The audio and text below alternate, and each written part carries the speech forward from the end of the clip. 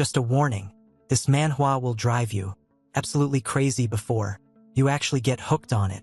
The main character is a total underdog who tackles dungeons on crutches. Yeah, he literally hobbles into dungeons on crutches. What's the plan? Beating monsters with him. His brother, whom he sacrificed everything for, his entire life, awakens as an S rank and completely abandons him without a second thought. Bites the very hand that fed him. But naturally, down the road, he'll unlock some ridiculous ability and make everyone pay. The setup here feels identical to solo leveling. Gates appearing across the globe. Our current disaster of a protagonist works at a moving company, with gates popping up everywhere. People are desperate to relocate. Honestly, not a bad gig. You'll never run out of customers when chaos is constant. The protagonist hustles to take care of his little brother, buying things like trading cards and whatever else a teenager wants. One day, while heading out for a moving job, the two brothers noticed that one of the usually dark gates had turned blood red. Not paying enough attention to the road, they ended up slamming into something. Turns out it was straight into a demonic bird. The creature was starving and immediately charged at them. His first thought was that he just lost his job and his boss. But one glance sideways made everything look even grimmer. A swarm of monsters was pouring out of the gate. These gates linked to dungeons, and since no one cleared them in time, the monsters spilled out looking for a meal. The carnage was instant, hundreds gone within minutes. Looks like the moving company just started delivering people to the afterlife. Maybe pivoting to a funeral business would have been smarter. The guy, still fixated on his job, went off searching for the boss. Then suddenly he spotted a pair of massive arms wrestling the monster down. Since when did that old man start hitting the gym? Turns out it wasn't the old man at all. It was his wife doing the wrestling.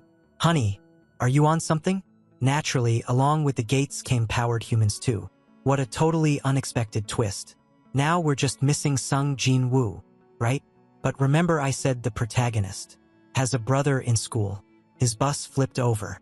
That failure of your younger brother also awakened. He is one of the few who awaken with S rank in the whole world.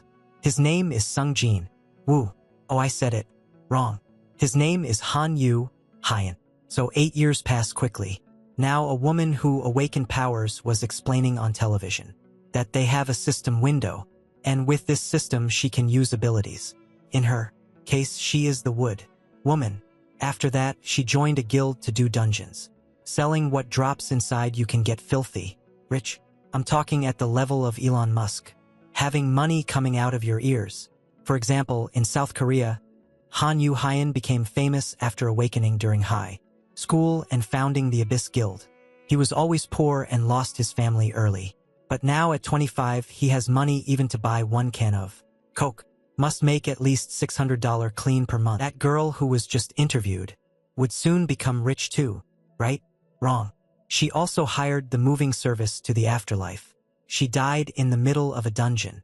You think life is a strawberry? Life is a very sour lemon. Now that I already explained all this portal and economy crap, let's go to what matters. People wanted to go to a dungeon, but something was wrong. The hunter who uses crutches of rank F called Han Yu Jin was also in that dungeon. As you must remember, this is the protagonist. Of course he does this to survive. But the other hunters think he is a burden. Only the group leader defends him since it is cheap to hire him. And the price is cheap because he already survived multiple failed dungeons where everyone died. He is a parasite. The hunter even says he was abandoned by his brother even when he crushed his legs. This made him furious and he went forward. But in the end he is just rank F and the other guy is rank D. The difference in strength between them is monstrous. He should at least have thrown the crutch at the guy. At least the old group leader cares a little about him. The bald guy used a bone-strengthening skill to help him for a few hours. He knows he is a burden, but he needs this to live. So he stands up shaking hands and praising the old man. It was enough to say a few words like your baldness is beautiful, that he already got all happy. In the end, what the crutch guy wanted was to shake the old man's hand to use his ability. When he influences someone, the person is added as a target, and soon we will find out what it is for. So now let's go to what matters. The business is to grab the crutches now. Inside the dungeon, the party was attacked by Pokemon like bats. Yet the hunters quickly took care of them. Even so, as the guild master urged them to stay wary, some claimed that they had nothing to fear inside a D-grade dungeon. The hunters even found it laughable that 8 years ago such miserable creatures had made them run for their lives.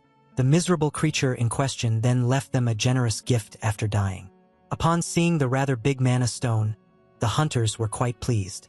The D rank then turned to our hero and urged him to hurry up with the mining, seeing as he only got 20% of whatever he dug up. Yujin found this unfair as he didn't get that much, but the hunter reminded him that he would get nothing from the stones dropped by monsters and that his only income here was mining. At that moment, the protagonist couldn't help but compare himself to Cinderella and the two bullies to her two narcissistic sisters. And with that being said, Yujin decided to suck it up while singing about how he was a damsel in distress. Now alone, he began to think about his misery and how he was abandoned by his brother after losing both their parents. Shortly after becoming a hunter, his brother left the house. Our hero urged the boy to stay with him, as the outside was dangerous, but he didn't pay him any mind. After some time, as the protagonist was drafted into the military, his younger brother created Hyan his own guild, which quickly became the #1 in the nation. And just like that, the protagonist was once again abandoned. Yujin was now all alone in the world. For that reason, he began to crave an awakening, thinking that it would change everything. And so our hero abandoned everything and invested his entire savings into a broker who convinced him with his sweet tongue that he could get him an awakening. Yet to everyone's shock, the older brother of the #1 Korean hunter turned out to be a meaningless F rank. Rumors began to spread about how the weakling was trying to leech off his younger brother and how he had lied to the investors. At the end of it all, the protagonist found himself the favorite target of the media, as well as under a mountain of debt. His younger brother was quite ashamed of the scandal he had caused and mocked his power. Yujin even claimed that the one who had raised him was a total disgrace. His bad luck didn't end there, as it led to a leg injury while raiding a dungeon. The younger brother didn't even lend his caretaker one of his healers to help with his injury, and pointed out how this should stop him from raiding ever again. With that being said, the one who had it all ordered the one with nothing to stop dragging his name through the mud. For that reason, the protagonist was mining like a slave nowadays. Yu-hyun felt hollow inside, but in the end, he claimed he understood his brother for ditching him, as at the end of the day, he couldn't fully deny the fact that he was nothing but an F-rank hunter trying to leech off his younger brother. The job, however, was particularly dangerous, and the only reason an F-rank like our hero was still alive was because of his special power. Yu-hyun was known as the custodian. This allowed him to take some people into his entourage. The people in question were Yu-hyun, whom he had spent his entire life caring for, as well as those who became good friends to him. His skill was easy to use, as it only required him to say 3 simple magic words in order to bring people under his care. Once their custodian, the protagonist would be able to provide his targets with all kinds of buffs. But in the end, this was never enough, as he was nothing but an F-rank hunter with F-rank powers. Yu-hyun had a secret technique up his sleeve that allowed him to survive impossible scenarios, even when all of his teammates were wiped off the map. His survival had nothing to do with luck. In fact, he was only able to survive due to a hidden power that came with his title of custodian. That power alone allowed someone as weak as our protagonist to survive the literal impossible. This skill was known as Final Thanks, but as the skill in question was activated out of nowhere, our hero was left startled. In his great search for power, it suddenly filled his entire body. It didn't take our hero long to realize that this was the energy of the guild master. At that moment, his heart dropped to his feet. He rushed in panic, thinking about how this should be a safe D-rank dungeon. With the power of Final Thanks, the protagonist would acquire double the abilities and stats of the one under his wing for a short amount of time. In other words, if the one under our hero's wing was quite powerful, even the F-rank hunter could temporarily become a titan. But his power wasn't all rainbows and sunshine, as it had a pretty dark requirement to be activated. This requirement was directly linked to the one under the protagonist's custody. Eugene refused to believe that anything had happened to the guild master when all of a sudden he stepped into a pool of blood. For Final Thanks to be activated, it required the one under his custody to lose his life. At that moment, our hero was left horrified, as his dear guild master was now a lifeless corpse on the ground. Desperate screams for help forced him to look up. The D rank from before was now inside a giant dragon's mouth. The hunter was fully aware that such a strong monster shouldn't exist inside a D-grade dungeon, and blamed it all on the curse of the F rank. And just like that, the one in red was torn to shreds. That horrifying creature was none other than the Dragon King of Venom and Curse. Rokitas, that creature who definitely didn't belong in such a low-rank dungeon, was an all-powerful, undefeated dragon that no one had ever successfully slain before. And to make things worse, our F rank, who couldn't even walk straight, was now forced to face it all alone. He was still unable to wrap his head around the fact that one of the safest dungeons was now housing a literal Tier 1 dragon. So, in order to escape, our hero used a skill that allowed him to strengthen his legs. He was now using the doubled version of his guild master's power in order to try his best to escape. His goal was simple: to flee the dungeon as fast as possible. But what seemed like a possible goal was quickly crushed by the wiggle of a tail. The dragon had blocked the exit. In front of the incoming attack, the protagonist decided to shield himself by strengthening his arms. But the beast didn't even try, and was able to easily fling him away. Yujin then crashed onto the ground. Shortly after, he started vomiting blood. Even with the enhanced power of his guild master, the protagonist was still far too pitiful to take on the three-headed dragon. Final thanks and started to pour the last moments of the boss into his head. It made him see how the hunter who bullied him tried his best to buy the old man some time. But before he could even realize it, the monster had already attacked. And just like that, blood splattered everywhere as screams echoed in the cave. Such horrendous memories left the hero horrified. His legs had now given out. Wounded and in front of the Tier 1 dragon, Yujin had no way to escape. But despite knowing fully well that he stood no chance, our protagonist wasn't ready for death just yet. Suddenly, a powerful attack hit the beast. By a twist of fate, a savior came to the rescue of our hero. It was none other than his younger brother, the S-rank hunter. Yujin hid his older brother behind a stone and urged him to stand down. But the hero tried to warn him about the three-headed beast. With that being said, the strongest hunter in Korea braced himself for the fight. He resorted to one of his powers. A storm of feathers then appeared as he used his skill, Blue Willows. With that being said, he gracefully jumped into the air and unleashed a series of quick attacks that the beast just couldn't keep up with. The prodigy then used one of his other abilities, allowing him to turn his blade black. The dark flames had been summoned. He then proceeded to channel all of that power into one point, before inflicting a devastating strike upon one of the three heads of the monster. Yujin was baffled by the speed of his younger brother, as it was the first time that he had seen an elite hunter fight. Yujin then quickly noticed the second head preparing something, and at the last minute the young man was able to evade the incoming attack. He warned him about this being a toxic poison with no known antidote. Yujin then stepped in for his older brother and used his Titan shield in order to protect him from the poison. Even so, he himself didn't come out unscathed. Seeing this, the older brother was horrified for Yujin. While the younger brother stood tall, the elite hunter then unleashed a series of powerful slashes, desperately trying to damage the beast. But to the brother's horror, the blade had started to melt. Yujin quickly realized that his brother couldn't fight at full power, seeing how he was too busy protecting him. It was at this moment that our hero realized that he was weighing the S-rank hunter down. Yujin, in a fit of anger, turned to his older brother and screamed at him for returning to the dungeon even after breaking his legs. He even blamed the carnage on him and affirmed that he was tired of making up for his mistakes. Yujin screamed at his brother to stop trying and just give up. Hearing this from his brother in such a crucial moment greatly shocked our hero. It was at this moment that he understood that his brother didn't want him as a dead weight around. Yujin, who had hoped that Yujin came to help him in the name of their brotherhood, was reminded of how useless he was, and thus he decided to confront Yujin about it. Yujin stood up on his feet. He summoned his blade while asking his younger brother if he was tired of having someone as useless as him around. And before the S-rank hunter could even realize it, the mad F-rank charged at the Tier 1 dragon and stabbed it. The attention of the beast was now fully concentrated on the little insect. Yujin claimed that since he was such a dead weight for his brother, he would rather die here and now. He even stated that by ending up in the Valley of the Beast, he would save his brother from having to hold a funeral for him. The protagonist even pointed out that the Guild of Yahello would be glad to learn about his death. And so, with that being said, as the monster rushed at him, he decided to accept his fate in peace. Yujin felt alarmed and resorted to all of his power in order to try and save his older brother. And just like that, the powerful hunter clashed with the unslayable beast. But in the end, it was human blood that soaked into the ground.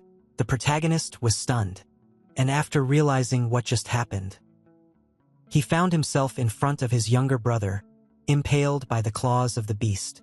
At that moment, Yujin began to wonder where it all went wrong. In childhood, the two brothers were extremely close, and after being orphaned, they practically became inseparable.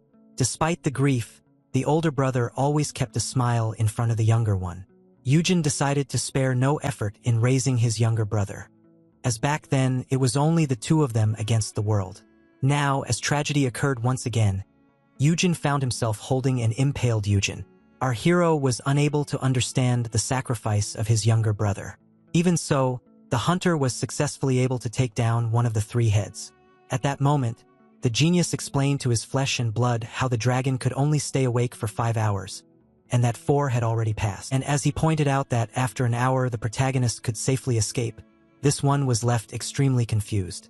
After all, this was the same brother who didn't visit him after his injury, and even discarded him in his moment of need. Yujin, who tried pushing his brother to give up, was now giving him a gate stone, an item that would successfully allow him to escape. Yujin affirmed that Yujin should be the one to use it after they patched his injuries, but to his horror, the sad rank hunter affirmed that it would be useless, as they both knew very well that he wasn't going to make it out of this dungeon. And with that being said, Yujin finally closed his eyes. Yujin was completely stunned. At that moment it was triggered. Final thanks had been activated and would last for an entire 60 minutes. With the death of the number 1 Korean hunter, the protagonist would now be able to benefit from double his powers. And just like that, Yujin acquired immeasurable strength.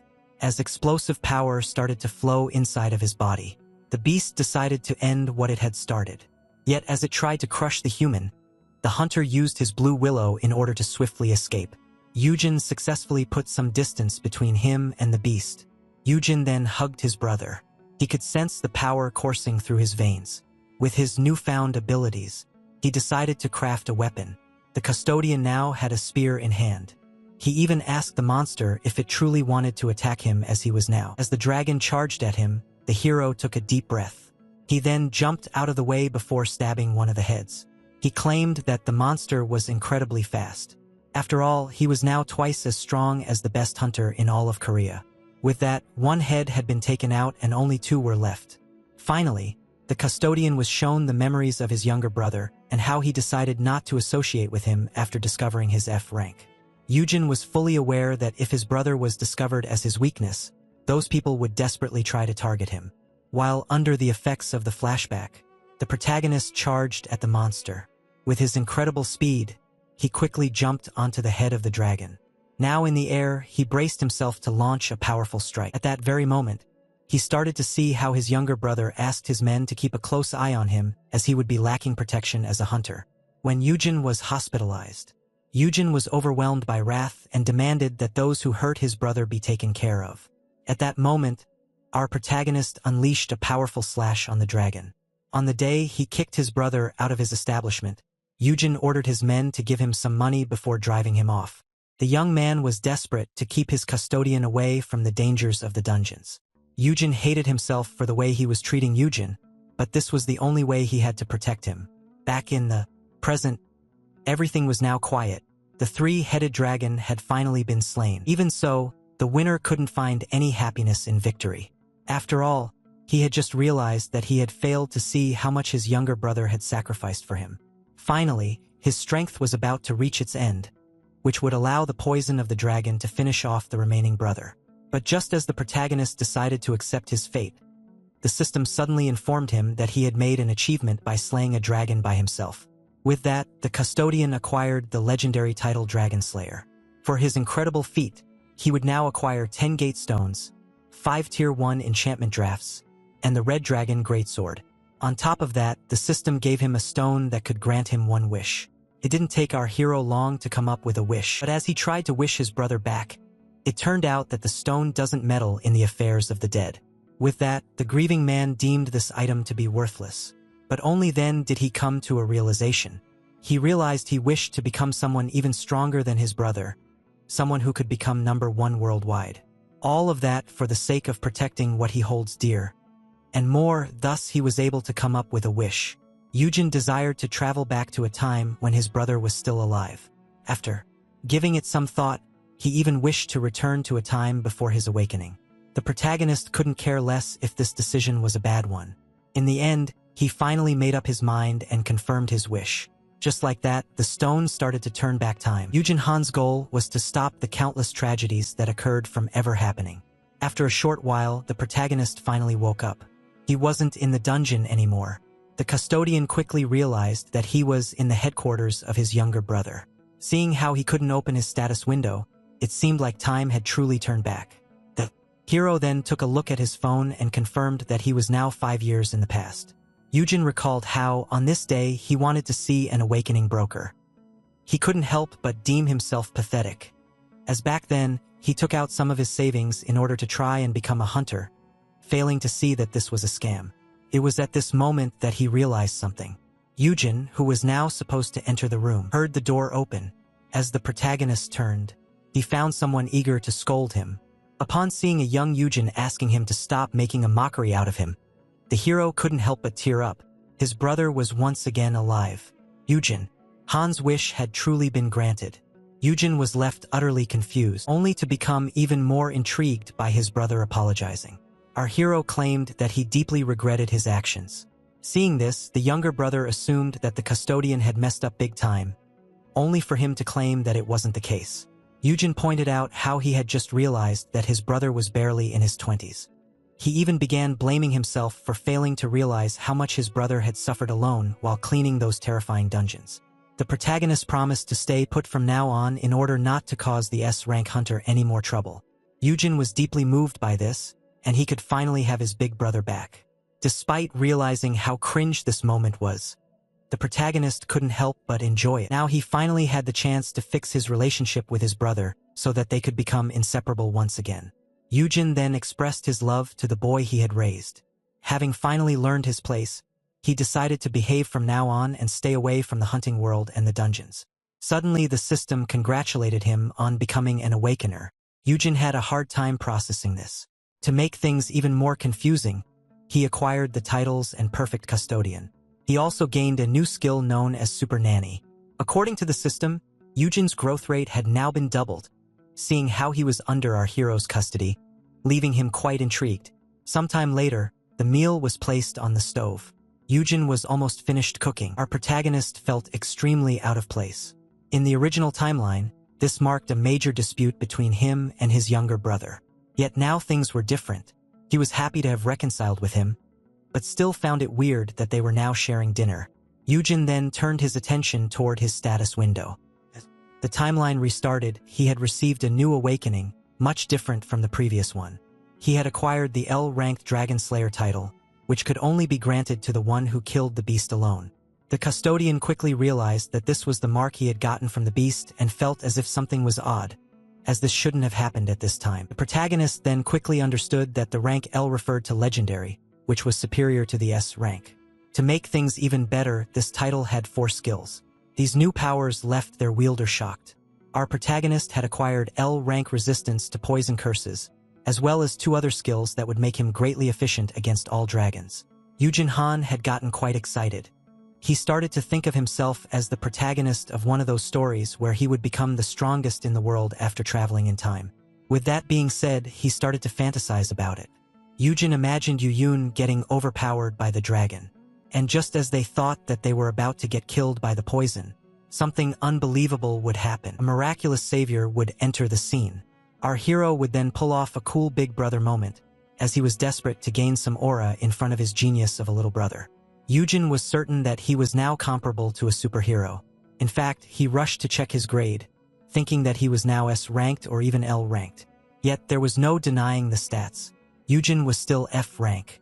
Having realized that this wasn't one of the typical Isekai stories, he began to panic, thinking that he would be useless once again. He was so disappointed that he started to think that L in fact referred to loser. The custodian had acquired some new E-rank buffs that were superior to his older ones, but nothing that stood out. On the bright side, his custodian title had ascended to the legendary grade. Due to that, he had acquired 3 new skills. Despite its power, Final Thanks was a skill that he wished to never see again. The first new power was known as Super Nanny, which allows the user to boost the growth rate of the target for 3 days by speaking the keywords. Yujin found it similar to his old power, but decided to check the growth rate boost. And to his shock, it turned out to be a whopping 2 times. Yujin realized that this would be greatly beneficial for Yuhin, especially when combined with the skill Who's a Good Boy, a new power that would allow the user to boost the stats of his target by speaking the keyword in front of an intelligent audience capable of understanding it. In other words, speaking the keywords in front of a crowd of 100 would grant the S-rank hunter a 100% increase in all stat points. Thus, if Yujin cheered for his younger brother in front of 100 people, his strength was bound to double. The big brother was particularly happy with this skill, as it would allow his brother, as well as the rest of his guild, to gain great power that would stun everyone. Hyen would become the #1 guild, and seeing how he was responsible for putting it on top, the hero would be revered by it as a king. But just as things started to go right for our protagonist, the keyword was revealed to be, "I love you."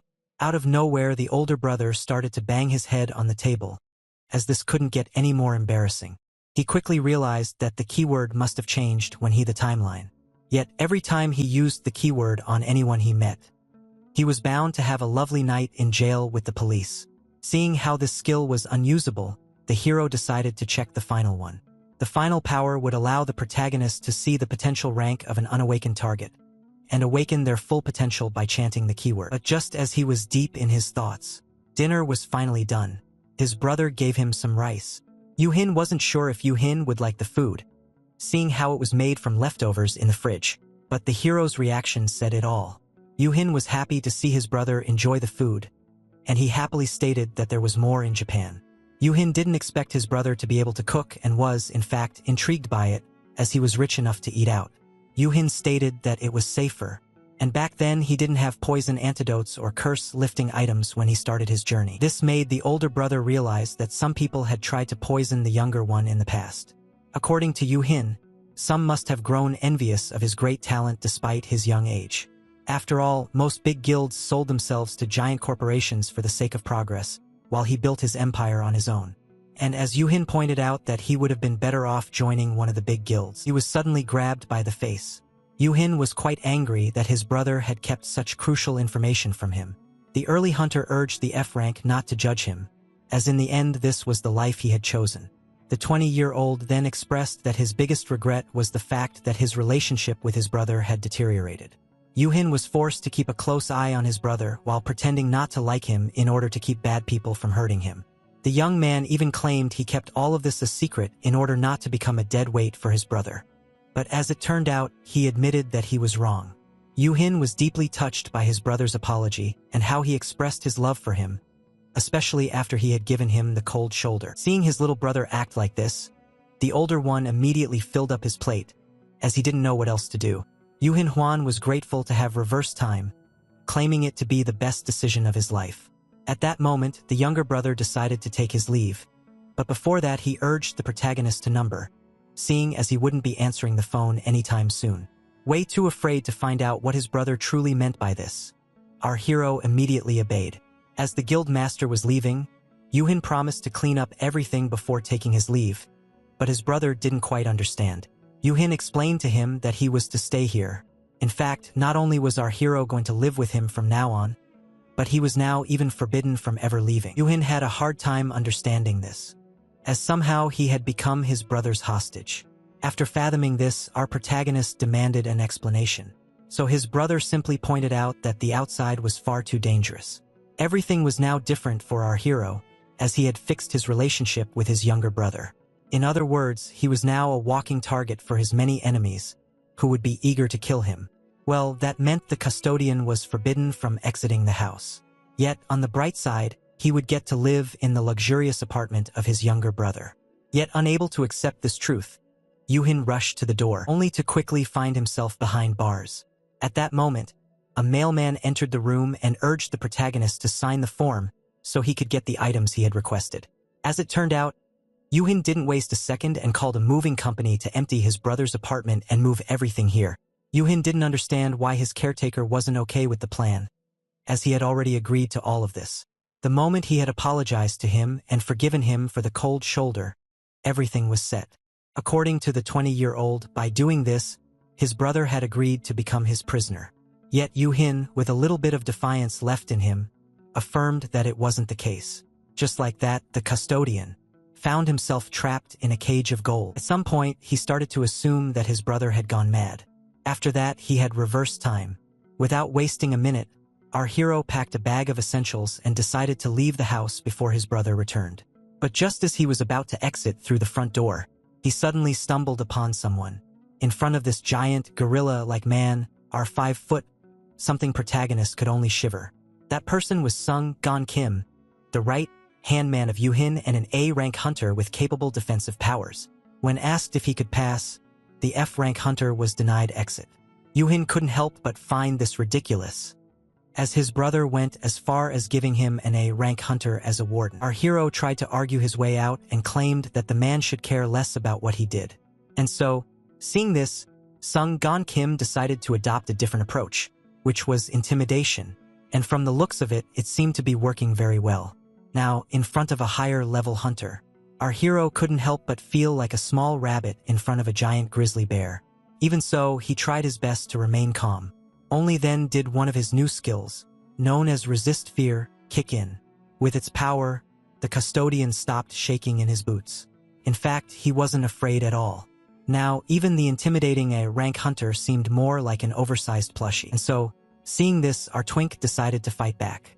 He then invoked Article 12 of the Constitution of South Korea, claiming that it was his right and privilege to enjoy freedom. And just as he began to claim that the crimes of his warden were punishable by jail, he was suddenly picked up, as the grizzly bear picked up the little bunny. The little one realized that his new skills removed his fear, but not his weakness. And so as he was carried inside like a toddler, our hero couldn't help but wander through his many skills in hopes of turning the tides. Yet as he resorted to his skills, as the twig is bent, so grows the tree, he realized something intriguing. Out of nowhere, the little bunny grabbed the face of the giant grizzly bear. There was no mistaking it. This man had the potential to become an S-rank awakener, which would make him the second elite hunter in the guild after Yuhune. Our hero was eager to exploit this potential to its fullest and began to wonder if his power could be of any help. The system informed him that even if the man wasn't under his custody, he could still unlock his full potential by speaking the keywords. In other words, he truly had a way to help.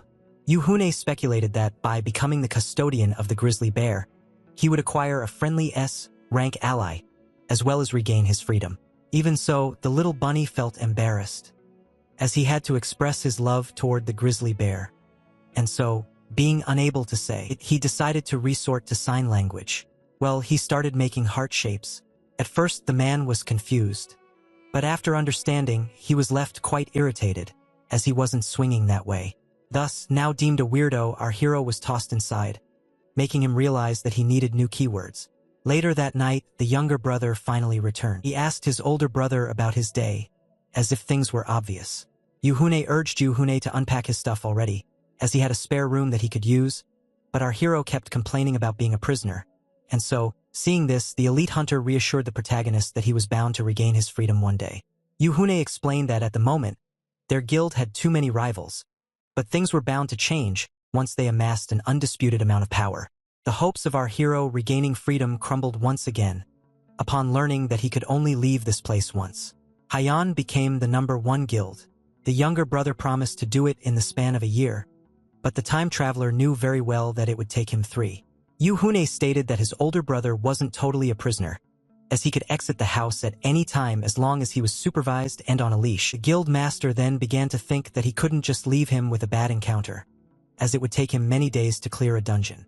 At that moment, the custodian realized that his abilities could be of some use. Before restarting the timeline, Yuhune used to spend all of his time researching all hunters, meaning that he knew very well who would become the strongest.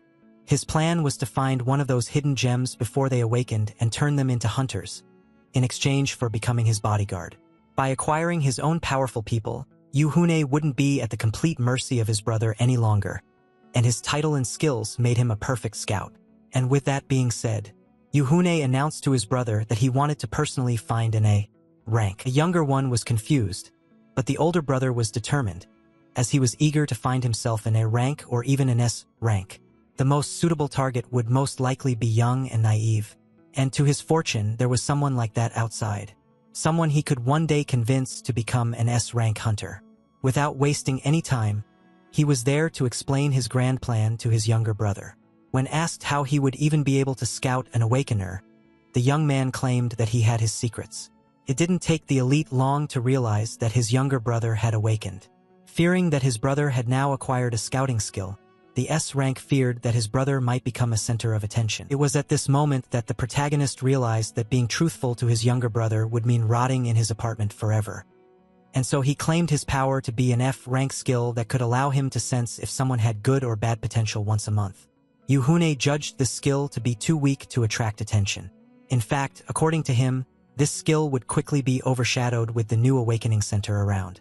The hero was then reminded that at this time, humans had found a way to evaluate the skills and potential of awakeners. Centers were a safe place for awakening, away from lousy scanners, and where no one judged people for their skills. Yuhune claimed himself to be lucky. According to him, with the center around, he was now even less of a target, and he begged his brother for a chance to scout an A rank. In the end, Yuhune agreed, but urged his brother to help him move all of this stuff first. Just like that, the protagonist had taken his first step to freedom, as he was now on his way to build himself a squad of powerful awakeners. He even began to fantasize about how important he would become with his squad around, and that they might become even more important than his brothers. The next day, at the registration center of the Korean Hunter Association, everyone was left shocked to see the Shield of Hyen. But the A-rank hunter didn't come here alone. Everyone assumed the one he was guarding to be someone very important, and a potential S-rank about to awaken. Yet reality hit when he was labeled as an F-rank. Everyone was left disappointed and accused him of being a fraud, despite the fact that he didn't utter a word in the first place. Eugene then decided to check how much money his brother had given him to get himself some new gear, and was pleasantly surprised to see that it was over $800,000. Our hero didn't waste time and rushed to the mall. Smelling the profits, the staff began to circle around him like vultures. At first, he was offered some fancy-looking items that offered a great boost, yet not fond of the design. The protagonist demanded something simpler. Just like that, he acquired the discreet studs of Dark Fairy that boosted his magic, the manticore hide gloves that made him gain in strength and stamina, as well as the light fabric belt. With the new gear that he had bought, our custodian was now on par with a C rank. Seeing how he still had some money left, he decided to use it to purchase some potions and contracts. Later on, his bodyguard confronted him about being late, but the annoyed bodyguard showed the grizzly bear that was just roaming around inside that one building. The bodyguard urged the protagonist to be more wary of his movements and decided to take a closer look at it, to drive him home. Yet this one still had one more stop in mind. Eugen began to think about the ice witch, Yerim Park, who should currently be an orphan working at a family barbecue restaurant. In the original timeline, she was one of the greatest A-rank hunters, could become a great asset for Hyan, and should currently be an unawakened 15-year-old. The hero was eager to scout her in order to make her his bodyguard, and finally regain his freedom. Sometime later at the night market, the protagonist asked everywhere about the orphan, yet no one knew about her. Eugen didn't expect there to be so many barbecue places, meaning his search was no easy task.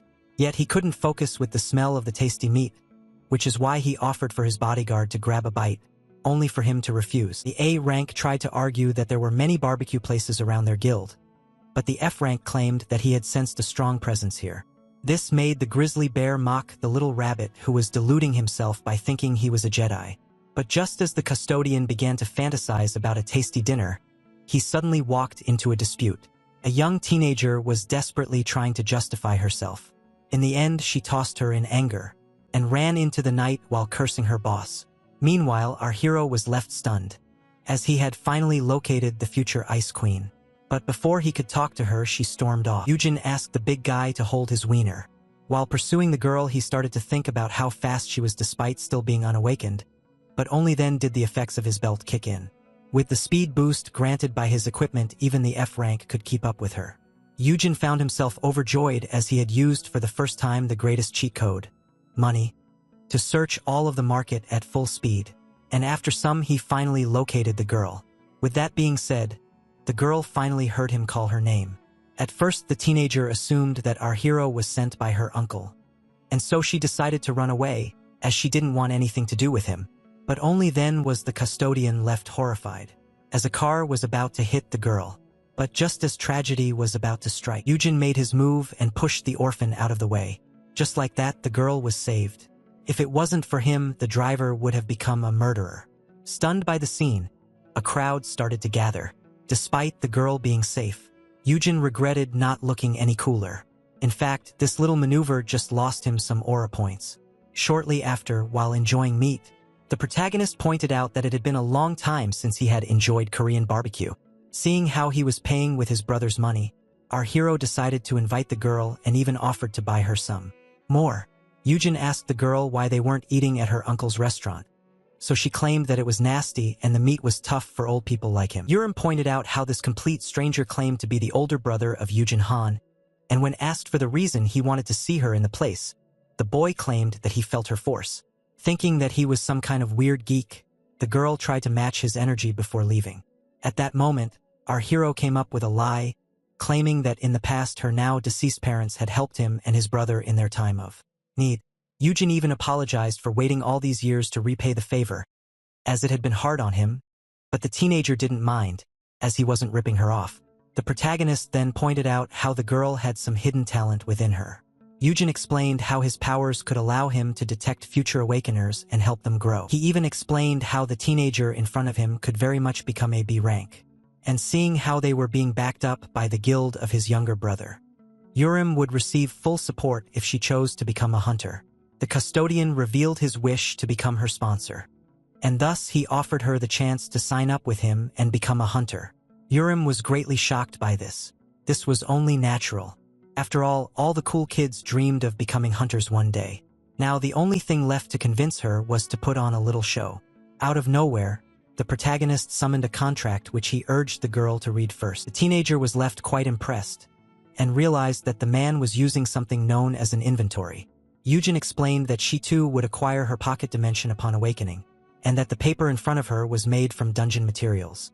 And just like that, he handed her the contract. The protagonist explained that by signing this, she would become an official hunter. Yet she would also be forced to join the guild of his younger brother, and not spill any of its secrets, but also had to become his personal bodyguard for a year. Trying to play the victim here, Yujin explained that he needed protection from an intimidating man who was trying to lock him up, only for his dignity to be hurt, when the girl pointed out how he wanted a literal child to protect him. Yujin tried to argue that there was no reason for him to be ashamed, as after awakening she would become stronger than him. Yet one asked if by signing up she would be allowed to live on her own. He was particularly confused, but he explained how she would legally get the privileges of adulthood upon becoming a hunter, and so she decided to sign immediately. At that moment, Yujin immediately stopped her, as she still hadn't fully read the paper and hadn't included her terms. This made the girl realize her mistake. Our protagonist explained that if Urim didn't fully read the document, she would one day get scammed. He explained to her how she needed to handle contracts very carefully, and since such things could be a hassle for kids, she was better off with a guardian. But as he was monologuing, the protagonist was left confused as the girl pointed out that this would be pointless if the guardian himself was a scammer. The teenager was getting frustrated, certain that regardless of the contract, she wouldn't be able to keep her money if her custodian was evil. But just as she was gathering up the courage to explain the situation to our hero, someone suddenly stormed into the restaurant. That person was none other than the girl's uncle, searching for her. The man completely ignored our hero and charged at the girl, who should have been on her ship. The uncle tried to drag his niece back to the restaurant, only to be stopped by her new sponsor. At first, the man assumed that our hero was the personal pedophile of his niece, but our broke custodian immediately denied the allegation. The uncle thought that he was dealing with a strong man, as he couldn't free himself, but little did he know this was the gear in action. Uraim then began to scream at her uncle to leave her alone, only for our hero to take a good look at her and realize something. Her outfit was in a pitiful condition, and the shoes on her feet were barely holding up. Upon remembering the dispute they had in front of him, Yujin finally connected the dots. The protagonist confirmed to the teenager that she didn't need someone as low as this man to be her custodian. Uraim confirmed that her uncle was a bad man. She accused him of stealing all of her parents' money, without leaving her a single cent. In front of everyone, she even brought up the time he didn't replace the pitiful umbrella he had given her for the typhoon, forcing her to use a plastic bag. As he was getting exposed as a child abuser, the man couldn't take it any longer. With that being said, He pushed the protagonist out of his way and slowly approached the little girl. Then all of a sudden the scout fell on the ground. The two of them were greatly startled, thinking that the protagonist was actually hurt. But this one didn't even say a word. The silence was then cut short as he started to scream on the ground out of nowhere. Yujin tried to play the victim, claiming that he was only trying to protect the poor teenager, as he was being portrayed more and more like a violent child abuser. The man didn't know what to say. Thus he grabbed the twink by the collar and screamed at him to cut it out already.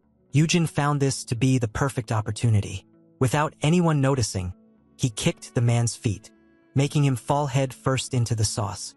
Yujin then gave the man a genuine heartfelt warning about the soda on the floor that made him slip. The uncle desperately tried to get back up, only to be slammed into the food once again. In front of such a spectacle, the girl had a hard time holding back her laughter. Yujin had the abuser's face close to the grill and called him out on being such a horrible custodian to his own flesh and blood. But just as he was about to threaten him, a sudden explosion sound occurred. Yuram assumed that this kind stranger had slammed her uncle into the table, only for him to affirm that the sound seemed to be coming from outside. Suddenly, everyone began to panic as the entire restaurant started to shake. Sung Kan Kim rushed to the custodian. He was eager to take him to safety, as a monster had appeared, and the beast was on a rampage in the streets. A dungeon break had just occurred. The horrified citizens desperately tried to run for their lives. The hunter urged the protagonist and the teenager to stay away from danger. He claimed that he would buy them some time, and punched the ground in order to use his A-rank skill, Terra Shield. In the split second, a giant wall rose between the humans and the monster. Now was the perfect chance for our hero to make a run for his life. Yet Yujin couldn't be more confused, as such an outbreak didn't happen in the original timeline. This made him think that he had overlooked this dungeon break in his past life, and so the A-rank rushed at the monster. He jumped off the wall and braced himself, before striking the creature with a powerful flying kick. But as it turns out, Sung Kan didn't even hit the main body, and with that being said, he tried his best to escape the incoming tentacles. All citizens were left horrified as the monster was about to overcome the wall. But as everyone was running in panic, the girl suddenly tripped over and fell to the ground. Her uncle didn't even think twice before abandoning her and prioritizing himself. Once again, Yoram was failed by her custodian. At that moment, the beast tried to snatch her with its tentacles. But just as it seemed like the girl was done for, someone came and shielded her from the attack. That person was none other than her sponsor. Yujin urged her to get back up already, as they needed to find a safe place at once. It was the first time in Yoram Park's life that someone had actually come back for her. After confirming that the underground shop was some kind of shelter, the adult ordered the rich child to go there at once. As for him, he needed to return to the action. It was the first time that he had seen that kind of monster, and despite one specimen not being much on its own, it could become a real problem if left unchecked. To make things worse, his bodyguard only knew defensive skills and lacked any real firepower. In other words, he wouldn't do much alone against the monster. With that being said, our hero tried to come up with a way to help. But just as he was about to go back, he was suddenly stopped. Yoram asked him to awaken her powers so she could fight by his side. Yujin stated that this would be impossible, as the contract wasn't signed yet. So the girl promised not to run away once she obtained her powers, and to be loyal. After hearing this, the custodian reminded her that she was still a child. Yujin revealed how he intended to grant her a safe awakening and not turn her into some kind of sudden superhero that would carelessly throw herself into danger. Our protagonist refused to let another child fight alone ever again, and thus he ordered her to stand back while the adults handled the situation. And with that being said, our protagonist left the teenager alone. While running towards the beast, he tried his best to come up with a strategy.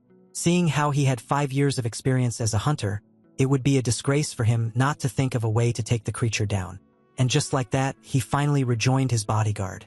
As the grizzly urged the bunny to get to safety, the latter asked him to use his shield, which was ridiculous, as it couldn't shield the entire area.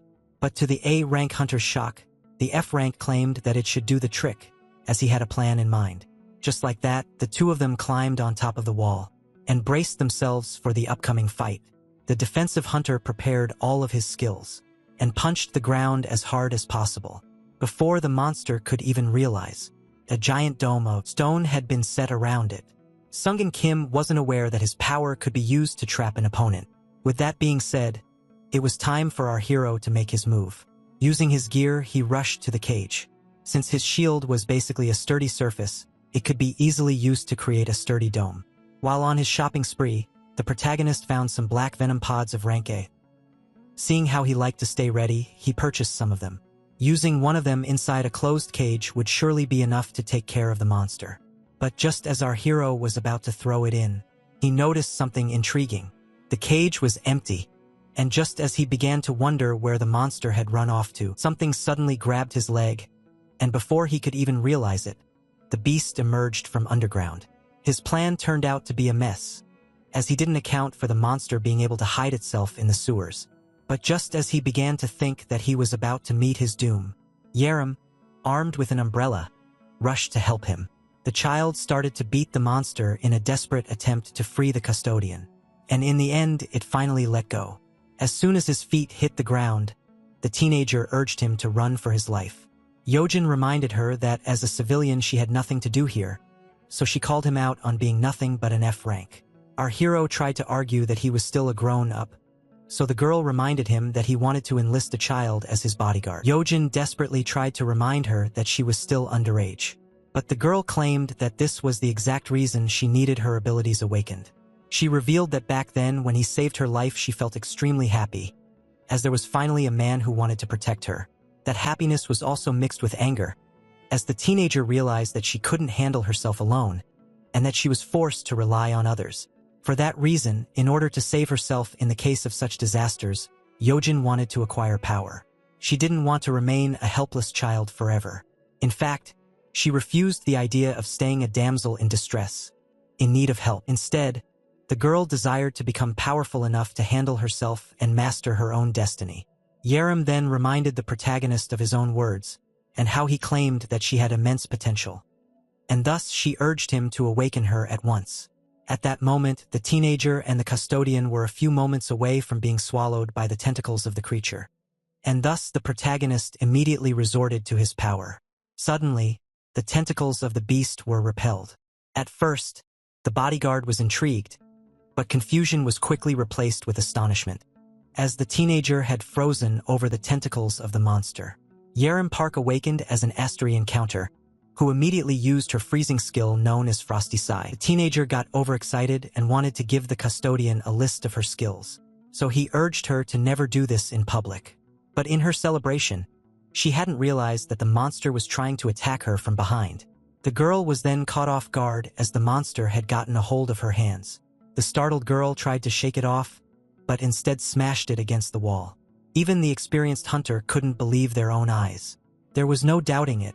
This girl had awakened as an S rank. Yerim then decided to land the finishing blow. She asked him to stand still, and therefore handed him a spear. She imbued her power into the weapon, before launching a powerful attack. As the ice was scattering everywhere, the bodyguard had no choice but to use his shields in order to protect the custodian. The skill known as Sandals of Hermes was then activated, allowing the girl to levitate. It also granted her immeasurable speed as she then flew like an arrow at the beast. Yerim, with her new powers, easily pierced its flesh. Yujin screamed at her that she was about to kill them with friendly fire. The teenager immediately apologized. She explained that she was still unaccustomed to her own strength, due to her title of Ice Witch in the original timeline. Our hero had never expected this girl to be such a cheerful child. But just as the custodian began to wish for the girl to have an AoE skill, someone offered to give them a hand. The black flames were then quickly summoned, and the beast was burned to a crisp. The guild master had made his entrance. Upon seeing this immense firepower, the Ice Witch was speechless, as the giant beast had been incinerated with a single attack. And just like that, the burning remains fell like ashes to the ground. With this finally being over, the two powerhouses glared at each other. Our hero, who thought that his brother was here to save him, was suddenly met with a dark glare. The overprotective guild master rushed to hug his brother, who was just in danger, and promised to keep him locked up in his house forever. But Yujin reassured Yuyun that he had found a capable bodyguard. He introduced his new shield as Yerim Park, the latest S-rank hunter. The teenager was somehow intimidated by the handsome guild master of Haiyun. Yujin explained that the girl had signed up to become his bodyguard, but Yujin started to wonder if her parents would even allow it. Our hero decided to be truthful with his younger brother and expressed his desire to become the legal guardian of the girl. Yujin affirmed that he would be better off as a sponsor, but the girl failed to see the difference between the two titles. Sungon explained that a sponsor would only maintain a professional relationship and wouldn't be able to legally protect her from her bad choices. As for a legal guardian, it was practically someone who takes care of a minor just like a parent.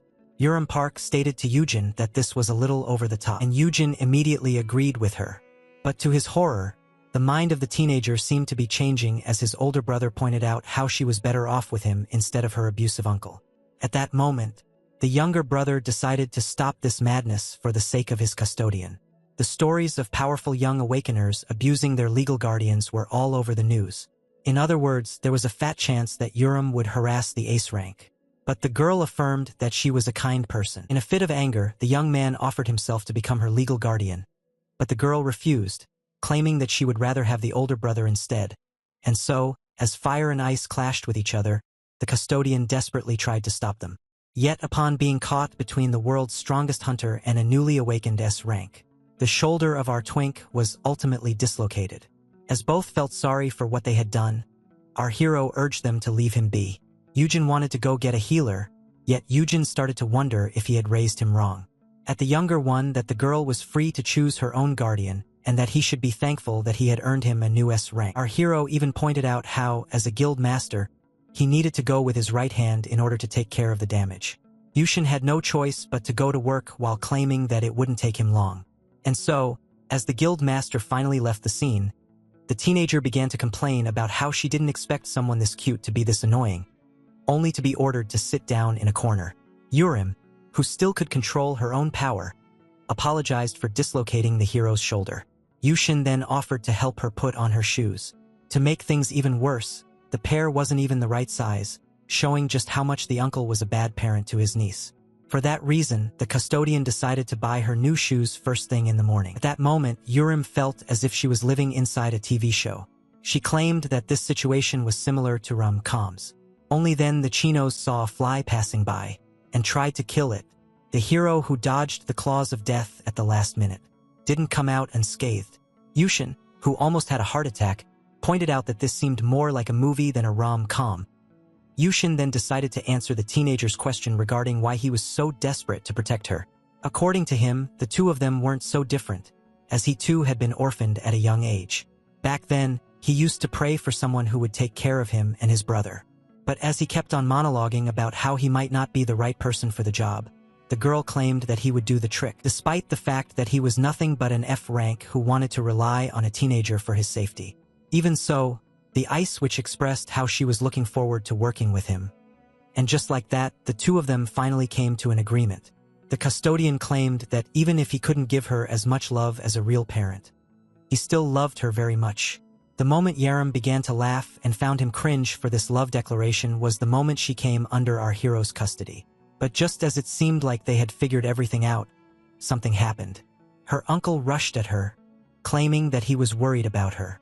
The man asked the girl if she had truly awakened, and as he pointed out how this could make them rich, the custodian and the new chick under his wing realized that they still needed to deal with that man.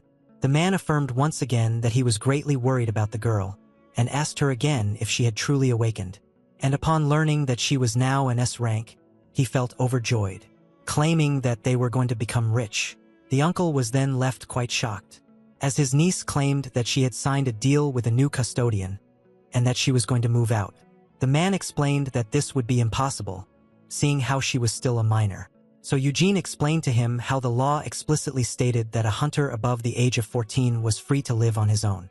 But just as the man who it was, a recording from back when they had first met at the restaurant, where it seemed like he was beating up Hiro. Eugene even offered to get the live footage from the restaurant to make things even more convenient. Hiro then began to scream at the man, seeing what a bad parent he was to the girl. And as he accused him of being about to steal all the teenager's income, the man screamed that he had been taking care of her for years. Eugene moved his hand out of the way just in time in order to keep his phone to himself. At that moment, the man attacked him, as he couldn't take it any longer. But as he was about to see him in court, Urim suddenly smashed the ground with her umbrella. Both adults were left shocked. Eugene, thinking that the girl was angry, warned her that, as an awakener, she wasn't allowed to harm civilians. But all of a sudden, an innocent look sparkled in her eyes. Urim turned to her uncle and explained that violence wasn't needed, and as he explained that he was just defending himself from his camera. The girl snapped the umbrella in half, leaving him speechless. With a bright smile, the teenager affirmed that this wasn't the case at all.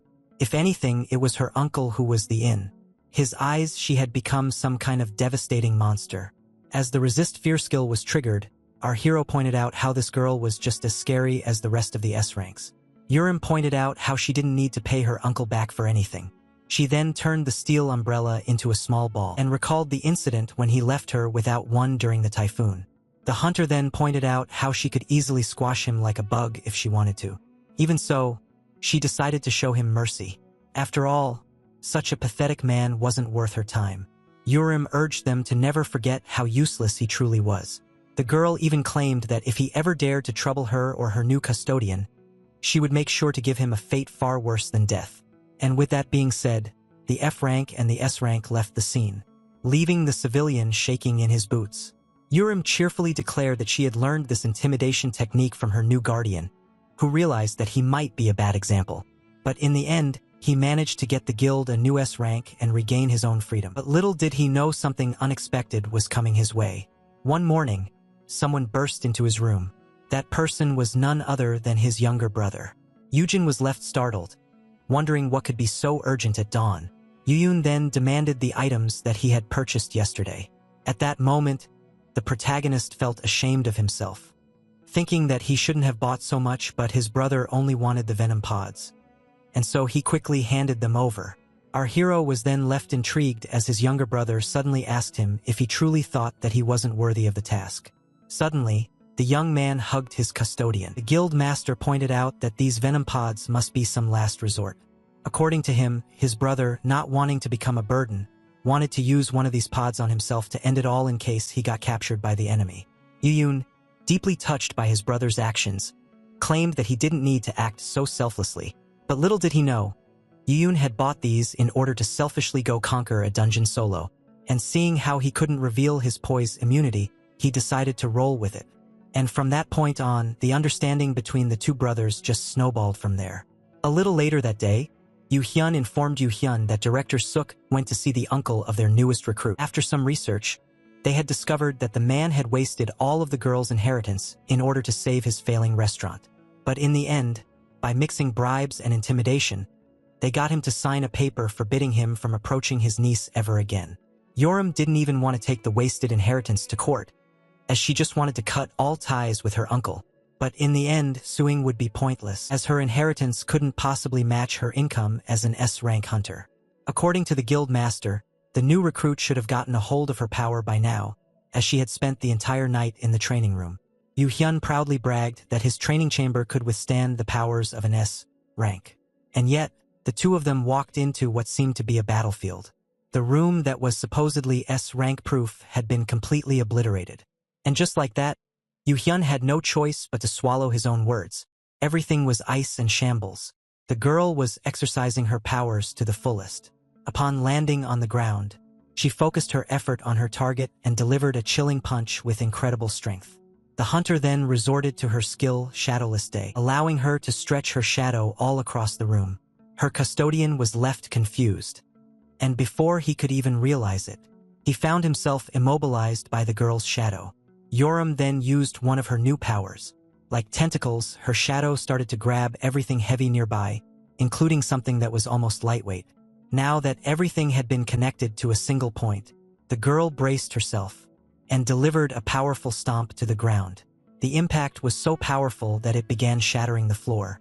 But the real damage came with the final punch, as the last attack caused incredible destruction.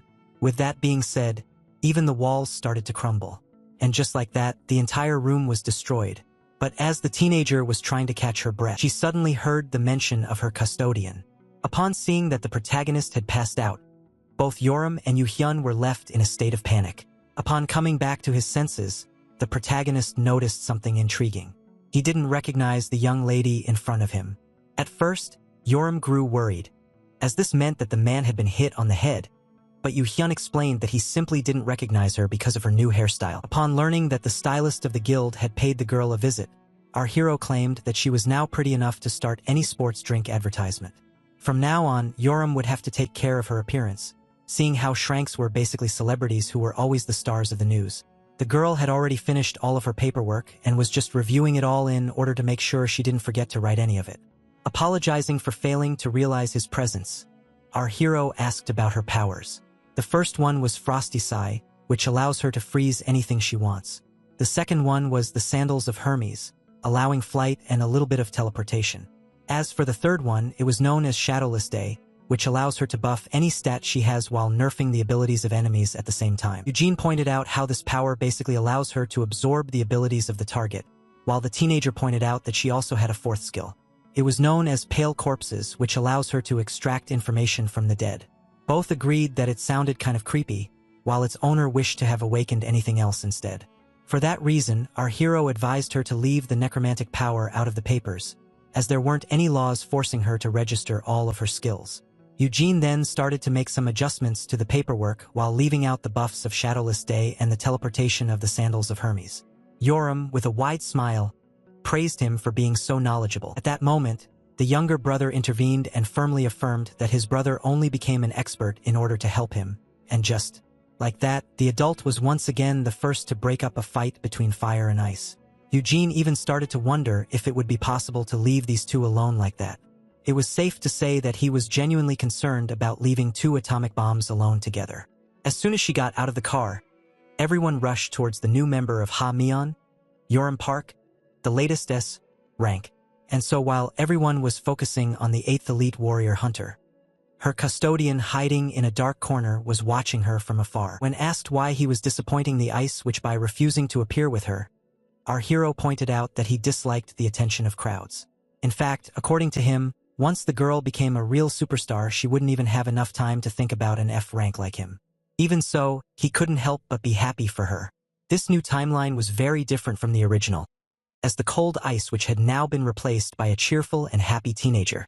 Even so, this was also a subject of concern, as the dungeon break that happened in the market never occurred in our hero's first life. Yet in the end, our hero judged that it shouldn't be a problem as long as everyone was fine, and decided to scout some talents from among the people nearby. Yet, seeing how he was only seeing normies, he concluded that it would be impossible for him to scout another S rank so easily. But as he was monologuing in his head, our hero suddenly noticed something intriguing. He didn't even think twice before rushing to check it out. Eugene couldn't care less if he makes changes to the timeline, as after all he turned back time in order to transform it and save his brother.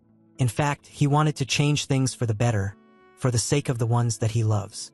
And if he ever sees a talent that is not appreciated for its true worth, he would grab it by the end.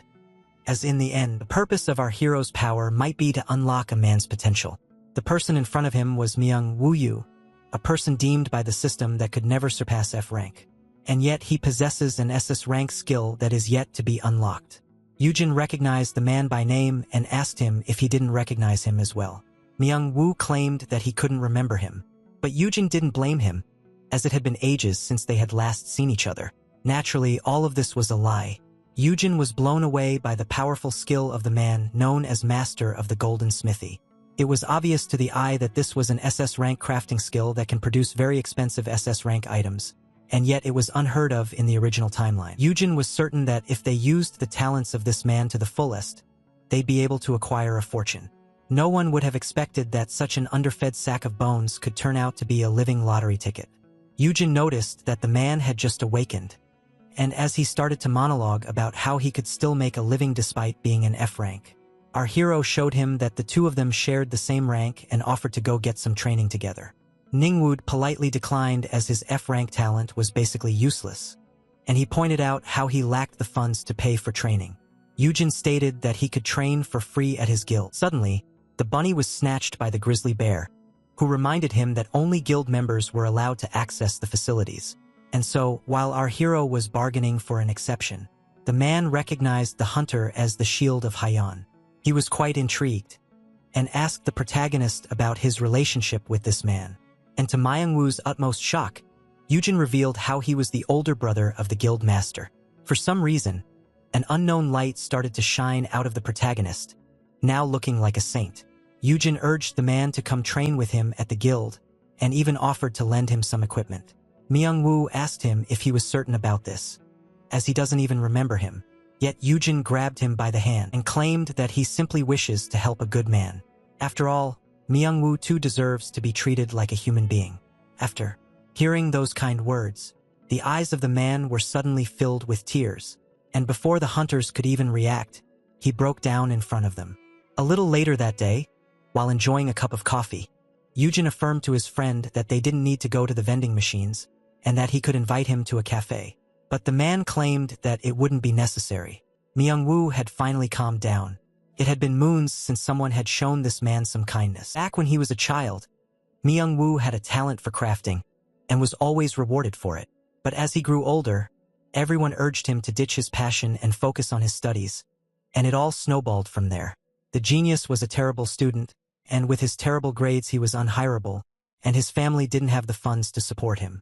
To make things worse, at the end of a chain of endless struggles, the craftsman found himself under a giant mountain of debt. Those words got deep into the heart of our hero. After all, it was easy for him to relate to them.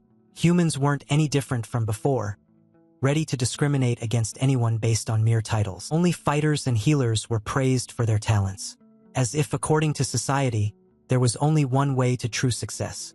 All other skills were discarded, doomed to die in total darkness, which could explain why a craftsman like Myung-woo had never seen the light. But now things were different, as Yujin Han had big plans for change in mind. Now fired up with motivation, he got up and screamed at the world. Our protagonist affirmed to his friend that worrying about the opinions of others was totally pointless. In his own cringy way, he made Myung-woo understand that he should always keep his head up. Not even a second later, Yujin screamed that he was the best in the world, and that he loved himself. According to him, this was the type of mentality they should always keep in mind. And to cheer him up, Yujin revealed to Myung-woo that he had some love in his heart for him as well. Upon hearing this, the underfed one's face immediately brightened. And so, upon taking his new friend under his wing, the protagonist assumed that the most difficult part had already passed. But he didn't account for an obstacle known as Shim Young-suk, the director of the guild's HR, a wall that was rather hard to deal with. According to him, the High Young Guild couldn't afford to give free training to strangers. The director explained that only useful people to the guild could train here, and that they couldn't waste an exception on a walking, talking sack of bones. Yujin affirmed that this comment was uncalled for, so the Four Eyes explained that he was only speaking hypothetically. Our hero tried to negotiate, affirming that his friend was really talented. Director Park didn't deny the fact that Yujin must be an incredible scout, seeing how he was the one who discovered the ice witch. But then again, as he indirectly flipped him off, he pointed out how his achievement might only be due to chance. He then reminded him how he was about to get scammed just last week, and how he was a freeloader living with his younger brother. Myung-woo couldn't afford to see his friend get roasted like that, and so, like any good Disney princess, he ran like a girl to the door, leaving the director proud of himself. Later on, both F-ranks agreed that the director wasn't easy to deal with. Now in a pickle, the protagonist tried to contact his younger brother for support, but the man assured him that it wouldn't be necessary. Myung-woo explained that the protagonist had already lifted his spirits by treating him like a person. He now had the necessary motivation to not give up on life, and to try his best in order to survive. The crafter then pointed out how he had heard of a place that gives jobs to F-ranks such as himself. From the looks of it, this job even offered transportation. As the van door opened, it welcomed the new recruit. Myung-woo smiled at our hero and bid him farewell as he went to go make an honest living to pay back his debt. But from what it looks like, the man's new gig doesn't seem honest at all. One of the delinquents asked the man to pay his debts here and now. But as soon as he handed them the check, they pointed out how this was surely not enough. This made our hero realize that those guys were in fact loan sharks, and when asked about their destination, the crooks quickly took a defensive stance as he didn't want to answer. Not knowing what to respond, our hero claimed that he simply wanted to tag along. And with that being said, due to his own foolishness, Eugene found himself in a van with Myung-woo and a bunch of Delhi delinquents. As our hero pointed out to his friend how he was entangled with some dangerous people, the craftsman pointed out how they were the only ones willing to loan him money. Eugene, who was then asked about it, claimed that he couldn't let his friend go with such people, which is why he decided to come with him. The protagonist was then startled as the one with the belly asked him if he was an awakener, so he revealed himself to be an F rank, not wanting to reveal his true self. Yujin claimed that he was a childhood friend of Myung-woo and that he simply wanted to tag along, since they were hiring F ranks. The crooks then pointed out how most guilds didn't accept F ranks and offered our hero a job mining mana stones and dungeons for them. They claimed that they couldn't care less about ranks, so Yujin happy stated that he would join them. He then expressed how relieved he was. To him they seemed pretty scary at first. Yet while pretending that it was his first time stumbling into such a job, he quickly realized that this was a mining contract. He had previously been a victim of a scam in which F rankers sign a contract to mine mana stones, but only get to keep 20% of what they mine. It was extremely dangerous, as there was a high chance of being attacked by a monster. At that moment Yujin realized why he never heard of his friend in the original timeline, as he must have perished in a dungeon before realizing his potential. Yujin couldn't help but feel disgusted as the crooks explained how easy the job was. When asked about their destination, the delinquents revealed that they were going to their guild's office in Myramak. After a quick car ride, they finally reached their destination. Yujin found the name of the place rather adorable. While the crooks welcomed them inside, Yujin pointed out how this old and rotten building was filled with hope, and as he kept on monologuing like a Disney princess, he was suddenly kicked in the back, making him fall on the floor right in front of the rest of the men. Yujin didn't quite understand the reason behind this roughness, but only then did he find his friend getting viciously beaten up. The crooks apologized for dragging him into this mess but blamed him for coming along with them in the first place. And just like that, the custodian was now their prisoner. Young-woo apologized to our protagonist for having dragged him into his own mess. And before our hero could even react, he was picked up and placed on the sofa in order to sign the contract. Yujin was ordered to place his fingerprint on the paper. The boss explained that they would be taking 80% of his income, not counting the fees, which she claimed to be a generous offer. It was then revealed that this was a magic contract and that breaking it would strike the violator with a D-rank curse for extra protection. The crooks were about to force Young-woo to sign his contract, and so, seeing this, our hero decided to ask a favor, but the boss affirmed that he couldn't escape from here without signing. Yujin simply wanted to compare his contract with his friends, as it would be unfair to receive the same terms as someone who owes the crooks money. Upon hearing this, the crooks couldn't help but laugh at his cleverness. The boss decided to reward him by allowing him to take a look. After carefully reading it, it was revealed to our custodian that his friend would be forced to give up 90% of his income to his employers. In other words, this paper would turn him into a real slave. And thus, in order to protect him, Yujin tore the magic contract. Everyone was left stunned and started wondering why the curse wasn't taking, but little did they know the D-rank curse was being cancelled out by an L-rank skill. At that moment, the custodian charged at the boss and kicked him in the skull. Everyone was left horrified and baffled by this strength, as the young man should be F rank. Yujin then quickly smashed the boss's head into the ground, knocking him out cold. Our hero affirmed that he truly was an F rank and that he was just backed up by his gear, while the delinquents charged at him at once. Even so, he did not cower in front of them. As he pulled out his phone, the crooks claimed that calling the police would be useless. But little did they know he wasn't calling the cops, but summoning something far worse. The grizzly barged into the room. As soon as he arrived, he immediately started swinging his punches. While the gangsters thought that he wouldn't do much, seeing how he was all alone, but a single one of his punches turned out to be devastating. It sent the delinquent flying into the air before making him crash into the ground. The grizzly was here to rescue the bunny. Myung-woo was left quite confused, so our protagonist explained to him how he had called for reinforcements as soon as they got inside the car.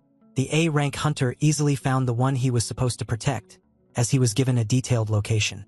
And now the monster was working his magic, taking out every delinquent with a single punch. One of the thugs got really pissed off, and pulled out a knife from his pocket.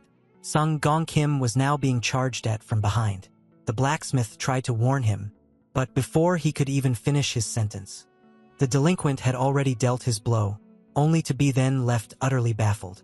The knife didn't even leave a scratch. A regular blade couldn't possibly hurt an A-rank hunter. And so, with a flick of his finger, the grizzly reminded the thug of the pecking order. At that moment, the delinquents realized who he was. The man was finally recognized as the Shield of Hail. And so, with a murderous stare, he ordered the delinquents to bow. They didn't waste a second, and peacefully complied. When asked about their punishment, our hero decided to give them a taste of their own medicine. With that being said, a golden piece of paper was pulled out. That document was an S-rank contract. Upon reading it, the boss felt scandalized, as it would be forcing him to give 90% of his profits for the next 50 years. Yujin stated that this was a lucrative offer, seeing how he didn't owe him any money in the first place. The men claimed that they would rather die than sign this, and as the boss pointed out that this would practically turn him into a slave, he found his sins suddenly raining upon him. Those contracts were found in his cabinet. There were at least 30 papers, and each was a contract with a different F rank. The man tried to argue that these didn't count, as the Awakeners had signed willingly, but as soon as Yujin pointed out how a few of them must still be alive, the delinquent was kicked in the head. Yujin understood that this man didn't value the lives of F-rankers, as according to him there were too many to count. In his eyes they were expendable. The infuriated hero affirmed to them that they were toying with human lives. He wanted to give them a taste of their own scams so they could know how heavy their sins truly were. As Yujin pointed out how they all deserved to rot inside in a rank dungeon, one of the men tried to negotiate with him, claiming that a decade was too long for a punishment. With that, our hero felt satisfied. They were starting to see how wrong they were. Thus, they should have no problem atoning for their crimes. And with that being said, the thugs were taken away. Later on, while on a car ride, it was confirmed that the thugs were delivered to the association. Their assets had been confiscated and would now be used to compensate the victims. The underfed one then thanked his friend. Yujin explained to Myung-woo that he didn't need to thank him. After all, he was going to use him to make himself rich. But the man insisted that his life had been saved twice by his friend already. Myung-woo affirmed that he would have met a gruesome end if he hadn't met our protagonist. And before he could even realize it, the protagonist found himself getting hugged by a hobo. With that being said, Yujin, who was pretty tired, tried to get his friend off of him and urged the bodyguard to help him. Apparently, our heroes rushed to the HR department, and after whining like a child, Yujin was able to convince the director to give him a dorm as the new legal guardian of Yahello. The room in question was spacious and simply magnificent, and while the skinny one was left totally amazed, our twink explained how it had 4 bedrooms. As Myung-woo brought up how he would be living here until his training was over, our hero asked him if he knew how to clean and cook, so he claimed that his skills were limited. It was then revealed that non-guild members could only stay here as housekeepers, which is why he would need Myung-woo to pretend to be one. Our protagonist showed the homeless man that he didn't actually have to work. In fact, this was just a temporary solution until he could get back on his feet. And with that being said, the crybaby homeless man rushed to hug his friend once again. As soon as he got into bed, Myung-woo fell asleep. Yujin, who was at first thinking how his friend must be tired, found himself quickly weirded out as he mumbled in his sleep about how he wanted to have a bath with him. With that being said, he rushed to get his stuff from his brother's place while wondering about his reaction upon learning that he had moved out, only to then stumble upon a giant grizzly bear at the door. The bunny started to panic, thinking that he was about to play the trapped Rapunzel once again. His bodyguard affirmed that it wasn't like that and urged him to come with him. Sometime later, at a trendy restaurant, the server who was welcoming entering customers was quickly startled upon realizing who was at the door. Sun Kan asked him if he knew Min Hee Kim. The server affirmed that they had been informed of everything and guided the 2 gentlemen to the table that had been reserved for them. Our heroes were so out of place that customers thought they were a little later. The best dishes of the restaurant were laid in front of them. The server asked them to call him if they needed anything before finally taking his leave. Yujin didn't understand why the middle-aged man took him to such a youthful place. Only then were they reminded that he was still young in his timeline, and that this place had been recommended by a colleague of Sun Kan who was the same age. Yujin felt completely awkward as the man kept a straight face while listening to what is known as white girl music. Our hero then asked the man why he wanted to see him. Sun Kan took the bottle from him and decided to pour him the first cup out of respect. The man simply wanted to apologize. Yet his apology felt more like an insult as he pointed out how he had mistaken our hero for a leech, sucking on Yujin. Yet as the bear cracked a smile and pointed out how he was wrong about him, the rabbit didn't know what to say. Sun Kan pointed out how the hero went back to help him during the dungeon break. He even convinced a teenage S-ranker to sign with him and helped her with her family issues that would have been a problem for everyone. Even today, Yujin showed heroism by risking his neck for the sake of his friend. Upon hearing the reasons why the shield had decided to trust him, our protagonist understood that this was one big misunderstanding. Even so, he realized that he might be able to seize this opportunity, as this little bro date might finally allow him to speak the keywords to the A-rank hunter. And thus, Yujin clinked cups with Sun Kan Kim, as tonight he was determined to make him his. The A-rank then compared the incident with the thugs to the broker incident a few days ago and asked our hero if he also had a plan for it. Not one to show how truly pathetic he is, our twink lied and claimed that he did. Despite the danger, he explained that his brother surely would never leave him behind. But as our hero started to explain how protective the guildmaster was, the right-hand man explained that he understood his superior very well, as they shared the same pains. Seeing how his parents were never there for him, the man must have been raised by his grandfather. Even as an adult, Sun Kan would try to visit him as often as possible, and even got his power while trying to protect him during the dungeon shock. The old man had passed away last year, but until then, the guildmaster had provided him with a caretaker and a foreign healer in order to help as much as possible. The hunter used this as an example to demonstrate just how much his boss cared for family. For that reason, he asked our hero not to be too harsh on his overprotective younger brother, while Eugene pointed out how lucky he was to have him as his right-hand man. Both of them were glad that they got to enjoy this little chat together. After some time, Sun Kan expressed how shocked he was, as he did not expect the twink to be such a heavy drinker. But Eugene clarified that he can't hold his liquor well and that he gets embarrassing when drunk as a pretext to speak the keywords. The custodian was then left utterly shocked upon realizing that he had already drunk a lot. This was rather hard to understand. It was only then that he realized that his poison immunity was forbidding him from getting smashed. Eugene was now in a pickle, as only alcohol would give him the necessary strength to speak the keywords. And so, trying to play it cool, he discreetly reached out to his window panel. The poison resistance was now turned off. At that moment, the protagonist dropped his cup. This greatly surprised his drinking buddy. He had now turned red as he could feel the alcohol coursing through his veins. Our hero then started to feel dizzy. He didn't expect to be slapped with all of it at once. And with that being said, he fell face first onto the table. As the next morning finally arrived, Eugene woke up with a sick hangover. And as he tried his best to shake off his headache, someone brought him water to wash his face. At that moment, he realized that he wasn't alone. Upon waking up, our hero was greeted with the smile of Sun Kan Kim, and while the grizzly urged the bunny to get up for his first day of training, this one quickly got up. From the looks of it, he had spoken the keywords to him. Yet the protagonist, who was starting to panic, didn't understand why the man was in his room at the light of dawn. Eugene was now left horrified, seeing how kind and gentle the always serious man was with him. Our hero didn't know what to say. He tried to explain that he doesn't swing that way, only for a special juice that cures hangovers to be put into his mouth. His suspicious new acquaintance then offered him a massage. Eugene drew the line at the potty bowl and the email that explained this odd behavior.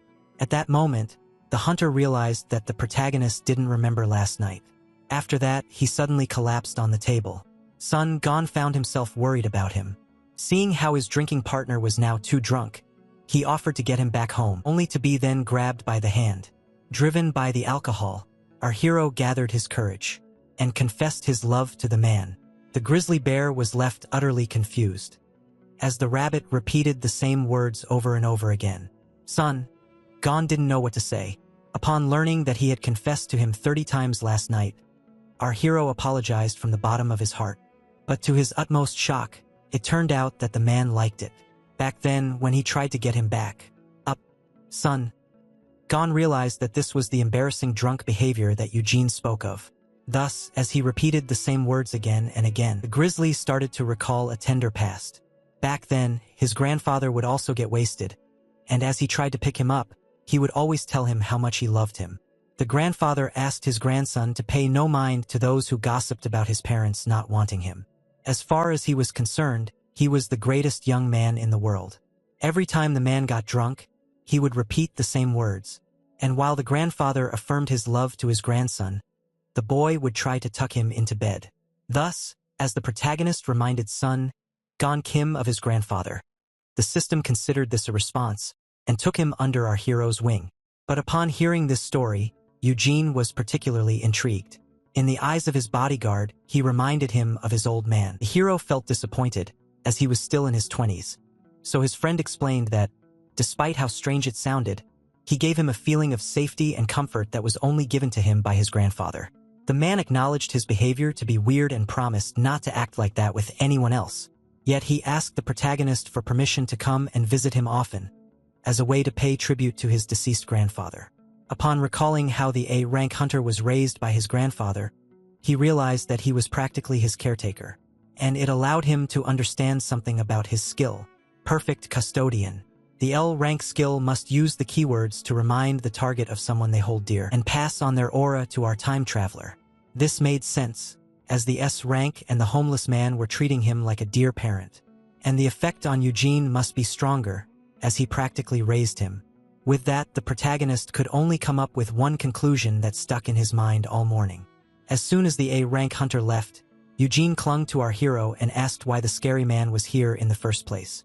At that moment, the ice witch barged in, happy to learn that her caretaker was now in the neighboring dorm, only to then stumble upon her legal guardian getting cuddled by some unknown homeless man.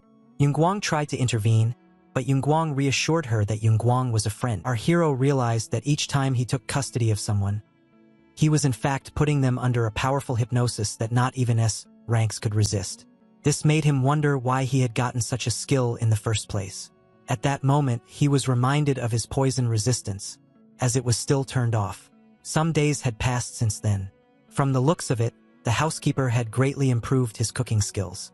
Eugene stated that he didn't have to do that much, but the man affirmed that this was the least he could do for him, which the ice witch agreed with. She tried to hide the fact that she liked the food, while claiming that he needed to do much more, as not even she got to share a dorm with her caretaker. When asked about the A-rank hunter who hadn't shown his face for a few days, Eugene explained how he went raiding with his younger brother. And as he pointed out how the teenager would soon join them and become a celebrity, she started to brag about how she would soon become a billionaire. The S-rank deployed her power as she got overexcited while pointing out how she would buy a mansion just for her and her caretaker, away from the homeless man. So the custodian asked the two of them to be nicer to each other. After all, they would be going to boot camp together. Just as the child was about to throw a tantrum, our twink rushed to get the door. As soon as he opened it, Eugene was surprised to see the HR director in front of him, who pointed out that their hunter orientation training would take place today. The director explained that since their theory and structure class was late, he had to pick them up himself. Seeing this, they would be proceeding with the practical test first. According to him, there was nothing difficult about the practical. The beasts seemed harmless enough, and so according to him, the task they had was pretty even. So our heroes were scandalized. Eugene explained that they should be only fighting one monster at a time, while the S-rank stated that they simply had to exterminate them all. The director said that the purpose of this test was to make them more familiar with monsters. According to him, getting attacked by a swarm of rats was the best way to gain experience. Without even giving it a second thought, the teenager charged into action in order to wipe out the enemies. In the space of a second, she managed to take out 3 monsters using her spear. But according to our protagonist, she started to enjoy herself after switching to her destructive magic. Urim then asked her custodian if the meat of the beast was delicious, so he reminded her that she wasn't a barbecue worker anymore. Meanwhile, in the control room, there was no doubt left regarding Urim being an elite hunter. Even as a beginner, her stats seemed to be off the charts. Soon as the lady arrived, she pointed out that the director might be overdoing it for the practical test, so Eugene explained that there was nothing to worry about. After all, the SES rank was having the time of her life and didn't seem to want to share her toys with the F ranks. Yet, underneath the pile of corpses that was turned into a Christmas tree, one monster that was very much alive had managed to get away. The creature immediately launched itself at the housekeeper. Our hero urged his friend to defend himself using his spear, only for the man to drop his weapon out of cowardice. Young Wu then started to run for his life. He found himself unable to take the pressure, and to his utmost horror, the monster was slowly closing the distance. But as soon as the creature launched itself, Eugene intervened just in time to get his friend out of harm's way. Our hero then firmly advised his friend to never abandon his weapon again. He then proceeded to explain that these creatures were F-rank monsters known as Feng moles, who had really bad eyesight and only ran forward. In other words, it was easy to make them charge at the tip of the spear to kill them. Back in the control room, the director explained that one of the reasons he proceeded with the special training was the protagonist himself. He simply wanted to see the extent of his abilities, as the young man seemed like a walking encyclopedia on monsters and dungeons. Aside from his knowledge, the contract that he had signed with the teenage F-rank hunter was a powerful card up his sleeve, making him a subject of interest, as Yujin explained that despite being an F-rank, he could handle that much. Young Woo then pointed out how courageous he was. He compared his fearlessness to that of an experienced hunter, making our hero realize that he had messed up. Killing the monster might reveal that he was no beginner, so he decided to act like one in order to keep his cover and join his friend in his misery. With that being said, he tossed his weapon away and started to pretend as if he was also terrified of the mole. Upon seeing this, the director started to think that he might be overestimating the custodian. After a short time, the training finally ended. And while the F-rankers were worn out, the S-rank felt happy as she got to exercise the skills that she had finally mastered. Seeing that it was the injured one carrying young Woo, it didn't take a genius to figure out that he was no fighter. Yoram started to claim she was better than him, so the custodian urged her to cut it out already. At that moment, the director came to congratulate the 3 new recruits. According to him, they were able to survive the basic test. Director Sok praised the girl for her performance, but criticized the F-ranks for how pathetic they were, which genuinely angered our hero. It was then explained that the 3 of them would start learning theory the next day under the care of Professor Hyun Sok. The instructor introduced herself to her 3 new students. And while the teenager found her rather young to be a professor, the protagonist immediately recognized her. That lady was a genius who went to the USA and discovered countless dungeon principles, making her the #1 dungeon researcher and earning her the sick nickname of Dr. White. As the professor pointed out, not many knew her by her nickname. He realized that she wasn't famous yet. She then pointed out how Eugene seemed very knowledgeable about dungeons, just like her uncle, a director, had said he would be. At that moment, it finally clicked. After realizing that the director and the instructor were both Sok, he realized that they were related. But the director confirmed that this wasn't nepotism. Hyun then explained how she would be working with the guild for a while as a researcher and how she looked forward to working with them. At that moment, our hero had high hopes as he might have finally gotten himself a love interest.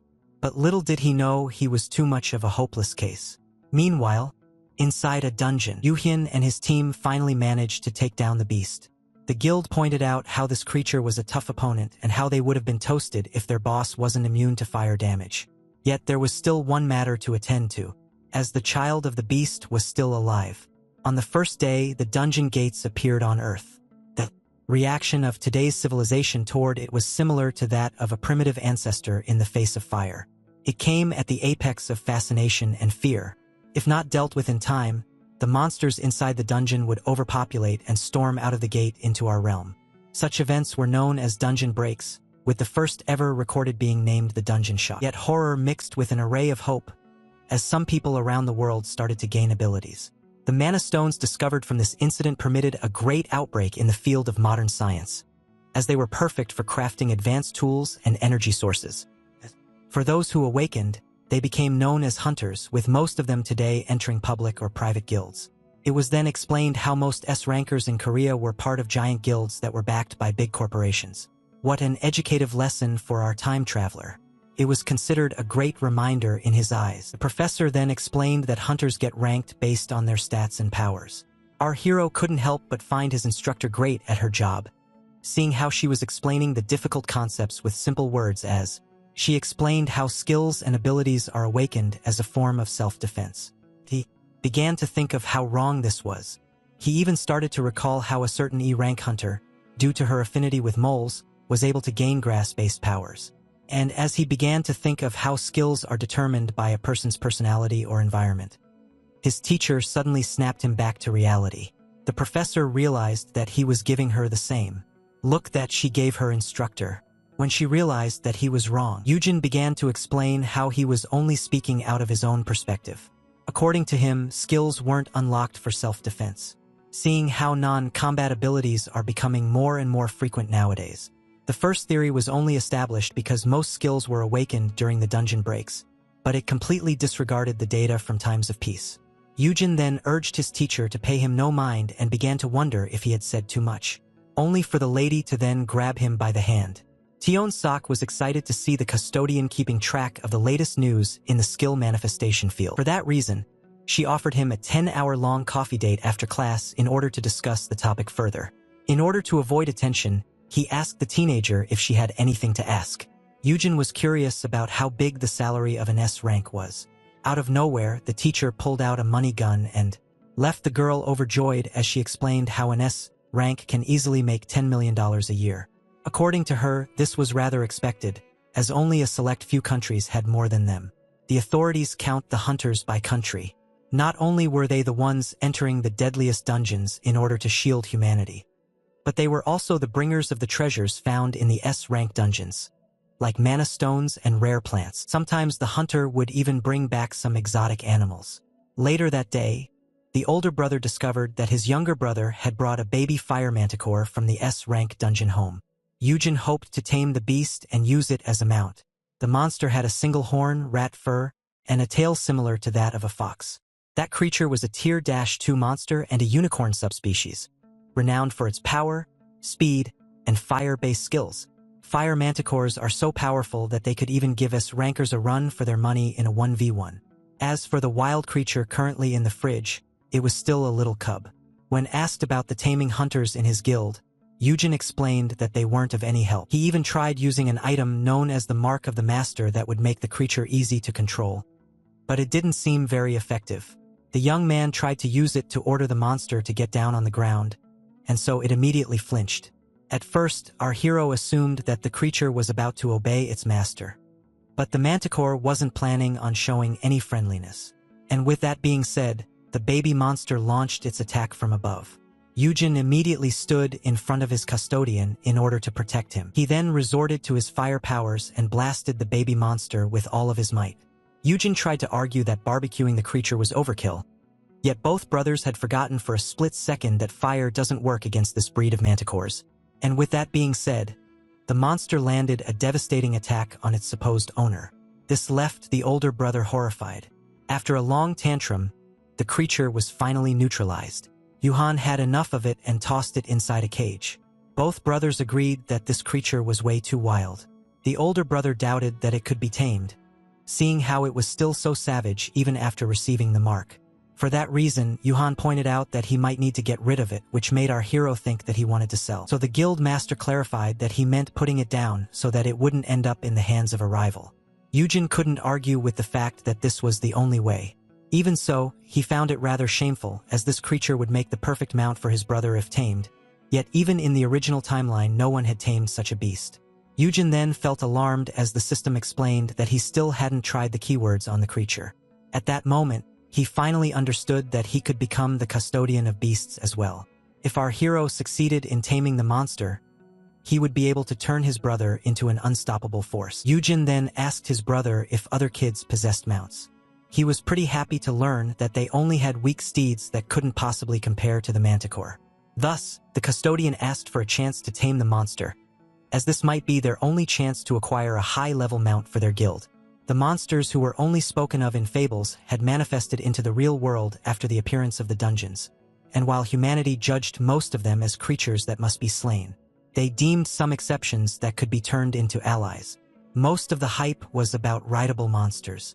Seeing how dungeons became more spacious as they elevated in ranks, having a fast steed could give the rider an important advantage. Our hero then added that since this creature was fireproof, it would be a waste to put it down so soon. According to him, it was the perfect steed for his brother, as another creature that could withstand his fire powers would be hard to come by. On top of being fireproof, the beast would become the highest tier mount, which would grant the great guild master even more power. Yujin expected to receive lucrative rewards in exchange for the advantages that he would provide the guild. The only thing left to do was to figure out how to befriend the creature. Our hero took a deep breath. His plan was to try and win its heart by offering it something to eat.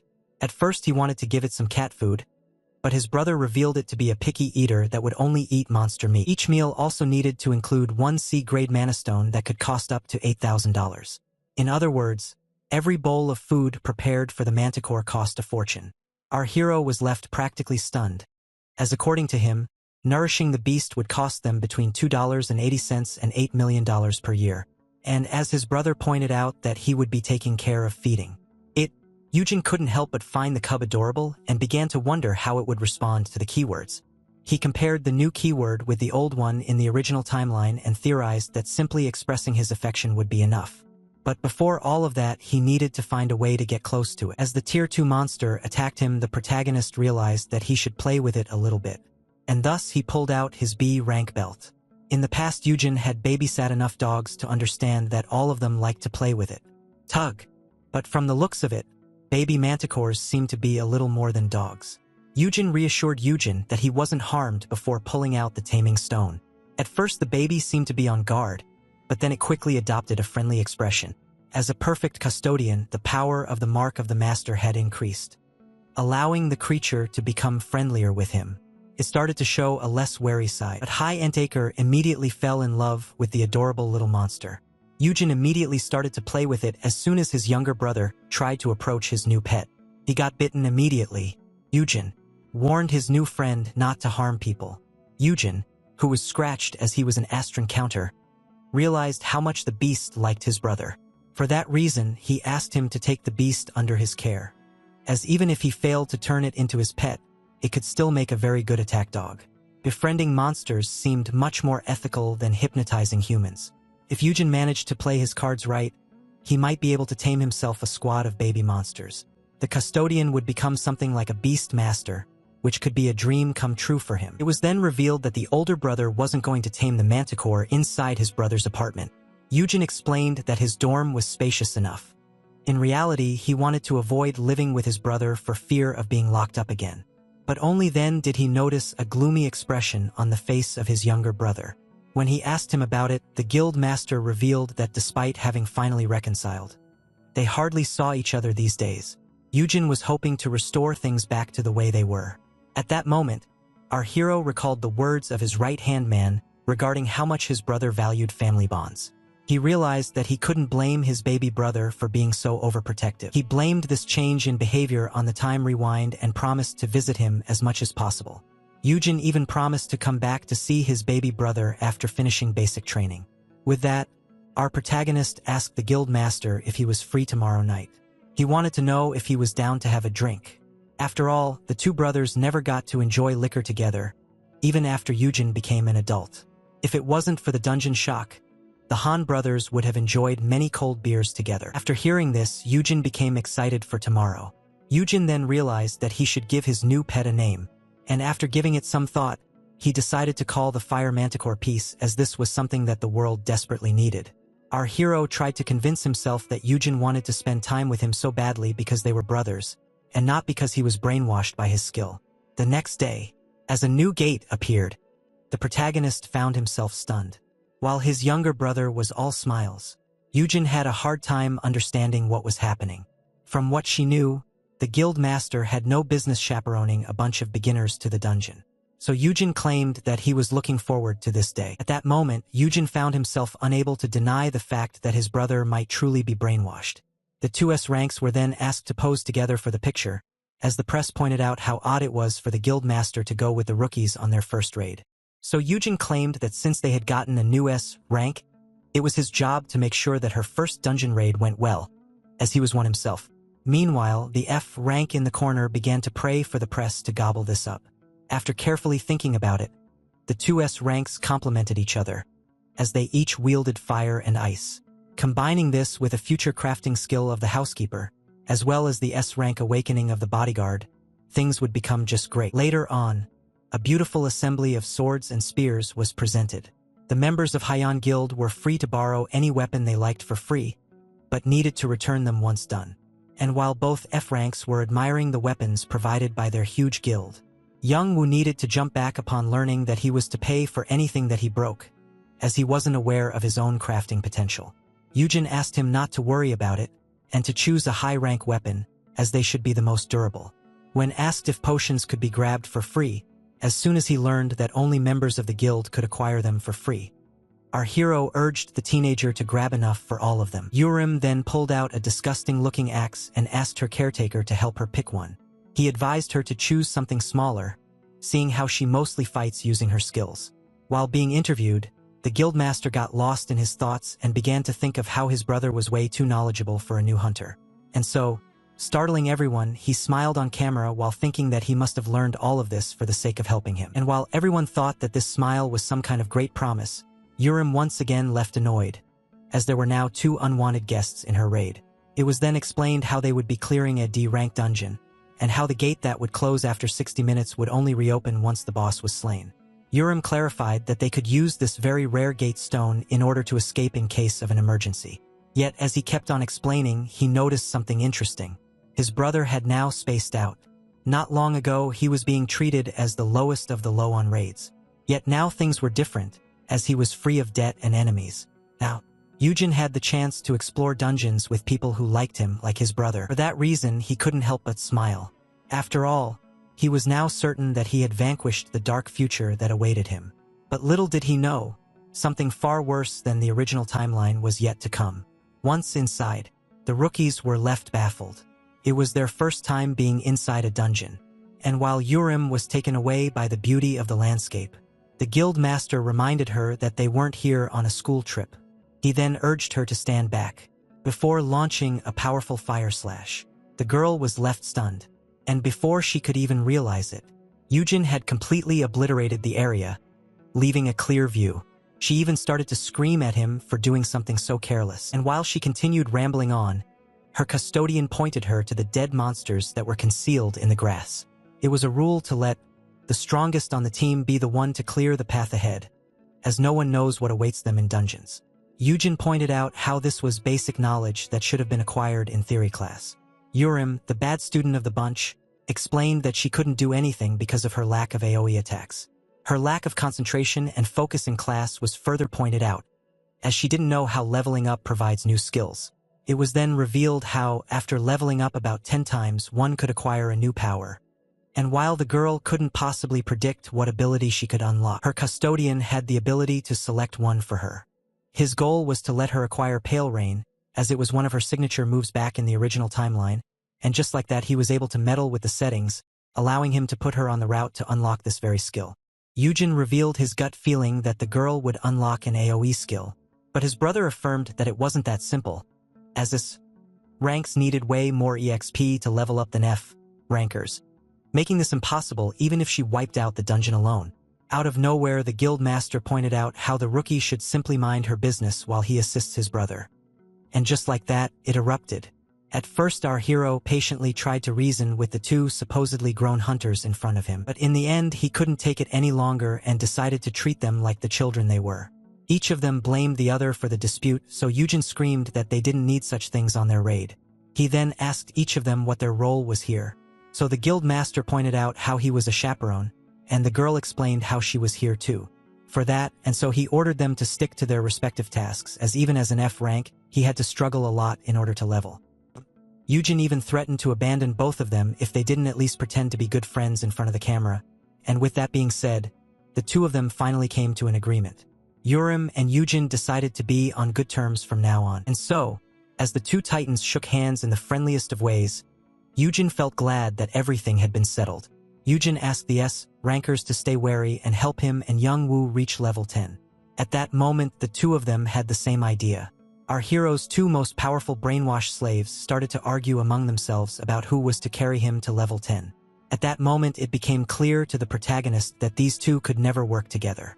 Meanwhile, elsewhere, someone was able to detect that the time rewinder had finally entered a dungeon. The mysterious group rushed to locate which exact dungeon he had entered. They were short on time as they could only exert their power while our protagonist was raiding. They had been searching for him for a long time. A little later, inside the dungeon, while all the beasts were peacefully minding their business, an intrigued goat looked up into the sky, only to witness his peers getting slain by an underage girl with a spear. While committing such a butchery, she didn't even break a sweat. The ice which wanted to freeze all of them in order to give the custodian the chance to land the final blow. Only then was she reminded that ice was hard to pierce through. According to Yohei Yuan, his brother was better off sinking his spear into a well-cooked piece of lamb. And with that being said, the frozen and burnt corpses kept piling up. This greatly stunned Myong-woo. As for Yujin, he rushed to collect the mana stones as unlike the well-pampered rankers, these things were still valuable to him. Hero then invited his friend to come and farm the goats with him. Myong-woo asked our protagonist if he would get something nice upon leveling up. Yujin reassured him that he would. But upon checking the stats of his friend, it was revealed that, on top of needing to reach level 10, he also had to meet a certain condition. But upon taking a look at the requirement in question, the custodian found something that left him stunned. This was rather unexpected. In the requirement description, the letter O was replaced with P in the word collect. Like that, the housekeeper finally reached level 10, yet was left utterly disappointed as he didn't get any new skills. Even in the original timeline, the system was something mysterious in the eyes of humanity, yet many considered it to be a gift from the divine. At that moment, the fire and ice still urged the F-rankers to hurry up. While being curious about how much EXP Costadine had gotten, Yujin explained that he was wrapping things up. Only then did he receive an odd message. Weird notifications kept popping up in his status window.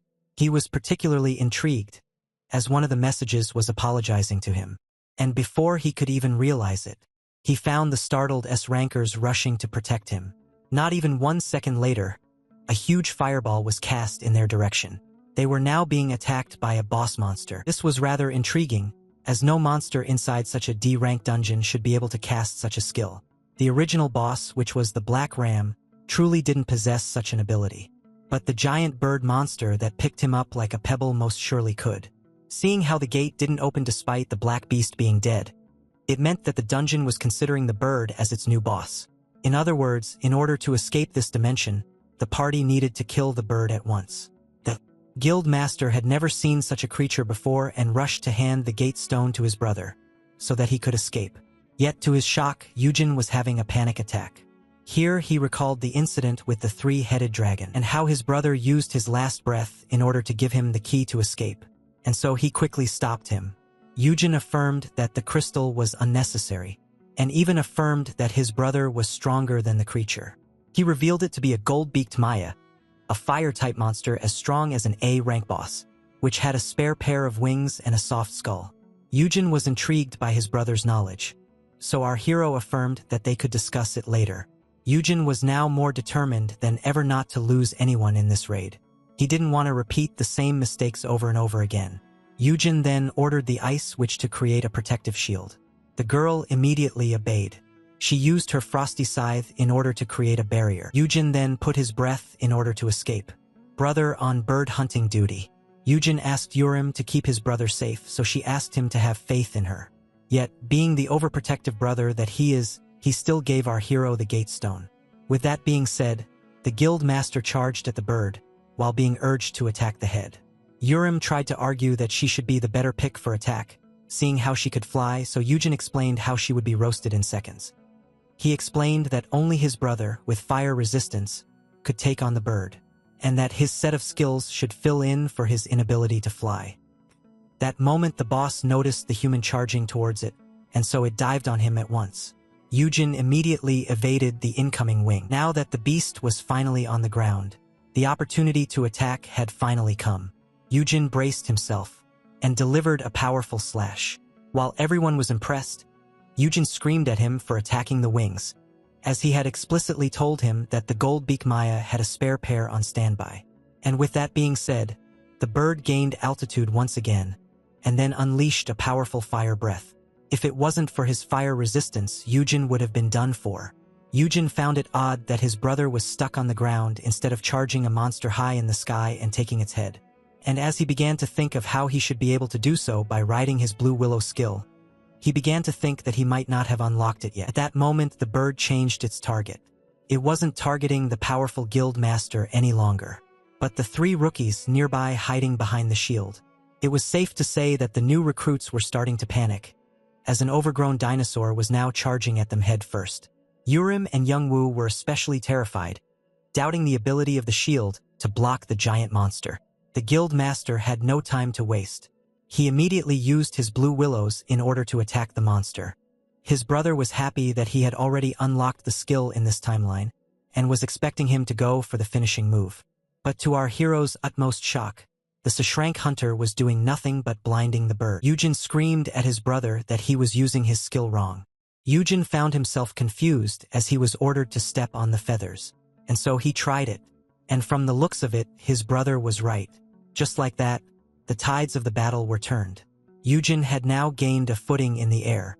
The bird charged a powerful attack, and unleashed its devastating fire breath on him. But the fire resistance of the hunter made the flames of the monster ineffective. At that moment, Yujin went for a stab. He then gathered all of his power and focused it on the skull of the flying creature. And just like that, a great explosion occurred. Yujin found herself startled, but Yujin urged her to get a hold of herself, as she was the only thing protecting them from the explosion. And just like that, the headless chicken fell to the ground. As for its slayer, he gracefully landed on the soil. The battle was now over. Yujin rushed to check on his younger brother. Yujin immediately embraced his brother and asked him how he was able to know that his skill Blue Willows could grant him footing in the air. He had never thought of using it this way. The joy of the guild master was justified. After all, his brother had resolved one of his greatest problems, which was his inability to get off the ground. Yujin was happy and compared this mechanism to a brand new skill. Our hero found himself quite happy, as his brother seemed like an overexcited kid who just received 2 presents instead of 1. And so, while exiting the dungeon, Yujin offered to take a look at the other skills of his brother, making the girl want some of the action. After finally getting out, all were startled by the state that the guild master was in. The outside was already aware that the rank of the dungeon changed on its own, so the raiders revealed how there was an A rank boss hiding in there. And while the S rankers were handling all of the questions, our hero tried to be as discreet as possible. The little Barney wanted to give back his weapons quietly and get out of here without getting too much attention. But only then did he notice an enraged grizzly rushing towards him. Sun-chan rushed to the gate upon learning that the rank of the dungeon had changed, which made him worry about his custodian, and by that point he had arrived. And so, as the protagonist was generously turning down the help offered to him, Myung-woo was disappointed in himself. Later that night, our hero came to visit his younger brother. The concierge had given him some expensive alcohol so that he could share it with his brother. Judging by the sound of the running water, Myung-woo quickly guessed that his brother was currently in the shower. So in order to kill some time, he decided to play with peace. The manticore rushed to play with his tamer. First, they enjoyed a peaceful game of tug. Then the little creature ate its usual meal. And just like that, the protagonist had worn himself out. His day had been quite long. Between the spelling mistake, the panel window, and the message apologizing to him, he didn't know what to think. There was also the dungeon that changed ranks and spawned a high-ranked monster, which was something that should only happen years from now. At that moment, the time traveler came to a realization. To think that he might have caused something to happen by traveling back to the past. He feared the possibility that he might have broken something in the process. Our hero theorized that the system tried to contact him directly, as he had caused a major event to happen much earlier than expected. And just like that, he began to blame the system for all of this, as it was too confusing to begin with, and it didn't even explain anything to him. If the system had been only slightly clearer, our hero affirmed that he would have picked much better keywords. But upon clicking the button, something suddenly appeared. Yujin didn't expect this. Meanwhile, the creatures who tried to force the contact began to wonder if the item had been successfully delivered.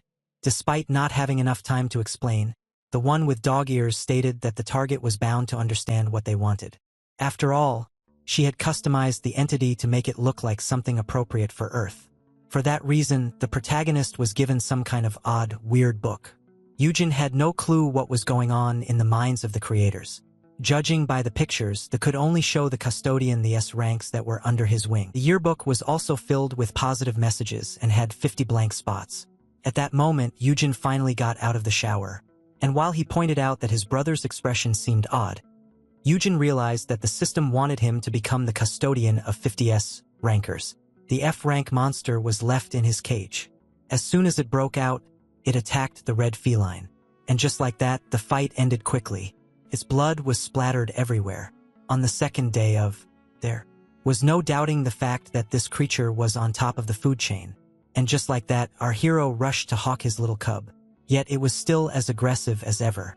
Only this time, the damage taken wasn't as bad as before. After all, Yujin had borrowed all of the strength-enhancing gear that he could find. Last night, the skill known as Monster Breeder was brought up. Yujin, who demanded to have more liquor in his cup, explained that this was a new skill that he had awakened during the raid. Naturally, this was a lie in order to cover up his custodian skill that lets him brainwash every living organism. For that reason, he had an S-rank skill that allowed him to tame monsters and help them level up. Yujin immediately pulled out the leash, thinking that it was way too dangerous for his brother to have such a skill while lacking so much in strength. Yujin immediately explained that they needed to bring this skill to light instead of hiding in the dark, and brought up the potential of a fully mature piece. According to our hero, many S-rankers would die for a proper mount, and providing everyone in the guild with one would be amazing in those huge dungeons. In other words, the skill of our hero could be a major breakthrough in the field of dungeon raiding. Back in the present, Yujin started to play with his little piece. He was well aware that the system wanted him to recruit 50 S-rankers. Yet he knew very well that it would be better to bring beasts to his side instead of hypnotizing humans. After much effort, the trainer found himself exhausted. And yet seeing how his pet didn't even break a sweat, he realized that he wouldn't become rich the easy way. Yet Yujin was fully aware that increasing the number of good mounts would improve the safety of the world, as many dungeons would appear in the future. For that reason, he couldn't allow himself to take a only. Then, once he paused out of nowhere, the director of HR was praising him for resuming training right after coming back from the raid. Seeing how the young man was on his guard, Director Sok explained that he wasn't here to kick him out of the gym. He even expressed how amazed he was. After all, under his custody, peace had grown quite a lot in a short amount of time. And thus, out of nowhere, the man bowed as a sign of respect, leaving the custodian utterly intrigued. Director Sok wanted to apologize for how he had treated our protagonist. He wasn't aware at the time of his skills, analytical mind, and genius. With that being said, the man got all clingy and begged our hero to sign up with their guild, as he would be a huge advantage for the hunting world.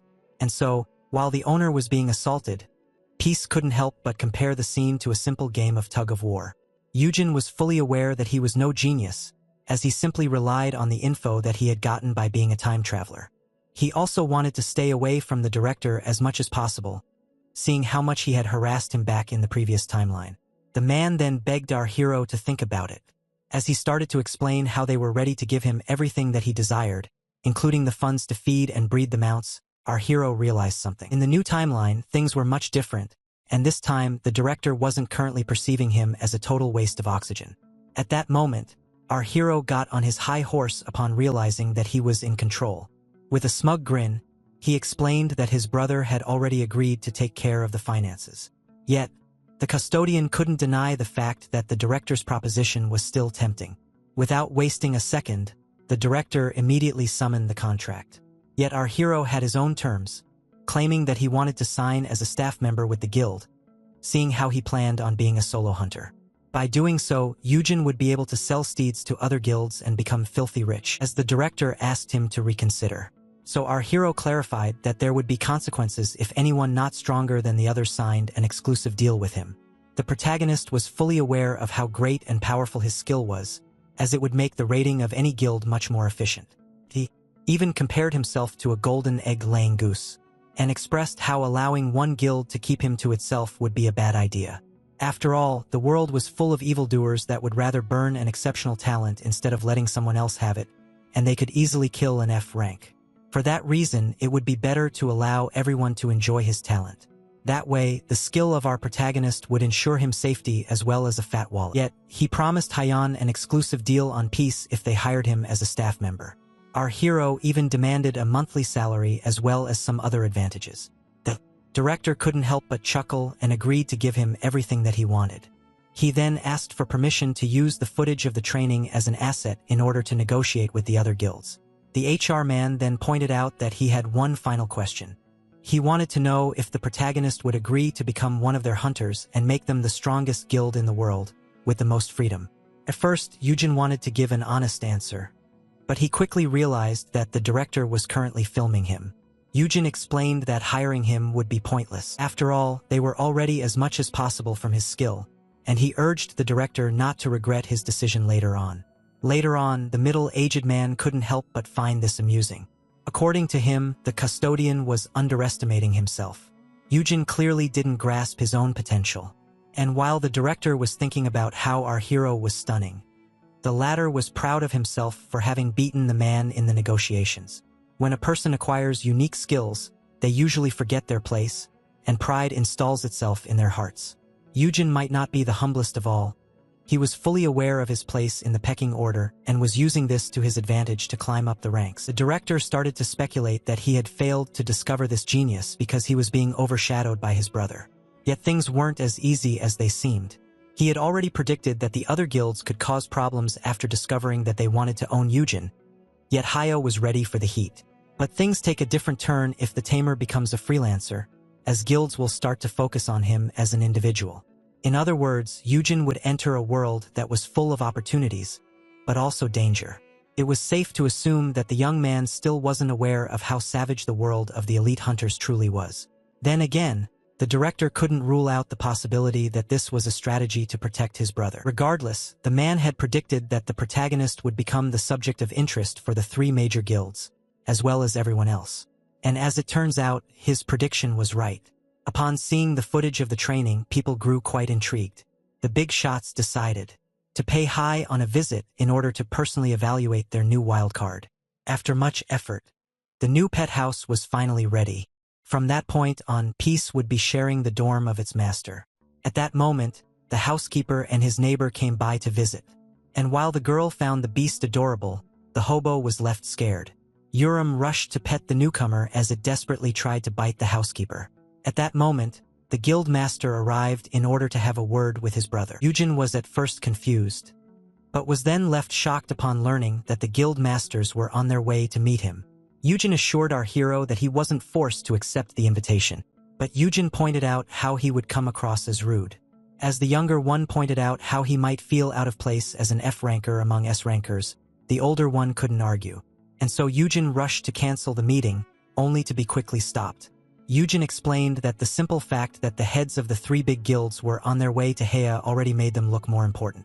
For that reason, our hero decided to make an appearance at the meeting and refused to take no for an answer from his brother. Yet, as he began to talk about how they wouldn't mind his presence, seeing how they wanted to negotiate with him, he entered a room with a weird atmosphere. All eyes were on him, and all seemed equally menacing. Yujin didn't expect them to be so intimidating. At that moment, a man wearing glasses urged our hero to give him his hand. His goal was to appraise the skills of the tamer before the start of the negotiations. At that moment, our hero realized what that meant and was left horrified. Yujin quickly pulled his hand away and started to spout some nonsense about how he wanted to keep his first time for someone special. The appraiser had caught him off guard, as things would get messy quickly if it was uncovered that he possessed skill that could brainwash people. Thus, while the master desperately tried to come up with an excuse, the little creature immediately intervened and jumped out of his arms. From the looks of it, Peace seemed to want to protect his master. All were left intrigued as the tamer desperately tried to calm the beast down. The old chairman in Minkyu Park, the head of the Hanshin Guild, found this intriguing, as no tamer skill should be powerful enough to create such a bond. This proved to everyone that the beast desperately wanted to protect its owner. For that reason, the woman pointed out how appraising the skills of the young man was unnecessary. That person was none other than Heuna Moon, the guild master of the Breaker Guild. The lady spoke politely to our hero and helped put him at ease. And while the hero was left baffled by how tall the lady was, she pointed out how she was surprised to learn that the cute head of Heuna had such a brother. This made Yujin speculate that since Urim was an S-ranker as well, she would grow up to be as big as that lady. Miss Moon then pointed out how a fully mature fire manticore had the potential to be as strong as an S-rank boss. For that reason, she asked our hero's younger brother to give her guild a fire cub if he ever found another one. Yujin accepted but firmly stated that he would only exchange it for a steed that had ice resistance. This made him seem greedy, seeing how he was looking for a mount for the ice witch. Another tan person seated at the table called out the guild master of Heian, as his guild had already bought every steed on the market. That person was none other than the guild master of MKC, Sukwon Choi, who explained that an exchange would be impossible since Yujin had monopolized the market. But as the young man pointed out how they just needed to clear dungeons for creatures worth exchanging. Sukwon was quickly irritated. He pointed out how Yujin was trying to make them his personal beast fetches and accused him of wanting to scam them with the powerful skill of his brother. The man claimed that Yujin running as a freelancer was a trick from Yujin, who had obviously called dibs on him, seeing how they were family. The Breaker Guild master tried to calm him down, as the hero explained that his brother's guild was only one of his partners. He explained that since he was unable to stand on his own, they were currently assisting him, and that this was the main reason behind this meeting. Yujin clarified that he wouldn't have bothered offering his services to the others if he also explained that there was a limited number of creatures he could tame at the same time. With that, Yujin offered everyone present in the room a huge advantage in getting the best mounts possible. He claimed that this should be enough for the negotiation and pointed out how much of an honor it was to be working with big shots like the Korean guild masters. Despite his big words, our hero couldn't help but be intimidated, and as he started to think of how he had liked the man before, while he was just a simple athlete before his awakening, he was suddenly poked in the face. Hyuna got rather as she pointed out how our hero seemed to be much more than a simple beast tamer. Seeing how he had an S-rank big brother and an S-rank under his wing, as well as a fire manticore pet, she asked if they would come along with him if he joined her guild. Yugane, who didn't expect the lady to be this appealing in person, explained that the deal only included him, while praying that his brother wouldn't have a tantrum. As soon as a calm voice pointed out how our hero had claimed himself to be the best in all of Korea. With that, the protagonist pointed out how he would officially sign with Hyuna once they became the best in all of the land. At that moment, a calm voice found this rather interesting. All eyes were quickly turned to him. Upon hearing this, Yugane-sung, the guild master of Siseong, understood that he could buy the tamer right now. At that moment, our hero didn't know what to say. At this point in time, Siseong was the strongest guild of hunters, with the strongest guild master, which would ensure our hero's protection. But the fact that he had entered the conversation so late made him seem hostile, which increased the tension in the room. For that reason, our hero decided to refuse the offer and explained that this offer was only on the table for family. He explained that, in order to monopolize him, the rest of the guilds would have to become number one on an international scale. At that moment, Miss Moon burst out laughing, as she couldn't help but find his confidence and boldness entertaining. She even pointed out how the two brothers shared the same toughness. If it wasn't for his resist-fierce skill, the pressure would have been unbearable for the Ifranker, who felt like a shrimp among whales. Eugene was fully aware that Ifrankers had aggressive behavior as they were constantly in danger, but he didn't expect them to be this intimidating even while smiling. For that reason, he started to speculate that his younger brother couldn't handle such people and that they bullied him on a daily basis. One of them even pointed out that it wasn't surprising to see the younger brother start his own guild so boldly, as he had a daring role model. But Eugene affirmed that his brother wasn't like that at all. He claimed him to be the kindest of the two, and even the nicest person in this room. Upon hearing this, everyone was left shocked, and as they began to wonder if they were truly speaking about the same person, our hero began to wonder if he had said something wrong. In his eyes, there was no kid sweeter than his baby brother. One day, as he was going out, the child rushed to hug him. As Eugene gave his big brother a birthday present, he started to think of how, despite being the youngest of the two, he always tried to be there for him. Our hero could only remember his younger brother as a kind young man, someone who wanted to become a doctor in order to ensure his guardian an easy life. Eugene declared that even with him not being around often to raise him, as he was too busy with his jobs, his baby brother grew up to be a docile gentleman. Upon hearing this, the guild masters couldn't take it any longer. In the end, they burst out laughing all at once, as he had called Eugene Han docile. The strongest in the room desperately tried to compose himself, as he finally realized why the young man was acting uncharacteristically nice toward him.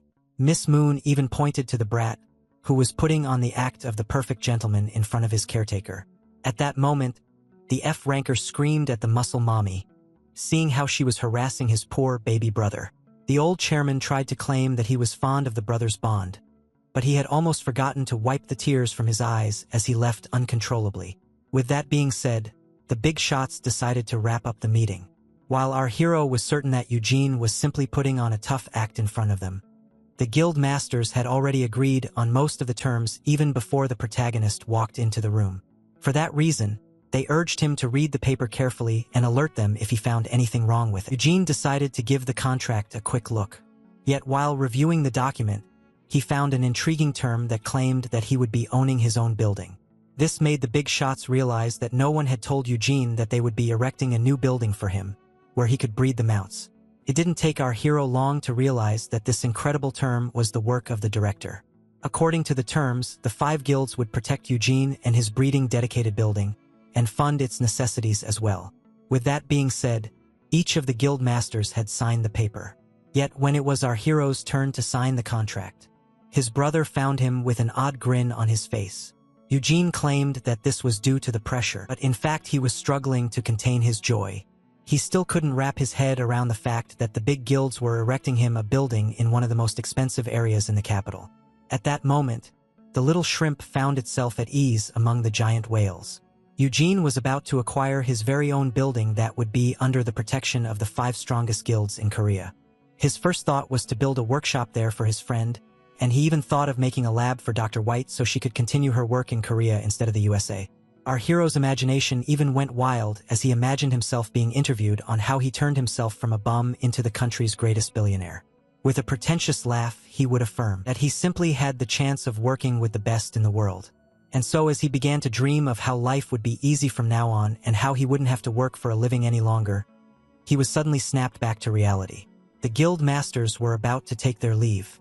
The blonde one claimed that he would keep the exception that he promised his brother in mind. Yuan didn't know how to respond. Once the meeting was done, our happy hero apologized to his brother for losing himself in his own thoughts toward the end. Yuan didn't ask him not to believe everything the guild masters had told about him and affirm that he hadn't done anything that would stain his soul. Yet the brother, who knew very well that no guild master could be perfectly righteous, praised his little pet for behaving well during the entire meeting. The terms of the contract perfectly suited our hero. And just like that, the upcoming chapter of his life announced itself as something quite pleasant. Later that night, a feast was laid in front of his eyes. Myung-woo had worked extra hard in order to prepare all of these dishes. According to him, our protagonist only deserved the best in the world. Upon tasting the food, Yu-jing compared the colorful flavors to the future bright days that awaited him. Yu-jing then pointed out how his housekeeper had a lot of stuff of his own. Yet as soon as he asked him to ready himself to leave this place in the near future, his expression suddenly gloomed, and a chill ran down his spine. But before our hero could even announce the good news of the new building in his name, Myung-woo started to cry intensely and crumbled on the ground, thinking that he was being kicked out. And while the protagonist had a hard time following, the man claimed that he had expected this day to come. After all, he was nothing but a waste of space and an F-ranker. Eugene tried to reassure him that they were both of the same rank, but Myung-woo affirmed that they were nothing alike. Back then, our hero took a stand for him in front of the powerful loan sharks. In his eyes, Eugene was so exceptional that his advice was treasured by his brother, the S rank. On the other hand, the housekeeper failed to unlock a skill upon reaching level 10. Yet the time traveler knew very well that none of his feats were well earned. The custodian desperately tried to cheer up the housekeeper, only for him to misunderstand the situation even further and thank our hero for everything before deciding to take his leave. Eugene tried to argue that his friend had no other home, but Myung-woo would rather be homeless than abuse his kindness any further. The protagonist tried to affirm that the man wasn't abusing anything at all. Myung-woo had a major role to play in his plan to retire at a young age, and was only 10,000 unsharpened blades away from unlocking an SS skill. Even so, Eugene couldn't just tell him about the skill, and even if he did, there was a high chance that his friend wouldn't believe him. With that being said, he decided to adopt a different approach. Eugene explained that he had no right to keep the man here if he didn't want to stay any longer. He revealed that he wasn't aware of how much this was torturing Myung-woo, and blamed himself for giving him all of these chores. Even so, the custodian found it to be rather a shame, as he had some information that could really help the man. Yet Eugene, who wanted his friend to be free, decided not to tell him anything, as it would be obstructing his liberty. As he pointed out how this was a great secret that he wanted to share with him as a friend, the housekeeper couldn't take it any longer, and urged him to spill it already. In the end, Eugene judged that he wouldn't be harming anyone if he revealed a simple piece of intel to his leaving friend. Seeing how the best way to convince someone was to quote a genius or a celebrity, our hero claimed that he had learned this training method from Dr. Suk. Even so, the protagonist couldn't help but blame himself, as he was lying by using the name of Dr. White. Meanwhile, in her lab, The doctor had finished the paperwork and hoped that the rest would proceed smoothly. Yet, as she was immersed in her work, she failed to sense the dark entity lurking behind her. Back to our hero who pulled out the knives. He claimed this to be the best training method for his friend. Eugene then firmly warned his friend against speaking about this in front of anyone, even Dr. White. He then pointed out that since his friend's skills were related to weapons, he should try sharpening the knives. Eugene obeyed without asking any further questions. Eugene found himself quite pleased, as the craftsman was now on the way to greatness. And just as expected, a counter had appeared. Eugene claimed that if his friend kept sharpening knives, he would be able to unlock a crafting skill according to the rumors, and a good one at that. He calmly tried to explain to his friend that he needed to sharpen at least 10,000 knives, only for a positive reaction to spark. Eugene didn't expect the housekeeper to be so into it, as he pointed out how he would finish the task in 3 months by sharpening 100 per day. Our hero then asked the hobo to put the knife down, as with it in hand, his excitement seemed more like murderous intent. Young Wu was determined to work as hard as possible in order to pay back his friend. Yet Eugene knew very well that his retirement plan didn't owe him anything. With that being said, it came time to check on the second investment. The doctor was greatly excited to see our protagonist. Yet our hero quickly grew tired as his fellow dungeon nerd kept on talking for hours. She pointed out how everyone thinks that dungeons are completely random, and as you pointed out how they might be organized, Eugene shared his gut feeling and claimed that they lacked the necessary data in South Korea. Dr. Suk agreed that their country was way too small, only to then quickly shut herself up, thinking that she might offend somebody with her words. Things would be much easier for the researcher if she could study more dungeons. Yet most countries forbid foreigners from studying their dungeons. The doctor started to complain that she might have to join an international research team in order to continue her study. For that precise reason, 3 years from now, the doctor would leave for America, where she would discover the principle behind the spawning of dungeons. Eugene began to wish for a way to keep this walking jackpot in the country until her discovery, instead of handing her and her research to the USA. Yet the doctor wasn't out of ideas yet. Out of nowhere, she pulled out a buckwheat jelly. If the legends are correct, she would be able to use this dish by pairing it with rice wine on a moonless night in order to attract the Daka bee. The doctor was referring to the legendary hunter who has teleportation abilities. That hunter took the name of a prankster spirit from Korean mythology, as well as its drip. But even in the original timeline, people barely knew anything about him. Even so, the ghost hunter was particularly famous for his teleportation. When things were dark and everything seemed desperate, whether inside or outside of dungeons, the spirit would appear at once in order to save lives. From the human perspective, especially the gangsters, the ability to teleport anywhere was a power that wasn't to be trifled with. One day, delinquents noted something intriguing. Out of nowhere, a cosplayer appeared in their hideout. Startled by him, they quickly pulled out their guns. But just like a ghost, the first bullet phased right through him. The Daka bee captain used his teleporting abilities to evade and dodge the rain of bullets inflicted upon him. The hunter didn't even break a sweat. In the end, he was able to establish his superiority. The cosplayer then started to speak in poems, in order to warn the evildoers, claiming that he was well aware of their darkest secrets. He then promised not to unveil their sins to the light as long as he remained unharmed. And with that being said, the spirit disappeared. The spirit was hard to catch because of his powers, and having dirt on everyone, he was able to ensure the protection of the big guilds and total freedom. For that reason, the women of science wanted to attract the creature of folklore, as it might have some intel on the dungeons. To make things worse, the supposedly genius doctor was relying on info she had gotten from the internet in order to attract the spirit.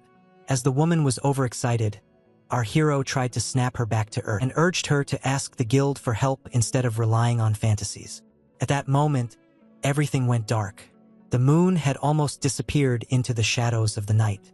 Thinking that this was some kind of blackout, our hero decided to turn on his flashlight. But only then did he notice something intriguing. Dr. White seemed stunned. Tears quickly appeared on her face. Little did our hero know what seemed like an evil specter was lurking behind him. And as soon as it began to scream, panic set in throughout the lab. Dr. White immediately fainted from the shock. Even the protagonist was about to start panicking, only to be calmed down by his resist fear skill.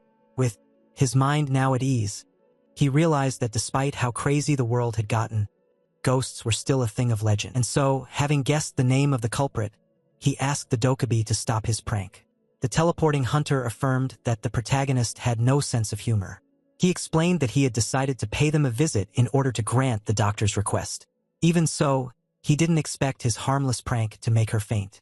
For that reason, the specter asked the custodian if they could work on being on good terms. Only then did the system reveal to our hero that he had the power to bring the masked man under his custody. The one in front of him was a person who could travel the entire world freely without being bound to a flag or a cause. In other words, he might be the solution to our hero's problems. If he was right, the spirit could provide the necessary data for the doctor, so that she wouldn't have to leave the country. The opportunity was too good to be missed. Thus, Eugene asked the ghost to stop his pranks, as they weren't startling at all. The ghost tried to argue that he had just scared him, but our hero started gaslighting him by claiming that he was just caught off guard. The Dokkaebi was then particularly irritated, as the young man claimed his pranks to be dull and childish as well.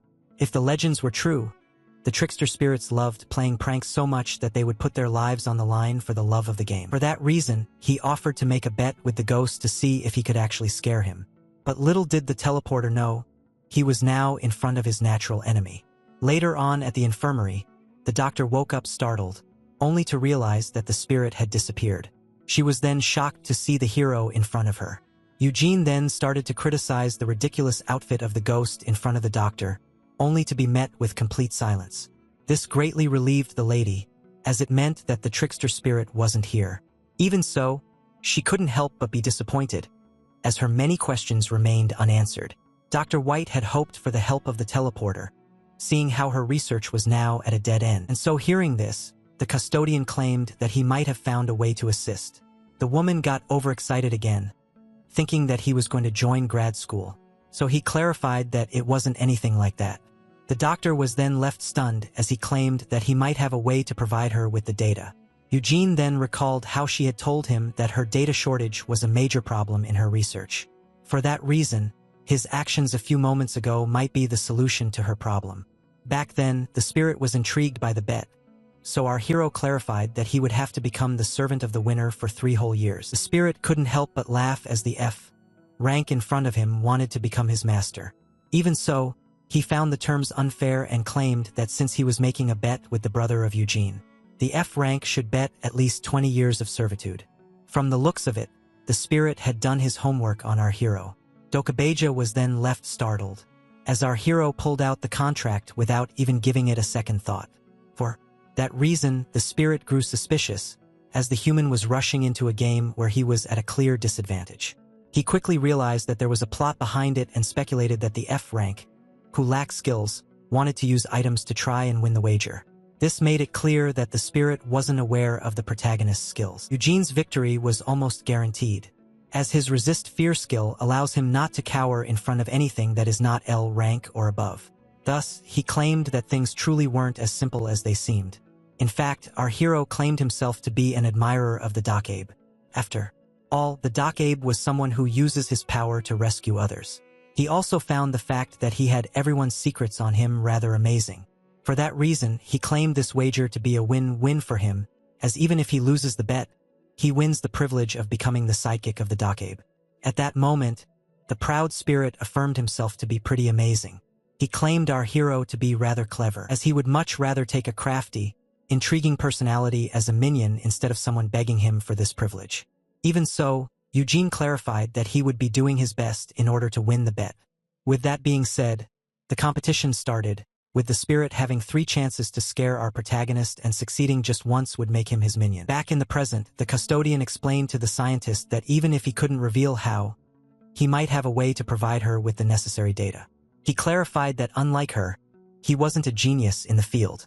For that reason, he offered to split the profits equally if she managed to come up with a successful theory regarding dungeon spawns.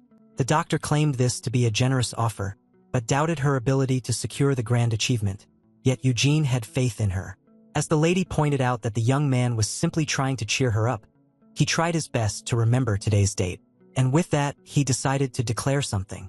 Based on his gut feeling, Eugene revealed that the new A-rank dungeon that appeared near the capital was filled with either slimes or a coastal setting. This made him seem like a psychic in the eyes of the doctor, but he was simply abusing his time travel or privilege. With that, the hero urged the lady to reconsider his offer, if his hunch turned out to be right. He even affirmed that no matter what she thought, he had full faith in her research and in the fruits that they would bear. Our hero then urged the lady to ask her uncle for the rating rights to enter the dungeon. With that being said, he finally took his leave. Once outside, the custodian was relieved, as Yujin didn't unveil enough info to reveal his secret. Now the only thing left to do was patiently wait for the ghost of a scary old lady.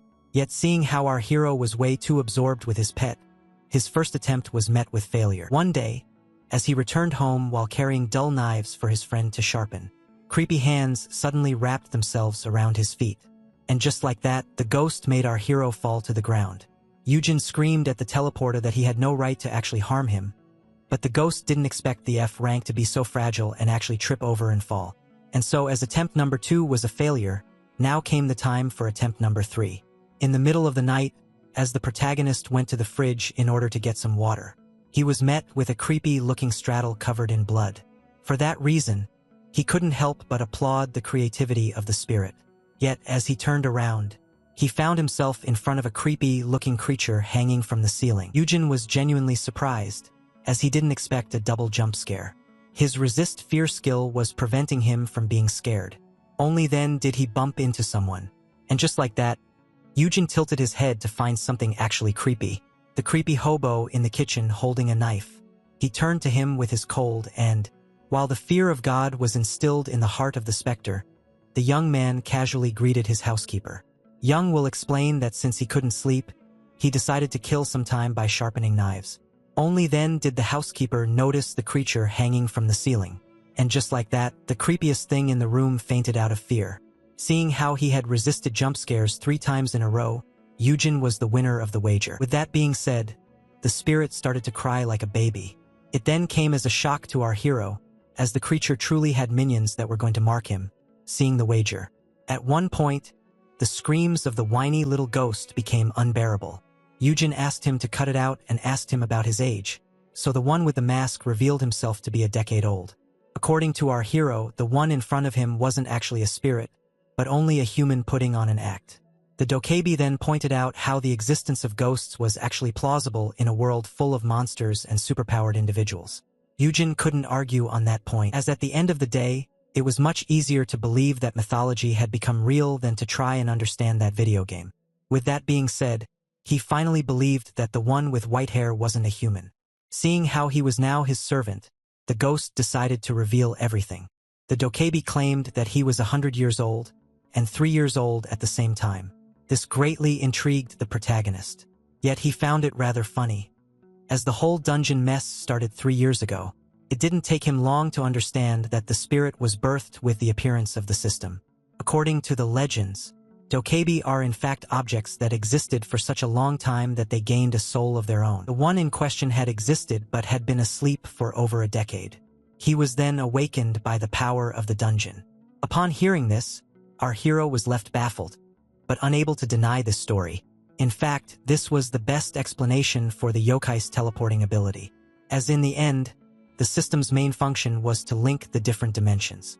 Even so, it was still amazing for our protagonist, as there was a true dokebi in front of him.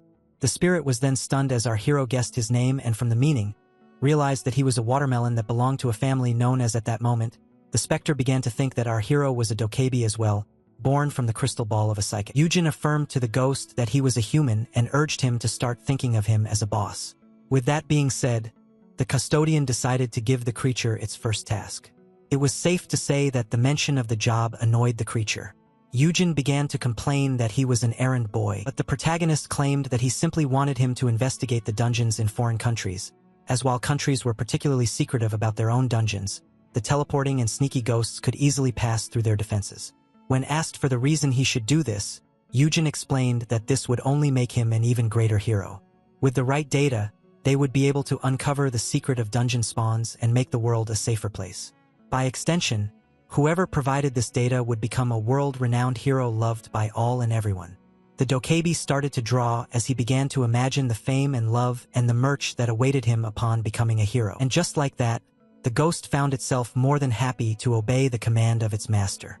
Even so, The Spectre found it problematic that he had to travel to other countries, as his teleportation couldn't take him that far. Yujin, you quickly realized that these words match what was shown in the panel window. And so for that reason our stone-faced twink declared his love to the ghost in order to take him into his custody. Only for the ghost to be completely stunned. Seeing how the ghost was panicking, the protagonist explained how dokebi were creatures that thrived on love. According to the internet, these spirits would turn into beautiful women for the sake of attention. In other words, the spirit had to absorb as much love as possible. With that, Yujin confessed his love to the spirit once again and urged him to say it back. Yet Yujin quickly chickened out and ghosted our hero. Even so, the protagonist found himself excited about his new partnership with the ghost. As the next day finally dawned, a couple of four eyes rushed to our hero. Yujin was intrigued to see the uncle and the niece coming at him with wide smiles on their faces.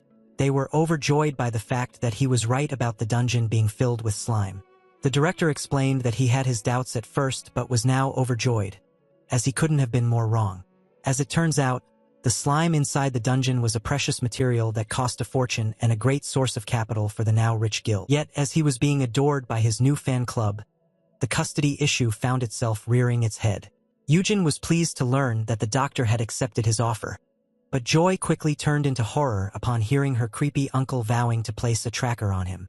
Yujin refused to deal with the tracker on top of his overprotective brother. But the director explained that he simply wanted to protect his genius mind. Our hero tried to argue that he was no genius at all and that from now on, Dr. White would do all the predictive analysis, which is why the guild should fund her. The protagonist then ran away while claiming that he was nothing but a humble beast tamer. He couldn't care less about the praises, as at the end of the day his goal was to retire young. His predictions were only right because he was from the future, meaning that at some point, once time caught up, he would seem like a liar who knew nothing. But the mess only kept getting bigger, as the Seatooks mistook our slacker for a genius scholar who would rather focus on his work than bathe in fame. The task for each participant was to make it through the maze. It was filled with distracting toys and confusing mirror walls, making even the most trained dogs and cats take 3 minutes to escape it. As for a fire manticore, it only took a few seconds, as it was able to escape even before the end of the explanations. It was now certain that high-ranked monsters were far more intelligent than the average pet. With that being said, the commentator demanded a round of applause for their two guests. There was a good reason why our hero and his fire-breathing manticore were currently on TV. In fact, it was all the idea of the director. His goal was to make our hero famous, as according to him with his genius talent it would be impossible to keep him a secret, and thus he was better off as a star. In fact, it was safe to say that Eugene would have a safer life if he became a celebrity. In the end, the director was able to convince the protagonist to make an appearance on the show, which is why the Ice Wolf was brought as a bodyguard. Because of his past life, Eugene despised the attention of the media and feared the public talking ill about him. Yet all eyes were on Peace, as he was getting indirectly showered with compliments because of his cute little pet. The hero had a hard time keeping his smile hidden. And just like that, his opinion regarding the camera quickly changed. Now finally came the time for a break. Showing off the fire manticore was extremely satisfying. He was quite pleased to see the public fawn over Peace's cuteness, and began to think that it was his duty as its tamer to share it with the world. Eugene started to think about other ways to he even started to dream of the day his pet would become fully grown and a world star, making him famous by extension as its tamer. And as he began to fantasize about how he would make fans line up for Peace's autograph, he suddenly noticed someone above him. The lady was curious and wanted to know if the autograph in question would be just a paw print on paper. Miss Moon, who startled our hero, greeted him and asked about his younger brother. Since it was necessary for a show to have at least 3 S-rank hunters on standby in order to bring a monster on the air, Miss Moon decided to offer herself as. Soon as she arrived on set, all eyes were on her. She was intrigued by the hero, who got up without taking her hand, as he was jealous that she had stolen the spotlight. Seeing this, she assumed that she should have picked him up like a princess. According to Eugene, they should avoid all of those fancy moves in public in order not to spark any rumors. Out of nowhere, the lady asked him to become her breeding partner, causing the exact scandal that the protagonist wished to avoid. She then clarified that she wanted him to join her guild, yet Eugene explained that he would only accept the author of the as the lady pointed out his fearlessness. our hero pointed out that he was the brother of an S rank and that even the elite hunters were still humans at the end of the day. The guild master explained that while she was fond of our hero's ideology, she found it quite problematic. At that moment, Yerim arrived with some refreshments, only to then notice something intriguing. The bodyguard rushed to protect her custodian, but the guild master affirmed that she simply needed to kidnap him for 5 minutes. With that being said, the three of them were isolated from the rest of the world. Seeing how everything went silent, Eugene quickly realized that he was now inside a barrier. He immediately demanded an explanation. So the lady clarified that this was simply the effect of her skill, and that her people would explain everything to the Ice Witch. Even so, our hero was fully aware that there was nothing simple about that. Hunamoon had great mastery over her own powers, and even Yerim, who was an S rank as well, was powerless in front of her. Now finally alone, the protagonist assumed that a secret was about to be shared. But the lady explained that she was simply being cautious before spilling the tea. Huna wanted to share some gossip about Eugene. She then expressed her concern, as it seemed like Eugene was mistaking his brother for someone else. His reaction proved her point even further. The conversation didn't even start and he was already giving her dark glares. Even so, the S rank reassured the cute little creature that she didn't come here with bad intentions. She even gave her word that she wasn't here to cause a dispute between the two brothers. Hunamoon then decided to be honest with our hero. She wanted him to rethink his view of his own little brother. During the meeting, they all laughed at him, as they thought that he was just joking around. Yet in their world, this wasn't just a detail that one could overlook. Huna wanted to know if the hero truly believed that his brother was able to become a guild master by being noble and having faith in his talent. Realistically speaking, it was practically unbelievable for an orphan who was raised in poverty by his older brother to become a perfect citizen. There was no denying the fact that Eugene perceives his brother as the embodiment of righteousness. So the S rank decided to bring up a very important detail, which was the FA, that righteous people never trample on others in order to create their own guild. With that being said, Hunamoon asked Eugene if he wished to know more about the hunter side of his baby brother. After awakening as a hunter, the now overpowered Hunamoon had to stop being an athlete and become a guild master. Yet she was only qualified to be the face, and the real leader was the sponsor of her guild, as the only two who truly managed their guilds were Heuna-sung and the other one, who was a little bit more problematic, as it was none other than Yu Yun Han. The young man had just turned down an offer deemed as golden by the sponsor. In fact, this wasn't the first time that he had done this, making him seem like a high schooler overestimating himself for wanting to do things on his own. Naturally, this led to him having many enemies, with some even trying to poison him. That night, the lady didn't know any better and decided to go in upon learning that someone was there to take his life. Once inside, she screamed that the behavior of the culprit was utterly shameless, as no matter how arrogant Yu Yun Han was, he was still a high schooler.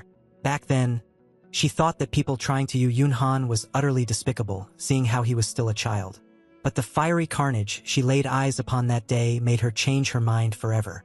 It seemed like a monster had run rampant in this very room. Only then did the two over here hear someone begging for his life. In the middle of the chaos was the high schooler that she came to save. A horrified gangster begged for his life and promised never to bother him again. Yet the butcher couldn't care less and ended his life without giving it a second thought. Concerned, the lady approached him. Yu Yun Han was startled and turned around to deal a devastating blow, only to be quickly blocked. It was at that moment that she realized she wasn't concerning herself with a simple child, but a heartless monster. The story was covered up as a gas leak accident, with everyone involved disappearing one after the other. In the end, Yu Yun took down everyone involved in this and robbed them of their resources in order to establish his own guild.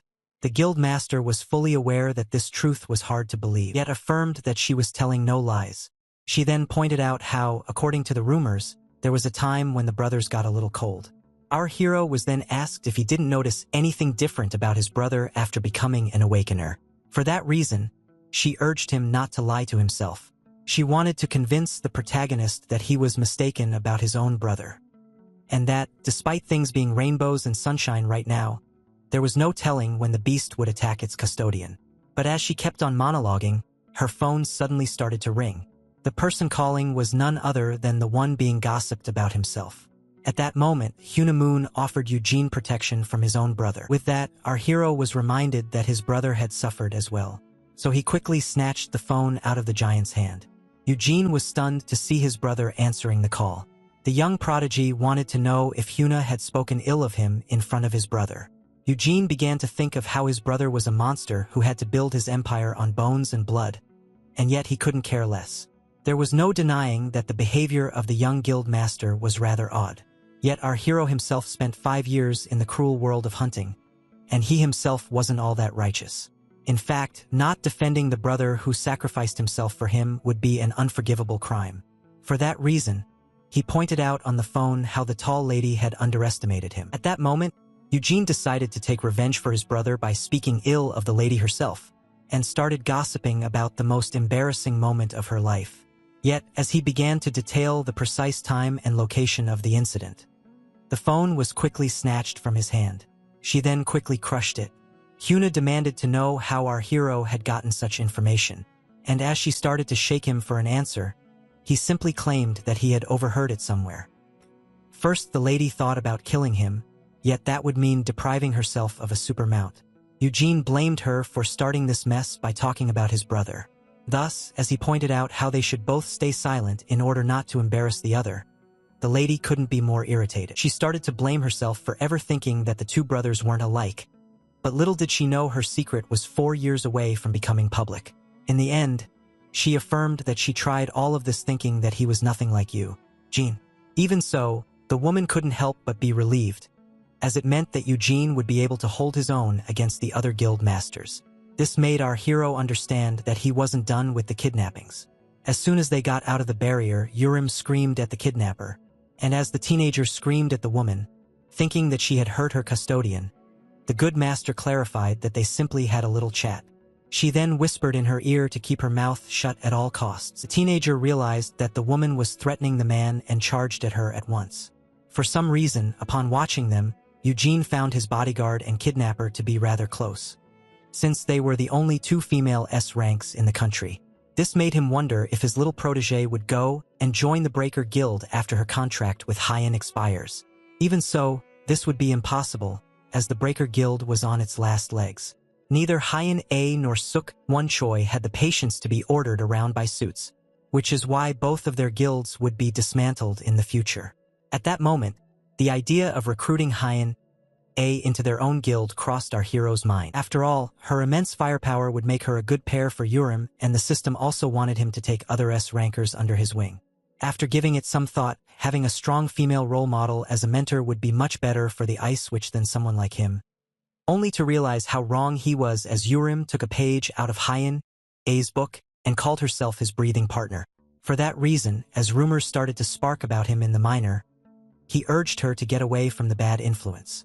As for his appearance on television, our 25-year-old hero was labeled as Monster Daddy. This left him quite disappointed, as the adequate term was Monster Tamer, and just like that, our favorite brainwasher acquired name. A few days later, Myung-woo was shocked to learn that he would be working in a private space in the armory. Eugene had to pull a few strings in order to get his knife sharpener out of the kitchen. Seeing how he was starting to be problematic, Myung-woo would gain a lot from making friends in the armory, as the workers there might become his colleagues someday. It was safe to say that he wasn't the perfect hunter for raiding, nor did he like it, yet raiding was completely pointless in front of the future SS rank blacksmith that he was about to become. For that reason, the hobo was better off working at the armory than rotting inside of a dungeon. As soon as the door was opened, our heroes felt the heat rushing in. All of this giant workshop was the armory. It was filled with industrial-sized equipment. One needed to be at least an E rank in order to get a job in the armory. Myung-woo found himself intrigued by the mana stone nearby. He was then screamed at, as he was forbidden from touching it. The man explained that this was no public area, so our hero pointed out how HR must have already contacted them, as they were here for the private space that they had agreed to lend Myung-woo. At that moment, the huge blacksmith bowed in respect, as he clarified that he had already been filled in, as the hero started to wonder if his skinny friend could become like him. When asked if he had any experience with blade sharpeners, the hobo explained that he had used some back in his childhood. As soon as he laid his eyes upon the industrial blade sharpener, the man was left amazed.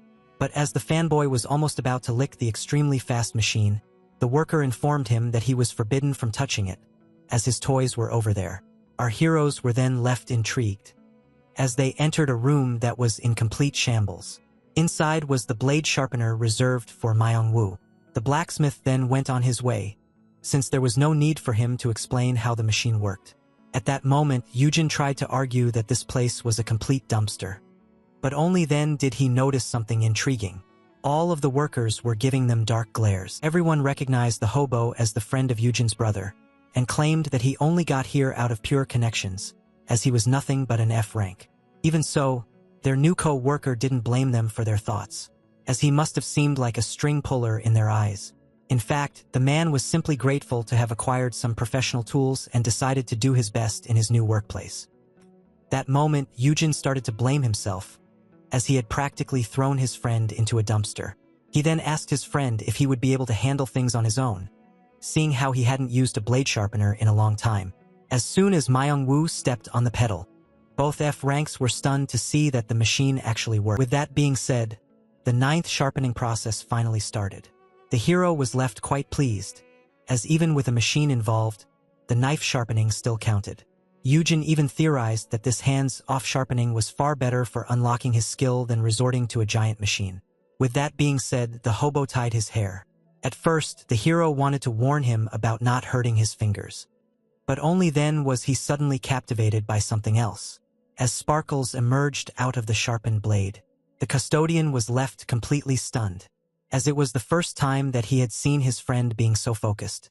In fact, he mostly remembered him as a scaredy cat with no personality, someone who could barely take care of himself. Yet now the man seemed completely different. At that moment, the alarm rang, so our hero bid his friend farewell, as it was now time to go to training in peace. Young Woo was surprised, thinking that his friend had left a long time ago. He then offered to walk him to the door, but Yujin asked him not to worry about it and to just focus on his work. The monster daddy couldn't get his eyes off the little duckling. It felt as if he had placed a fish back into its element. There was no mistaking it. Young Woo was a natural-born blacksmith. With that being said, the custodian was now certain that he didn't need to concern himself about his friend any longer. But as soon as tomorrow arrived, it immediately proved him wrong. Young Woo hopelessly cried about his weakness in bed, as after a single day of work, his muscles hurt all over. Meanwhile, in the armory, the workers immediately noticed the absence of the one with connections. Upon learning that he had taken a sick day, one of the workers claimed that he must be putting on an act. They even claimed that he must have run off, as he discovered that this job wasn't as easy as he wanted it to be. Yet, as the tall blacksmith expressed his doubts, everyone was left confused. He counted 1,000 blades. In a single day, the only F-ranker in the building, who was now stranded in bed, had sharpened 1,000 knives on his own. After 7 days of hard work, his efforts didn't go unnoticed anymore. Everyone was watching as he kept on sharpening his knives. Young Woo was now halfway to godhood. Later that night, the table was filled with delicious-looking meals. After seeing this, Eugene assumed that the knife training had also bettered his friend as a cook. The food was so good that even the stingy teenager referred to him as her big brother. Yeo Rim wanted to enjoy these delicacies as much as possible, as there was nothing this good inside the dungeon that she would be raiding today. She then started to complain that her life as a hunter had been boring lately. Seeing how she was still underage, she was only being sent to B rank, which greatly slowed down her dream of unlocking new skills and becoming rich. For that reason, she started to plan to go on multiple raids in a single day, only for the protagonist to affirm that this was a bad idea. One could easily tell when their HP was low, but mana wasn't the same. There was a huge risk of her passing out in the middle of her raid. When asked about how much mana she had in the first place, the girl revealed that she had 102. As for her custodian, he only had 2 points on his own, and 29 from equipment. Thus, as our hero began to cry about his weakness, the girl asked the cook about his next trade. She claimed that he could make some fat earnings if he went on a raid as a chef. Yet, as she pointed out how someone as skilled in cooking as him shouldn't have to worry about being a hunter, the hero noticed something intriguing. Eugene expressed his worries about his friend exhausting himself, as he was grinding a lot at work and cooking feasts every day at home. For that reason, he decided to give him his gloves. The blacksmith was surprised, seeing how these were expensive items, but our hero agreed to lend them to him until he finished his 10,000 knives. At that moment, the eyes of the blacksmith were filled with tears. Without even giving it a second thought, he rushed to embrace his caretaker, who urged him not to use the gloves in the bathroom. After long and slow progress, one day he stated that he had ground enough knives for the afternoon. The blacksmith realized just how hot the armor he truly was. Only then was he handed one. Of the workers gave him a towel laced with a mana stone so that his body wouldn't be affected by the heat. Myung-woo felt incredibly touched by this. His work life was slowly getting better. One time, as he finally finished and called it a day, upon checking his phone, he realized that he had stayed over time. With that being said, he finally exited his room. As he realized that everyone had gone home, he noticed something intriguing. The man found himself captivated by the mana stone from before. Yet, as he was absorbed by the ore and slowly approached it, someone screamed at him to get away from it. That person was the blacksmith from before. It was then explained to Myung-woo how this was an S-rank mana stone that cost almost 800 grand. Such big high-quality ores were pretty rare, which is why it was left on standby as they studied it and found a good use for it. In fact, it was rather disappointing, as despite the guild having many blacksmiths, none of them had the necessary skill to handle the pressure item. The man then politely clarified that this was the reason his co-worker couldn't touch it, as he was an F rank who couldn't handle it. The blacksmith then brought up the fact that many of them there looked at him oddly, seeing how he entered the armory by pulling strings. Myung-woo felt ashamed of himself upon learning that all of his colleagues had actually earned their places in the armory. Even so, the blacksmith denied a simple fact. Some people needed a little more push than others in order to reveal incredible potential. The other day, Myung-woo had sharpened all of the crew's tools. According to the blacksmith, they became as good as new. No one could deny the fact that Myung-woo was a hard worker, which is why he urged him to prove himself as something more than a string puller. The F rank cruelly lacked strength, yet this problem could be easily patched up with the right gear. At that moment, the future godly blacksmith let out a wide smile, thinking that things would be much easier from now on. But just as it seemed like he would live happily ever after, a new problem erupted. Someone rushed to the armory asking for Myung-woo. The two hunters seemed to be quite anxious, as they claimed that they were here to take Myung-woo. One of his co-workers demanded an explanation. It was then revealed that there was an investigation going on. Yoo Pyeon-han had gone missing. Upon learning of his friend's disappearance, the blacksmith was left utterly stunned. Myung-woo had a hard time understanding, as the protagonist should currently be spending his day inside the guild. He even pointed out that he hadn't received any calls that would be deemed suspicious, as Yerim stormed into the room. The girl who was supposed to be inside a dungeon returned at the last moment. Upon learning of her custodian's disappearance, the agents then revealed to the ice witch that Yoo Pyeon had just arrived. Myung-woo wanted to come with them in order to help, yet the man explained that it would be best if he stayed there. After all, his set of skills was practically useless for the case.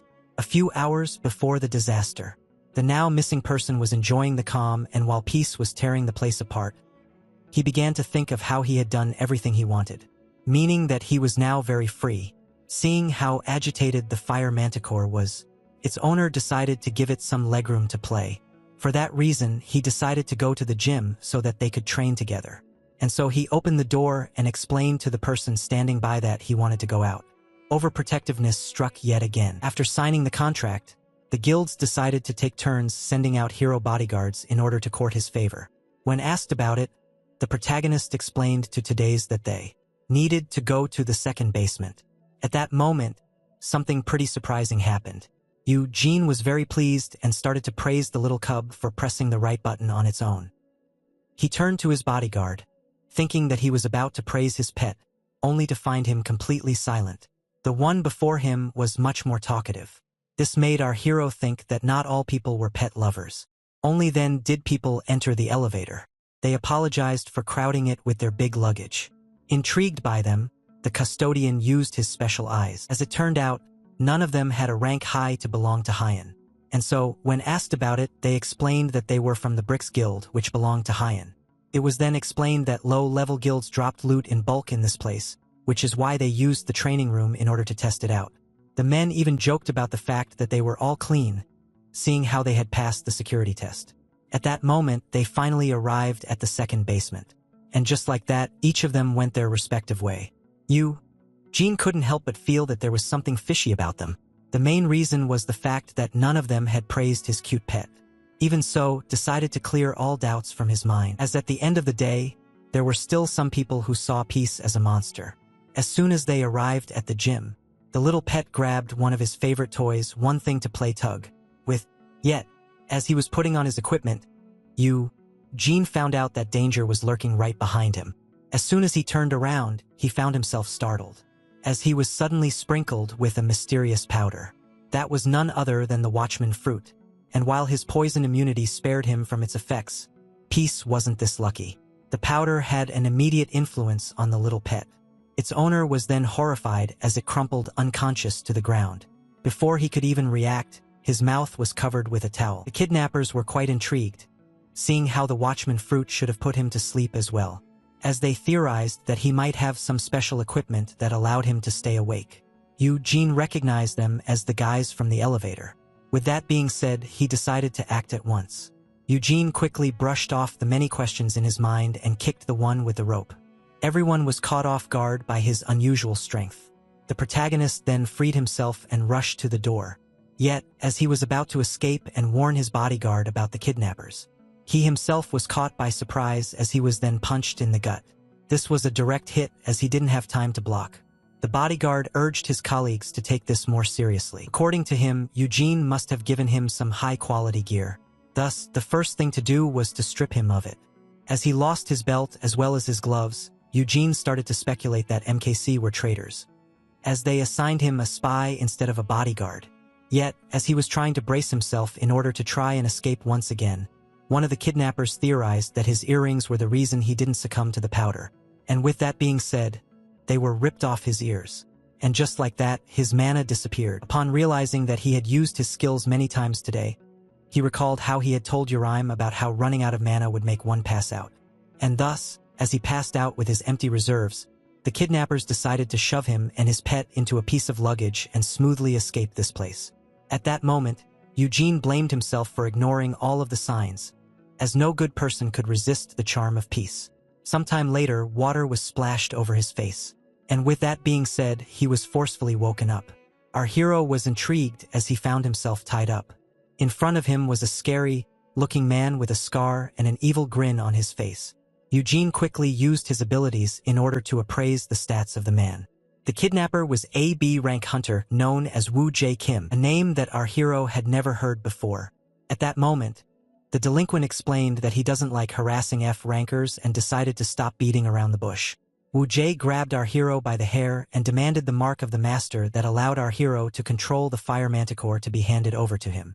The man affirmed that no one was coming to save him, which is why he should peacefully comply. Seeing how the kidnappers wanted the mark of the master, it was safe to assume that Peace was still alive but captured.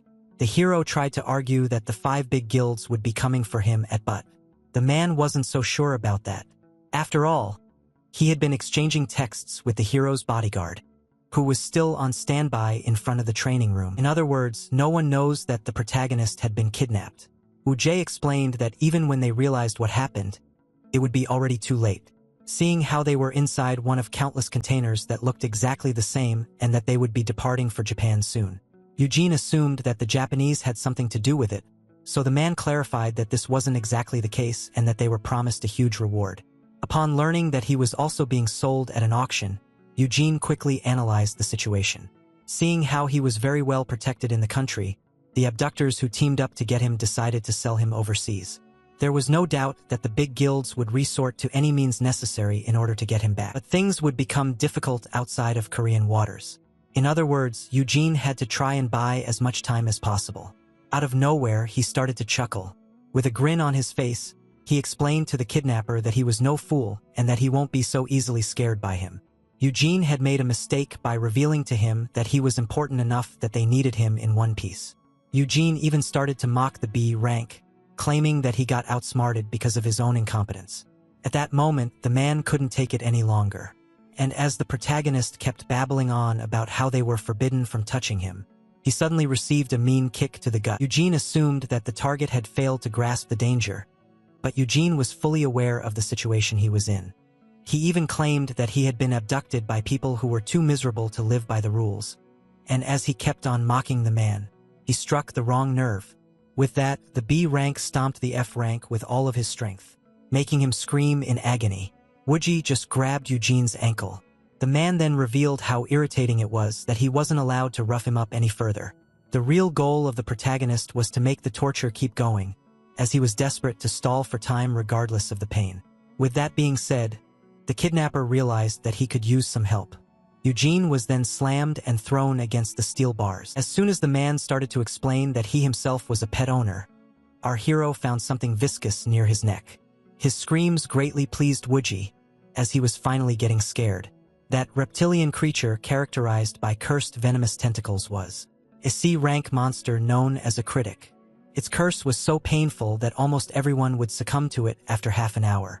The best part about this was that even if poisoned, Eugene would still be intact enough to be sold. With that being said, the kidnapper decided to give the kidnapped man 30 minutes of alone time with his little pets and close the door behind him. Meanwhile, back at the guild, Urim stormed into yet another room. She had finally found the guild master, and just as he was about to fill her in on what MKC had said, the girl suddenly grabbed him by the collar. Urim demanded an explanation. She demanded to know how her custodian was kidnapped in the first place, if the security of their guild was supposedly unreachable. And so Urim revealed that normally this wouldn't have happened. Guild hunters, and especially those who go on raids with their guild masters, become instinctively attached to their authority like wolves to their alpha. For that reason, the guild masters decide to send some of their closest hunters in order to serve as bodyguards for the monster tamer. Yet the one that was supposed to guard him today was replaced with someone else. This swap happened at the last second. MKC was split into two factions, with one having the guild master as its head, and the other being overrun by its rich sponsors, who wanted Urim for themselves. Urim pointed out how this was a perfect example of Suchuen's inability to control his own guild. And that's but despite a war between the factions being expected.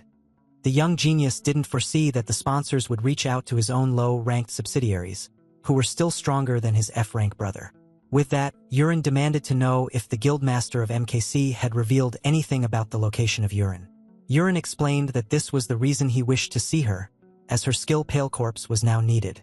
With that, Urim finally understood why this place was reeking of the smell of blood. The guildmaster wanted the ice switch to use her power in order to search the memories of the dead bodyguard for the sake of finding a lead to his brother. He had already informed the guild of the bodyguard that he would be taking care of his punishment. After all, scavenging the hardware of a corpse was much more efficient than an interrogation. In the end, both Fire and Ice agreed to keep this a secret from Eugen. Meanwhile, back at the container, Wu Jie found it intriguing that the bodyguard stopped messaging him. This made him suspect that they had been discovered sooner than expected. Yet this detail was now trivial, as they would be filthy rich as soon as they got the mark of the master. With that being said, the B rank decided to check on the torturing process. Yet what he found left him rather stunned, seeing how there was a curse that should have kept the now unconscious Eugen awake. Wu Jie then started to laugh, thinking that the young man was simply tired of screaming in pain. He was then even more entertained as the protagonist gave the signal to someone called Sally, and before the man could even realize it, he found himself getting attacked. The B-rank hunter dodged the surprise attack at the last second. Even so, the now confused man was still caught in the tentacles.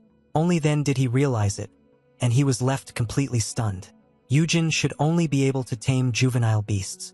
With a grin on his face, the hero explained that all hunters keep some of their skills as hidden aces, and ordered the lizard to attack. The man had a hard time believing this. No one had informed him that the hero had such an ability under his belt. He didn't expect an F rank to have such a neat trick, and little did he know his pouch ran much deeper than this. Back then, when the torture process started, the protagonist found himself disgusted by the many tentacles of the creature. Due to his immunity, the curse of the lizard shouldn't be a problem, but regular attacks were still a threat to him. Despite his injured ankle, he tried his best to get back on his feet. He then pulled out a small blade from his inventory and freed himself from the rope. Yet, as the hero tried to come up with a way to stay with the beast for half an hour without dying, he noticed something intriguing. For some reason, the C-rank monster was terrified of the F-ranker in front of it. At that moment, Eugen realized that his Dragon Slayer and Rushita's Bane had been triggered, and as the system informed him that all of his skills would be multiplied by 2 against the lizard, he finally understood what was happening. Yujin remembered that he was a dragon slayer with 2 high rank titles that allowed him to dominate dragons. Seeing how he had gotten this ability by killing the tier 1 3-headed dragon, it might be safe to say that he had some kind of advantage against its little cousin. Even so, Yujin still lacked any attack-related ability, and so he dropped his knife while thinking about how his custodian skill should have also been enhanced by the titles. As soon as the blade hit the ground, the monster was startled. The tamer then dubbed the salamander Sally, and offered it some C-rank mana stone powder as a treat. Back to the present, he vaguely explained to his kidnapper that he could either call this fortune or an instant bond between him and the monster. Yujin had to thank Wuji, who had provided him with a new vicious ally, and with that being said, the salamander was ordered to attack. The B-rank hunter quickly freed himself from the tentacles. Despite his skin being damaged, he affirmed that such low-rank poison couldn't affect him. But before he could even realize it, he was stabbed in the arm from behind. Wuji was now in pain and greatly infuriated, and so he quickly shook off the sneaky little thing. Even if the poison was weak, with enough of it, even the sturdy body becomes pierceable by steel. The man was now boiling with anger. At that moment, Sally was ordered to attack him once again. Now in front of the creature that was of a lower rank than him, Wuji decided to act fast. He quickly summoned his weapon. Shortly after, he affirmed that he only needed one hand in order to take care of such a monster. And so with one swing of his weapon, the salamander Sally was defeated. Wuji took a second to catch his breath, and started to mock the protagonist for thinking that the lizard had a chance against him. In fact, he firmly affirmed that even an F ranker can never take down a B rank. But as Wuji thought that this was his victory, everything suddenly started to spin. Before he could even realize, he fell to the ground. The poison kept progressing inside his body. This should have been impossible, as the cursing monster that was also of a lower rank had been defeated. It was at this moment that final thanks had been triggered, granting our hero double the stats and skills of the now late Sally. And because of the title he had acquired as a dragon slayer, the power of final thanks itself would be multiplied by 2. Even if the monster was a C rank, quadrupling the power of its poison was still enough to overwhelm the B rank. Eugene affirmed that Wuji had no right to give him such looks, as this was simply payback. The custodian explained that he simply wanted to enjoy a peaceful life, but people kept coming to mess with him. He then proceeded to grab the head of his kidnapper. Our hero demanded to know the whereabouts of his little pets. The B-rank hunter was shivering in his boots. Yet he refused to answer and vowed to take the life of our hero after discovering what was going on. Eugene understood that he would get no answers from this man and deemed him useless, and, just like that, some kind of weird viscous matter was poured on the skull of the gangster. This was the power of a skill known as toxic ooze that was melting Wuji alive. As the one in front of him screamed in pain, Eugene coldly explained that this was something he needed to do to keep final thanks. And the rest of his skill is a secret. Karma had struck the B-rank hunter for having kidnapped the protagonist. Our hero genuinely wanted not to catch any more bodies in this new timeline. He even wished to leave a body behind to be put inside a coffin. Yet, with a teenager and her pale corpse skill running around, this would be impossible. Later on, the handle broke. Our protagonist was now at fault. Because of the boost he had gotten from final thanks, he now had a hard time controlling his own strength. Unlike in the previous timeline, the boost would last for an entire week, meaning that Eugene had to be extra careful to keep this a secret. Our hero then decided to check if he had gotten any other useful skill out of the salamander. 2 abilities immediately caught his eye, with the first granting him camouflage and the other giving him an instinct to detect and avoid anyone stronger than him. At that moment, pain struck once again. Despite the boost, his ankle was still shattered, and despite the absence of any healing skill, his power granted him the ability to keep moving. With that being said, the cloaking skill was immediately activated. Just like that, the custodian immediately turned invisible. Now finally came the time to start looking for peace. Sometime later, the traders of Haya were enjoying their time outside their room. Yet, as they kept on debating whether or not this plan would succeed, they were suddenly grabbed by invisible tentacles. The entire crew was now getting harassed without even knowing what was attacking them. At that moment, a loud bang was heard. The man demanded to know who had entered, only to see in front of him the one that was supposed to be at their mercy. Eugene quickly understood that this man was the captain of the ship, as he was the only one left alive. When asked about how he was able to escape, the hero refused to answer and simply demanded to know the whereabouts of his path. When all of a sudden, something was thrown at him. If he had been hit, that would have caused quite the damage. The crook claimed that the custodian must have escaped out of pure luck, and called him out for not escaping while he could. He then explained that Peace was trapped inside a cage, and that he had the key on him. The man was being so confident as he was a C rank in front of an F rank. Yet, as he kept on monologuing, he was suddenly slapped in the face. He desperately tried to comprehend what hit him, as the protagonist demanded the key. His lack of immediate cooperation earned him another hit. And just like that, the C rank earned himself a beatdown without even knowing where the hits were coming from. At this point, the crook was now convinced that our hero had allowed himself to be taken away. Yugen once again refused to answer and demanded the key. With that being said, he pinned the man down on the ground, before picking up his weapon shortly after. With an innocent smile, he explained that he had many other skills to use. He even used one of them on the axe in order to make it melt. The man was quickly horrified by the indirect threat. Now horrified, he agreed to give our hero the key and even told him where to find the cage. Yet before complying, the crook asked the custodian to sign this contract. That way the crook would ensure his safety after handing over the key.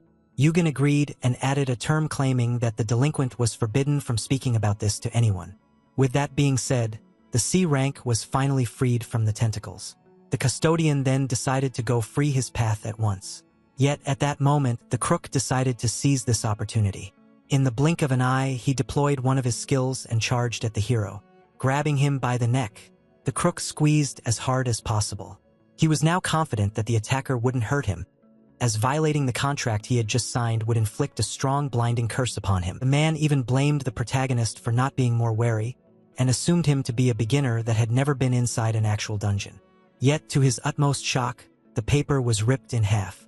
With the contract having been destroyed, the system would now curse him with blindness.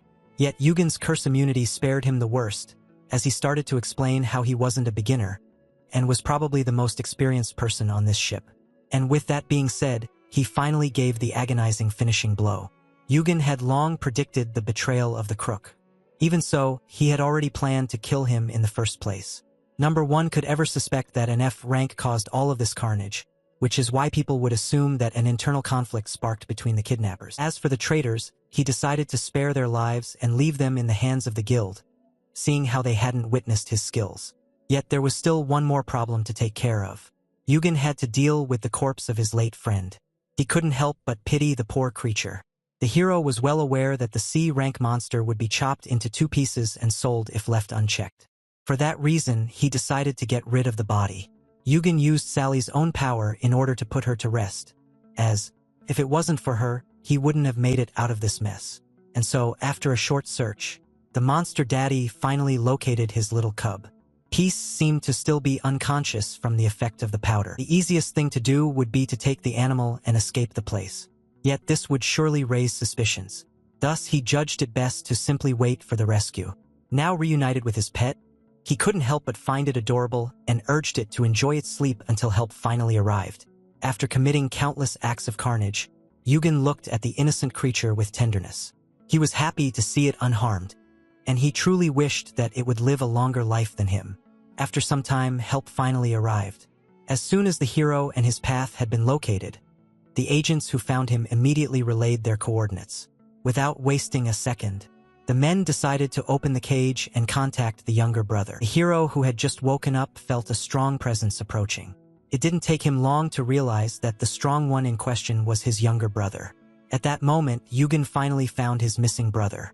The guild master rushed to check on him. Seeing how all of his ducklings had gathered here, Yugen concluded that the entire cavalry was deployed for his sake. This was only natural. After all, seeing how valuable he was to the guild. Yet, as he tried to stand up, the pain in his ankle struck once again. Seeing this, the monsters demanded to know who hurt him, and decided to get him a healer at once. The twink tried to explain that he could move on his own, only to be picked up like the princess that he is. Yugen was touched to have such a caring younger brother, yet being carried like that completely shattered his pride as a man. After much effort, he was finally placed in the car. Yugen promised to come and see him as soon as she was done with the investigations, and urged him to take care of himself. Yujin quickly realized that she was about to read the memories of the dead, and began to think how she was still too young for such a thing.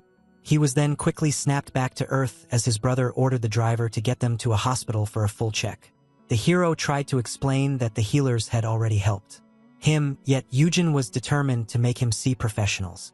Thus, he needed to come up with an excuse. Yujin claimed that after the traumatic events of today, he wouldn't be comfortable being under anesthesia around many strangers. Just like that, he was able to get his brother to think that he was being inconsiderate and earned himself a direct trip home. Even so, Yujin was still concerned about the health of the custodian. The protagonist was then annoyed by the incredible sense of smell of the guild master, who picked up an Italian scent on him. So he claimed the smell to be the ocean and used his cloaking skill in order to mask it. And just like that, the long day finally ended. Due to its incompetence, MKC was temporarily forbidden from providing bodyguards, high and heavily reinforced security, while the rest of the guild masters decided to personally send one of their people as a bodyguard and keep a close eye on him. As for our protagonist, he began to see himself inside of a cage, and there he met an odd stranger, a stranger that was kind enough to show him a smile, and even offer him some treats as a mark of friendship. Upon seeing his new friend in danger, the POV decided to act at once. Yet this act of bravery caused him to fight someone stronger than him, and lost his life in the process. At that moment, the hero finally woke up. Yujin desperately tried to catch his breath. After finally calming himself down, he realized that this was no ordinary nightmare. In fact, those were Sally's last memories. Something similar had happened to him back in the original timeline. Despite having no memories of it, it made Yujin realize that it had only been a few days since he had traveled back in time. Back then, the low rankers were easily killed. Sometimes, their memories would be so intense that the traumatized hero would lock himself up with a bottle, forcing people to drag him into rehab. The protagonist then assured himself that all of the S ranks under his wing wouldn't be easily killed, with the exception of Myung-woo. Only then did he realize something intriguing. The only F rank under his custody wasn't in his bed so late at night. Meanwhile, in the armory, knives were being sharpened. The blacksmith was dedicated to his craft. Once the blade was fully sharpened, Myung-woo picked up another dull one and began to think that he only needed to sharpen 20 more knives. And while he should have been feeling joy, as he was now close to achieving 10,000, he couldn't help but feel frustrated. The blacksmith didn't know what to think. In his eyes, he was helping no one. While everyone was out there looking for the custodian, he was stuck in his workshop sharpening kitchenware. Myung-woo blamed himself for being useless. He recalled how, at the start of the incident, he offered his services only to be asked to stay in the armory, as it would be better for everyone. The agents even explained that, after a background check, they discovered that Myung-woo and Yujin had never interacted in the past, despite being friends, as claimed. Despite not doubting the friendship between them, the guild simply couldn't afford to let a total stranger handle matters concerning the brother of Yujin. On top of realizing just how useless he was, Myung-woo cried, as there was nothing actually tying him to the protagonist after all. The next day, the phone of the guild master started to ring. While he was minding his business, he picked it up, only to find his brother on high alert, as the blacksmith had left the place. Our hero was certain that his friend didn't go out for an errand, but had completely deserted the house. He even claimed that there was a giant pot of beef bones as proof of what he said. That is the dish that mothers in South Korea prepare, in case they leave the house for a long time. For that reason, Yujin was worried sick about the housekeeper, as he might get kidnapped again. Meanwhile, Myung-woo began to think about how he lacked the courage to see the protagonist. On top of his uselessness, it turned out that he wasn't even his childhood friend to begin with. With that being said, Myung-woo was now practically homeless. Only then did he notice that his shoelaces were undone. As he bowed down, his bag suddenly opened, making his stuff fall all over the ground. His bad luck struck him yet again. Only then was he approached by two small children. They were practically amazed as they noticed his hand badge. The children immediately got excited, thinking that he was one of their hunters, and claimed that becoming one themselves was their dream. Everyone's attention immediately shifted toward Myung-woo, as the kids bombarded him with questions, thinking that he was some kind of great hunter. Under the immense pressure, the man revealed that he was nothing but a housekeeper, and that despite being an awakener, he was an F rank with a small equipment buff. The words of the children cut deep as they suddenly found him boring. According to the boy's mother, F ranks had no real use, as they were too useless to make a living by raiding dungeons. Just like that, Myung Woo found himself getting indirectly bullied by kids, as they claimed that he must not earn much and called him practically useless. In his eyes, the kids were right about him, as he was certain that the new skill he would unlock upon finishing the sharpening would be utterly worthless. Myung Woo started to imagine the reaction of his friends when this happened, especially the custodian, who would claim with a smile that he was utterly disappointed. The man started to shake in fear, as Eugene might regret ever placing his hope in him. And just like that, out of nowhere, the grown man broke down in the middle of the street. When asked why he was acting like a kid, he started to complain about how he was useless. At that moment, the children decided to play the adults and began to think of a way to help him out. They grabbed by the hand and claimed that they had a special method that would let him acquire a new skill. Yet, as it turns out, the method wasn't as smooth as expected. The children first started by almost drowning the man. Then they made him jump from the second floor. At some point, Myung-woo started to pity himself even more, as even children were harassing him. The children then presented their third challenge, which consisted of crossing an 8-lane road. Yet, as the boy wanted to give the man a demonstration, he was quickly stopped. Myung-woo started to scream at the children for being so reckless and demanded to know why they were constantly putting themselves in danger. The girl explained that they were simply trying to help him. The only way for one to get a great combat skill was to awaken it while their life was in danger. At that moment, the man recalled an incident that happened to him, and confirmed that he truly did awaken his skill after a life-threatening situation. Even so, the blacksmith still had his doubts. Only then did he realize something truly frightening. As it turns out, the children had been endangering themselves on a daily basis in hopes of awakening as hunters. Myung-woo tried to persuade them to focus on school rather than doing all of this. Yet the children found it ridiculous. According to them, no one could get a good job by acquiring a degree. And as they pointed out that only becoming a hunter was the real way to earn money. The man was horrified. History was now repeating itself.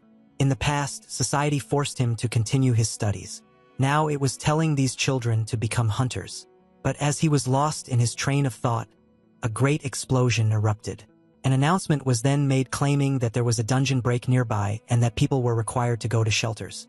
From the looks of it, the dungeon break was rather near their location. The children didn't think twice about going to check out the dungeon break, thinking that this was their chance to acquire skills. At that moment, the adult finally decided to act. He chased the children while screaming that they were acting recklessly. Meanwhile, somewhere nearby in the city, webs were being made. As the gate was finally breached, a giant spider-like monster started to roam the streets of the capital. The news started to cover the event as soon as possible. The streets were filled with giant spider monsters that were shooting their webs everywhere. From the expert's perspective, this dungeon break was the result of a portal at the mall being left unchecked for too long. Then the cameraman noted something horrifying. 2 children and a hobo appeared on television. It was discovered that this area wasn't completely free of civilians. The blacksmith greatly despised the spiders. To make things worse, all other humans in the area had already been killed. And so, while the adult and the boy were panicking, the little girl reminded them that they were here to unlock new skills. At that very moment, they were finally found by the enemy. Only the little girl stood up to face. She had gathered all of her power and braced herself to unleash her awakened S-rank skill. Yet after waiting for too long, the spider finally shook her away. Just like that, the little girl was sent flying into the air. She was left devastated. Even in the face of danger, she was only focused on the fact that she didn't unlock any S-rank skill. Just then, the blacksmith got her out of the way just in time. Young-woo decided to take the children upstairs. As he pointed out that they needed to go upstairs in order to seek help, the boy asked him if he could truly carry his sister. Yet the man affirmed that he didn't have many options. At that moment, the girl claimed there was no point in carrying her any longer. For some reason, she seemed to have given up on life. The child had awakened, yet to her horror, she was now F-rank. Only then did the boy warn them about incoming danger. The spider had quickly caught up to them. Just like that, the 3 of them were left horrified. With that being said, the legs of the blacksmith had almost given out. The girl blamed herself for this entire mess and demanded to be left to die. She explained that they would be better off without her, seeing how she was nothing but a miserable F-rank with no combat skills. And as the child began to scream that she was a failure, Young Woo found himself unable to take it any longer, and so he decided to drop her on the ground. He then proceeded to pull out a knife from his backpack. Young Woo decided to man up and hold his ground. Even so, he couldn't help but tremble. His plan was to buy enough time for the kids to escape. He screamed that at the end of the day they were still children, so they had no right to give up on themselves, much less be left behind. In fact, their lives had barely started. According to him, even if one fails as a life was still majestic enough to be explored. For that reason, he urged them to get going already and come back with backup. Young Woo asked the children not to leave each other behind and to be as quick as possible. And with that being said, the children started to make their escape. They promised to come back with some help and urged the man to stay alive until then. Yet things were far more difficult than that. Young Woo's feelings had gotten the better of him, which led to him now facing a creature that greatly outmatched him. And just like that, he was easily flicked away. The man had been thrown out of the building. He had already expected this outcome. At that moment, the blacksmith thought that he had reached the end of the line. Since the light was near, he assumed that his mind was making up images of his best friend. Yet, as he felt glad that the last thing he would see was an image of Eugen's gentle face. Out of nowhere, the hallucination got extremely close and started to speak to him. As it turns out, this was no hallucination at all. At that moment, the blacksmith couldn't help but cry. His friend had finally gotten a hold of him. Young Woo didn't know what to say. Somehow, Eugen was always there for him when he needed him the most. After this, the blacksmith's memory became somewhat hazy. He only remembers his friend defending him from the spider monster. Yet, in between the chaos, he noticed something intriguing. There was definitely something different about Eugen. Young Woo tried to bring up the tentacles coming out of his friend's back, only for him to gaslight him into thinking that they were hallucinations. The last thing Young Woo remembered was his friend knocking him out and shooting him up because he was asking too many questions. Shortly after, he finally woke up. The man quickly realized that he was now back at the dorm. From what he had seen on the news, the children he was with had been rescued. In other words, the spider incident was very real and no dream. Only then was he confronted by an angry protagonist carrying a hot plate of food. Young Woo wanted to ask our hero about the tentacles, but like any good boyfriend, he gaslight him into thinking that he must be confusing reality with his dreams. Shortly after, the housekeeper was grabbed by the collar. Eugen was furious at him for putting himself in such danger, and claimed that if he hadn't shown up on live television, he wouldn't have even known that he was there. Our hero sternly forbade his friend from running away like that ever again and causing him so much trouble. Upon learning that his friend was worried about him, the crybaby couldn't help but tear up.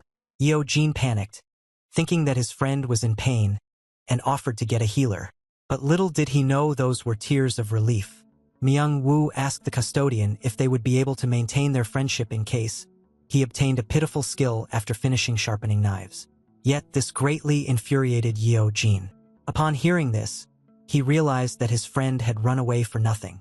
The hero explained how the scale of the skill didn't matter, seeing how he even received a full-time job offer at the armory. In fact, Eugen revealed that he should be the one asking Young Woo to stay with him. He even claimed that everything pales in the face of his cooking.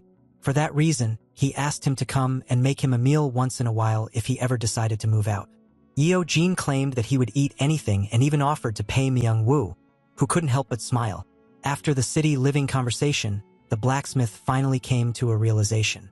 It would be pointless for him to talk down to himself. In fact, there was nothing to worry about. Back in his workshop, he tied up his hair, fixed up the grinding wheel, and started the process. While sharpening the knives, he began to think about his friend. Eugen was always there for him at the end of the day. Back then, when he had hit rock bottom, Young Woo finally got his awakening. He had acquired his one and only E-rank skill inside of a dark and forgotten place. That day, he had plans to end it. Later on, upon registering as a hunter, he was given 700. He didn't expect much as even the receptionist urged him not to enter the hunting field, seeing how useless his skill was. It had been days since he had seen the sun. Now, with the money in hand, Young Woo wanted to pay off his debts, as he had never expected himself to be anything. On that very day, Korea was blessed with another genius S-rank hunter. Not one to mix with the crowd, he decided to go through the back door. Young Woo truly believed that it was his destiny to remain in the dark. He hated himself and considered himself a waste of a human being. His awakening had made him strong enough to live on for a few more days. Even so, he was convinced that there was no point in him continuing his existence. When all of a sudden, everything changed. Myung-woo was suddenly grabbed by a complete stranger. He had finally met the protagonist. At first, the man had his doubts. In fact, he didn't think himself worthy of all of this. He always felt a mixture of thankfulness and anxiety, as he wasn't very knowledgeable about dungeons, nor did he have the potential to be in S rank. And even when asked to sharpen 10,000 knives, the man didn't dare to imagine himself getting a powerful skill. Yet upon learning that the little girl had awakened as an F rank and wanted to end it all because of it, Myung-woo gained a realization. After hearing his mentality come out of a child's mouth, he realized just how wrong he was. He also understood something that was very important. Myung-woo as in had never cared about his rank. In fact, the protagonist had never pushed the blacksmith into fights he wasn't built for. He simply allowed him to do what he was good at. There is no mistaking it. Myung-woo as in had always been on Myung-woo's side, as even in his darkest hour, the protagonist kept his faith in him. Seeing how his smile was a light that got him out of the dark, the man decided to cast aside all of his worries. At long last, Myung-woo knew who he was supposed to be. He wanted to become as strong as his friend. Even if he might not ever become a strong warrior like the Ice Witch, Myung-woo refused to give up. His goal was to embrace the greatness of his own path. As soon as he finished sharpening the 10,000 knives, Myung-woo dropped the blade to the ground. He couldn't believe his eyes. Finally, the SS rank skill, Master of the Golden Smithy, had been unlocked and the Master Blacksmith had awakened, ready to pay back his best friend. The next morning, screams were heard in the armory. One of the workers was in panic as something had happened to the SR rank mana stone. She assumed that someone had stolen it. Yet her co-workers reassured her that it was the buzz that their precious or had finally found a worthy owner. Seeing how expensive this weapon looked, its new holder assumed that all SR rank weapons must appear fancy. Urim was now floating above a lake while being filmed by drones. She was here to proceed with the first field test of the Parnamai Frostwood Trident that was crafted by the housekeeper. The selected practice target was the lake. At that moment, the teenager grew eager. She was finally about to see how powerful the trident really was. The results left her amazed. Seeing how the entire lake had been frozen, Urim found herself quite pleased. Only then did she notice something intriguing. The ice had frozen much more than a simple lake. For that reason, it was concluded that the weapon truly had SR rank ice attribute powers. Now, with the trident in hand, Korea had 16 SR rank weapons, with this one being crafted by a blacksmith instead of being discovered inside a dungeon. The test confirmed even further that this was an SR rank weapon, and Myung-woo had received the rights to his invention. When asked how strong he could make his weapons, the blacksmith confidently replied that he could make them as strong as he pleased. All were left stunned, as it turned out that after some practice, he would be able to create SS rank items. At that moment, it was speculated that they should get Myung-woo his own bodyguard. Yet, according to the report, this would be unnecessary, as this wasn't the same fragile homeless man from before. It then came as a shock to Sungwon Kim to learn that upon awakening his skill, the man became as strong as a C rank. The ability for one to strengthen himself was rather rare. In fact, it was safe to say that there wasn't anyone like the Master Blacksmith. A few hours before the presentation, Yujin was left completely stunned as his friend, just upon awakening his new ability, crafted an S-rank weapon. Young-woo explained that, in order to make it, he fused the mana stone from the forgery with the materials inside his stash. The stash referred to a pocket dimension that contained countless S-rank and SS-rank materials. Seeing how they simply spawned with the skill, the Master Blacksmith had used frostwood in it and combined it with the mana stone. On top of that, Young-woo received an instruction book that taught him how to make the trident. While the blacksmith got an overpowered skill that was clear and easy to use, Yujin only got a lower rank skill with embarrassing keywords.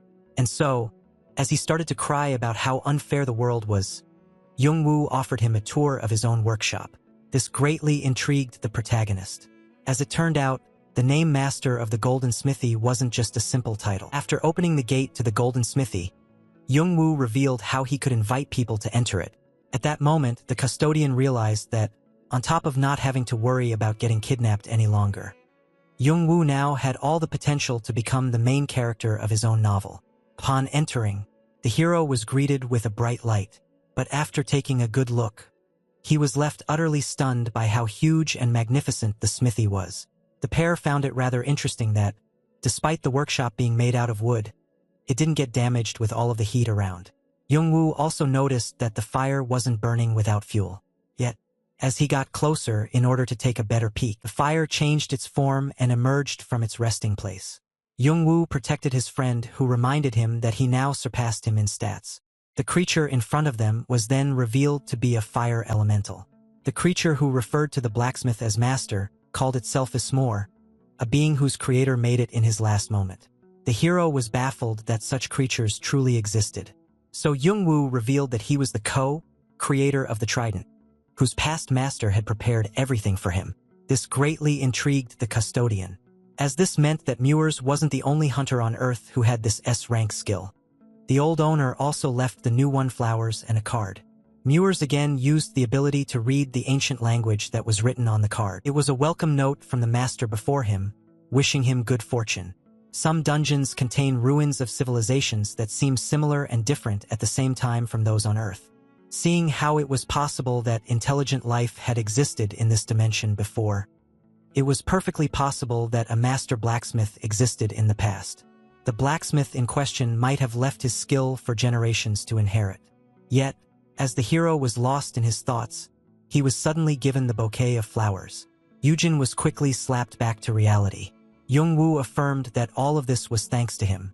For that reason, the master blacksmith decided to place his faith in the hands of his best friend, claiming that he would do whatever he told him to. The outside young man seemed stunned. Yet inside, he was having his own little party, as by securing Dr. White and the master blacksmith, he was now finally set to retire young. Yet for some reason, he didn't seem very happy about it. And as he pointed out this was a bad idea, his friend was left intrigued. Yujin explained to Jung-woo that he shouldn't force himself to be anchored to him. At that moment, the protagonist decided to reveal a secret to his friend. And just like that, he finally told him that they had never truly met before. Yujin claimed to have approached him because he had mistaken him for someone else, only for him to turn out to be a complete stranger. And so, as both didn't know what to say, the protagonist tried his best to present his apology. As in the end, he was a complete stranger who had directly forced him to become his housekeeper, which is why Jung-woo should focus on living his own life from now on. At that moment, Yujin realized that he was ruining his only chance to retire young. Yet seeing his friend finally bloom was giving him all of the relief that he needed. According to our hero, the best move would be to let the blacksmith he manipulated finally spread his wings. Jung-woo didn't know what to say, and so he recalled the words of his friend regarding this skill being so overpowered that it would make him more influential than the big guilds in Korea. And so Jung-woo claimed that he was aware of first.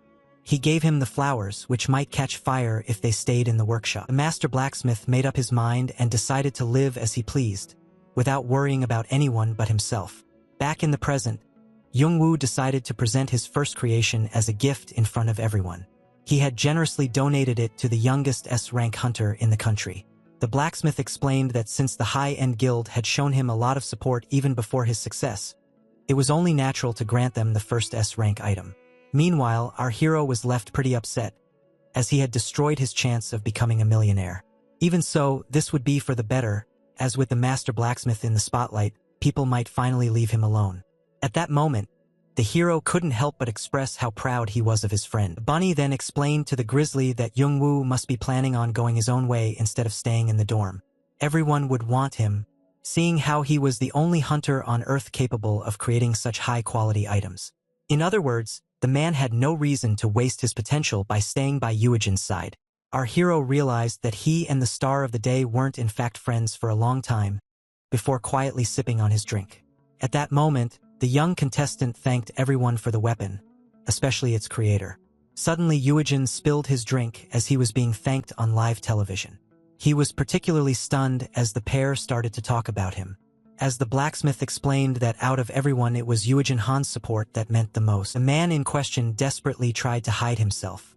Sung Gon couldn't help but smile, as the man was now being thanked like a parent who had no idea how important he was to his little ducklings. Sung Gon, Myung-woo, and Yerim all felt the same way.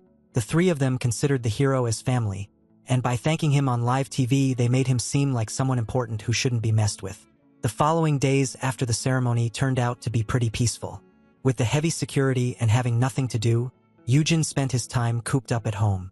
The master blacksmith was spending all of his time in his workshop, yet came out from time to make delicious snacks. With that, only one small detail remained to be solved. The monster had gotten lazy and refused to train. This was rather odd, as Peace was perfectly healthy. His master theorized that the cub must still be traumatized from the kidnapping they had suffered, despite having been asleep the entire time. And with that being said, he decided to go take him out to play. Soyeon Kong, the assigned bodyguard of the day, was more than happy to take the two of them to the training room. She was a genius 19-year-old A rank who had been personally recruited by Saisung's guild master from the UK. It is also important to note that in the future, she made the news with our hero's little brother. In other words, the sheer blonde was practically Yuyun's future wife. As the A rank was escorting them to the elevator, the hero could only think of how he wanted her to wife up his brother. Soyeon then revealed how surprising it was to learn that he had been kidnapped. She even revealed how she had high hopes for him, leaving him quite confused. Soyeon explained how she possessed an SS rank skill. It is known as Dragon Rider. Among the beasts, dragons were one of the most untamable races. It was practically impossible to domesticate a dragon, which was rather a shame, as it would be perfect for the A rank hunter who would gain a lot from it. The girl then started to explain how annoying it would be to let her powerful skill go to waste. She then explained how Sisung sometimes finds dragon eggs inside the dungeons, and how she would have a dragon of her own if they could make it hatch. Her wish was to have her own baby dragon, whom she would raise with a lot of love as if it were her own spawn. Yuyun found the future girlfriend of his younger brother to be rather adorable. Yet the moment was ruined as she then called him her breeding partner. That term that our hero hated a lot was now on everyone's tongue. He started to blame the tall woman for all of this mess, as the phrase became popular slang after being heard on television. Later on in the gym, the manticore refused to move. It seemed unusually lazy. His owner was very sick, while the bodyguard theorized that it must still be traumatized from the kidnapping incident.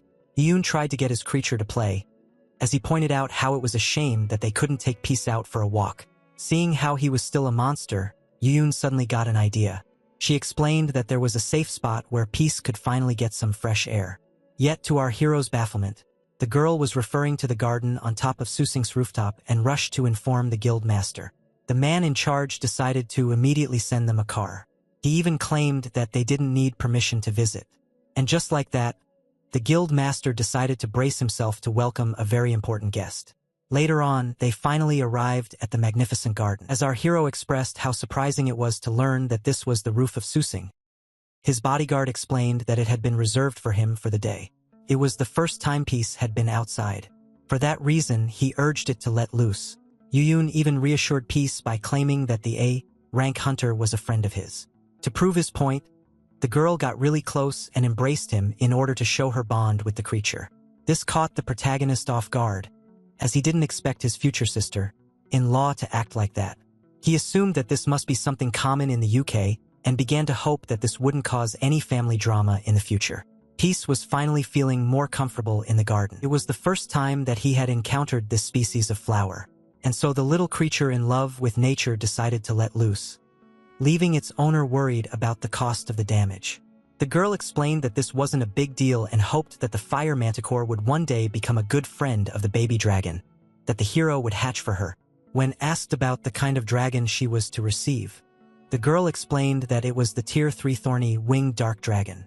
This creature, named like a U-to-O card, was one of the toughest dragons out there, with sturdy dark scales and numerous spikes covering its body. Yet for some reason, the bodyguard claimed these creatures were adorable. The hero even started to worry about her, as in her eyes the fact that they were poisonous made them even cuter. The European then urged the agent to visit the garden more often, as it would be good for both of them. Yu Jio wasn't against the idea. Ever since he had rewound time, he had never had the chance to peacefully enjoy nature. Seeing how it was now too dangerous for him to casually visit the woods, this place was a great replacement. It was rather annoying that he needed to go to another guild to do so, yet he was convinced that there was no chance of encountering the guild master. Only then did his skill warn him about an incoming S rank. The bodyguard was intrigued by the presence of the guild master. The protagonist couldn't be more annoyed. From the looks of it, it was obvious. Han Ji-sung wanted to personally welcome their important guest. He was the owner of the #1 guild in the country, which was currently expanding itself on the international market. And until his disappearance a few years later while overseas, that man was considered to be the #1 Korean hunter, with no equal. As for the current situation with the strong hunter, it left our hero baffled. As the bodyguard decided to leave them alone, Han Ji-sung saw himself on a date with him. He desperately tried to convince himself that this wasn't a novel. As the guild master decided to make the manticore a gift, he then pulled out a dragon wing bone from his inventory. According to him, this was a high-tier item loved by carnivorous monsters, and from the looks of it, the fire manticore was no different. Peace immediately fell in love with the bone. As our hero was trying to judge the man, something quickly interrupted. Upon taking a bite of the cookie, he realized that despite being good, it paled in comparison to the blacksmith's baking skills. As the guild master expressed how worried he was upon learning that the hero had been kidnapped, Yujin thanked him for his concern with a smile. Yet upon being referred to as the guild master's reading partner, he began to curse Haeuna Moon once again. Haeuna claimed that he was speaking genuinely. Yujin had become a very important figure as the guardian of an S rank, the one and only Beast Daddy, on top of being the best friend of the He. Explained that aside from MKC, all of the guilds desperately wanted to get closer to him, and seeing how they would be eager to get on his good side, they would be more than happy to grant him any favor that he liked. In other words, Yujin Han was free to be as arrogant as he wanted, which is why he was urged to test this out. The hero politely refused and began to think about how the guild master was insinuating that he now had the power to step on people. As he tried to explain that he was still a weak F ranker, Yujin reminded him that with a powerful beast guardian, he wouldn't be defenseless. It was then revealed that the masters were debating whether it would be better to give a second-tier monster to the hero as his personal guard dog. Yujin was intrigued by the hero's surprised face, meaning that Yujin hadn't told him about it. According to the #1 hunter, MKC was responsible for paying for everything. Seeing how it was in the wrong, Yujin found that rather surprising, as no matter how overprotective the younger brother was, he should have told his elder at least that much. He then quickly apologized as his speech was starting to resemble that of the Breakers Guild master. Lately Yujin had been keeping too many secrets from his older brother, to the point where he even gave a shady answer when asked about the abduction case. Yujin was now certain that he would have been clueless if he had acquired his overpowered skills while still in his first light. There was no denying the fact that the guild master of Haehan had been working in mysterious ways. Haehan then brought up the fact that Yujin was now important enough to create his own guild that could become a threat to the big shots. Many of the important figures grew to respect him after the negotiations, and he even had the ability to build himself an army of beasts. Yujin pointed out that this might be against the law, so the guild master that nothing was definitive. After all, laws could only be imposed by countries and societies, which were currently seeing a big change but still managed to keep the dungeons in check. Yet dungeons were quickly increasing in quantity and quality, which is why the Bloodman theorized that it would take the world 5 years to see an immense change. And in such a world where hunters would die for an ally beast that could help them survive the dungeons, someone who could tame them like our hero would be of the utmost importance. After all, he had the power to tame S-rank and A-rank monsters. As Hyunjae advised Yujin to have a serious talk with his overprotective younger brother, who was wasting his potential like it was something genuine, the protagonist couldn't help but feel like an employee being tested by his employer. Meanwhile, back at Haehan, Yurim claimed that she was unsure about an unsettling detail regarding the custodian. It all started when she used her skills in order to read the memories of a deceased trader's bodyguard. Back then, she used this skill to try and find clues. This allowed her to see how the kidnappers theorized that Yujin, who was unconscious was able to stay awake because of an item from Haehan. Yet Yurim was certain that no such item was given to the custodian. For that reason, she started to speculate that Yujin had some secrets of his own. At sunset, it was promised that a hunter of a rank or above would escort the hero back home. Technically speaking, the S-rank guild master met the criteria. Yujin began to think that a guild master should be too busy to play the bodyguard, while wondering about the bouquet. Yet, as he turned to speak to the man, he suddenly found an ominous hand reaching for him, only to quickly realize that it was in fact. According to the S rank, someone as fragile as the beast tamer shouldn't forget his seatbelt. Yujin was trying to atone for the fact that he wasn't there for the hero when he got kidnapped. Yujin, who desperately tried to calm his heartbeat, replied with a smile. He showed the man that MKC were the only ones to blame. Yujin pointed out that if things had ended up in a worse way, Yujin might not have seen this very day, where he visits his guild. Putting that to the side, it was undeniable proof that MKC was a corrupt organization, meaning that it was the most expendable of. Yujin was left speechless. This made him speculate that, in this new timeline, MKC might end sooner than expected, despite being the first big guild to go off the market in the original one. Yujin then took a look at the driver. The time traveler had just realized that he barely knew anything about the current strongest hunter in the country.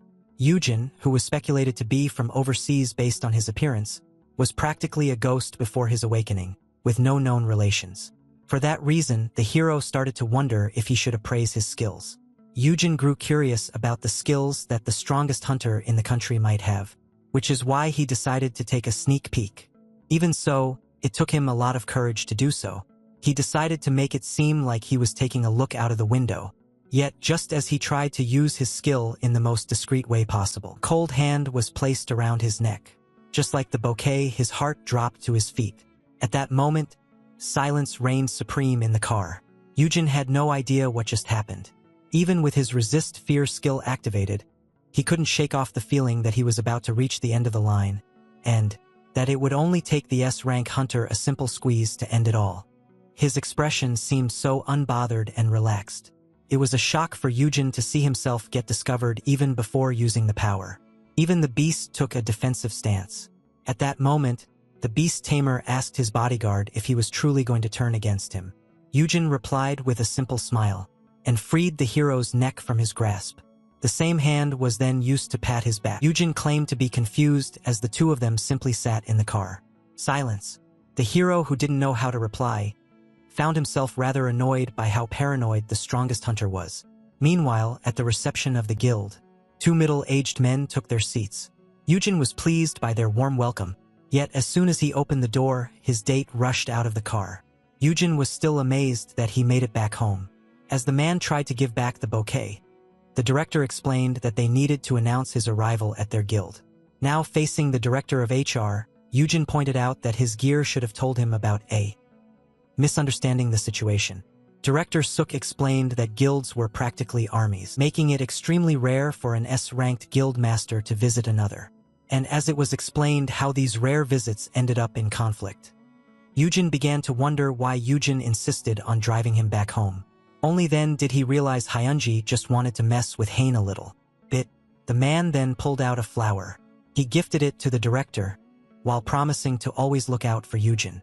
On top of the bouquet, he decided to give him yet another present. Yujin was gifted earrings that had a B-ranked shield skill imbued in them, which were to be considered a token of appreciation for wanting to cooperate with Su Young. The hero was left completely baffled, as items with skills basically cost a fortune. It then became creepier as Hyunji pointed out how this was a replacement for the studs that Yujin had stopped wearing. Hyunji insisted that Yujin accept this offering. After all, it was meant to show his desire to become good friends with him. Later on, while in the bathroom, the box containing the studs was emptied. Their new owner had decided to try them. At that moment, he asked his pet to launch itself at him at full speed. Peace quickly stumbled into the shield. Yujin was rather pleased by how convenient his new skill was. Only then did he realize that his pet smelled after his trip to the garden, and so he decided to give it a good bath. It was safe to say that the fire manticore wasn't fond of showers. Yujin began to think that his trip to Sezong turned out to be beneficial, as he had gained new studs and his pet regained its vitality. Yet, after a well-earned scolding, Yujin doubted his ability to repeat the trip anytime soon. Director Seo disliked Yujin and affirmed that if his superior was here, he would have destroyed the entire neighborhood, which the hero found ridiculous. But the man wasn't joking around and greatly feared the meeting of the two S ranks, as Yujin once got in trouble with the law after visiting another guild. The older brother was greatly stunned by this. He began to think of how troublesome his younger brother truly was, and how he would need to acquire 50 more Madis ranks under his custody. Yujin greatly hated the system for forcing such a task upon him. At that moment, the pet couldn't take it any longer and tried to run away, yet its bath wasn't done yet. But upon catching it, the hero found something intriguing, as he was now holding some kind of plushie. His first guess was that Peace had learned some kind of cloning skill, but as it turns out, this was simply a present from the spirit who returned to his side. As it turns out, this was popular Fire Manticore merch that he had brought with him from Japan. And despite not being supposed to look like Peace, these $75 worth of items still had their charms. Yujin, the show with Peace, was now trending, which our hero didn't know about as he was currently avoiding the internet. The spirit then affirmed to its master that it had truly completed its task, and so as Yujin focused on Peace, Yujin praised him for his work. It was intrigued by the fact that he didn't write anything about the dungeon interior. As it turns out, the Daka baby can't enter dungeons. According to him, each time he tries to enter one, he simply gets repelled from it. Yujin understood that since the spirit could teleport like a dungeon, he couldn't possibly be allowed to enter another. Only then did he realize something regarding the spirit being considered a dungeon. And so, in order to quickly test this theory, he immediately rushed to hug the Daka baby. Yujin asked him not to refuse his affection. He urged him to stop being so stingy and to start teleporting while he kept holding on to him. In the end, Yujin finally agreed to grant this favor. And just like that, the teleportation began. Yujin immediately found himself above all the buildings. There was no mistaking it. The spirit's teleportation was identical to the sensation of crossing a dungeon gate. Yujin then made himself a footing in the air and started to dash through the city using his teleportation powers. His teleporting process was no different from entering a dungeon. On that night, as a driver was peacefully minding his business, a ghost holding a twink appeared in front of him out of nowhere, making the skinny one apologize. Yujin wanted to recreate the phenomenon from the last time he had entered a dungeon. His theory turned out to be right, as the status window immediately started to transform. The only time he had gotten a message from the system was when he was inside a dungeon. In other words, continuous teleportation might finally allow him to engage in conversation. At that moment, the spirit couldn't hold himself back any longer. He finally gave in to his urges and grabbed the young man by his pants, before suplexing him into the nearby concrete. In Korean mythology, Dakobis were known for their love of wrestling. The spirit was not worried about having injured his boss, who survived the fall due to his shield skill. Even so, Yujin hoped to have received a message from the system, seeing how he was suplexed. And upon opening his status window, he received a rather neutral notification, with some letters having a different color than others. This was obviously an encrypted message. The hero understood that the system wasn't particularly allowed to communicate with him, and messages could only be sent while inside dungeons. He then realized that the system could only locate him once inside a dungeon, meaning that even the system had its own limits. The spirit, who offered to get some potions, was then patted on the head. Yujin showed appreciation for his help, which allowed him to confirm his theory. The protagonist decided to visit a dungeon while dismissing the specter.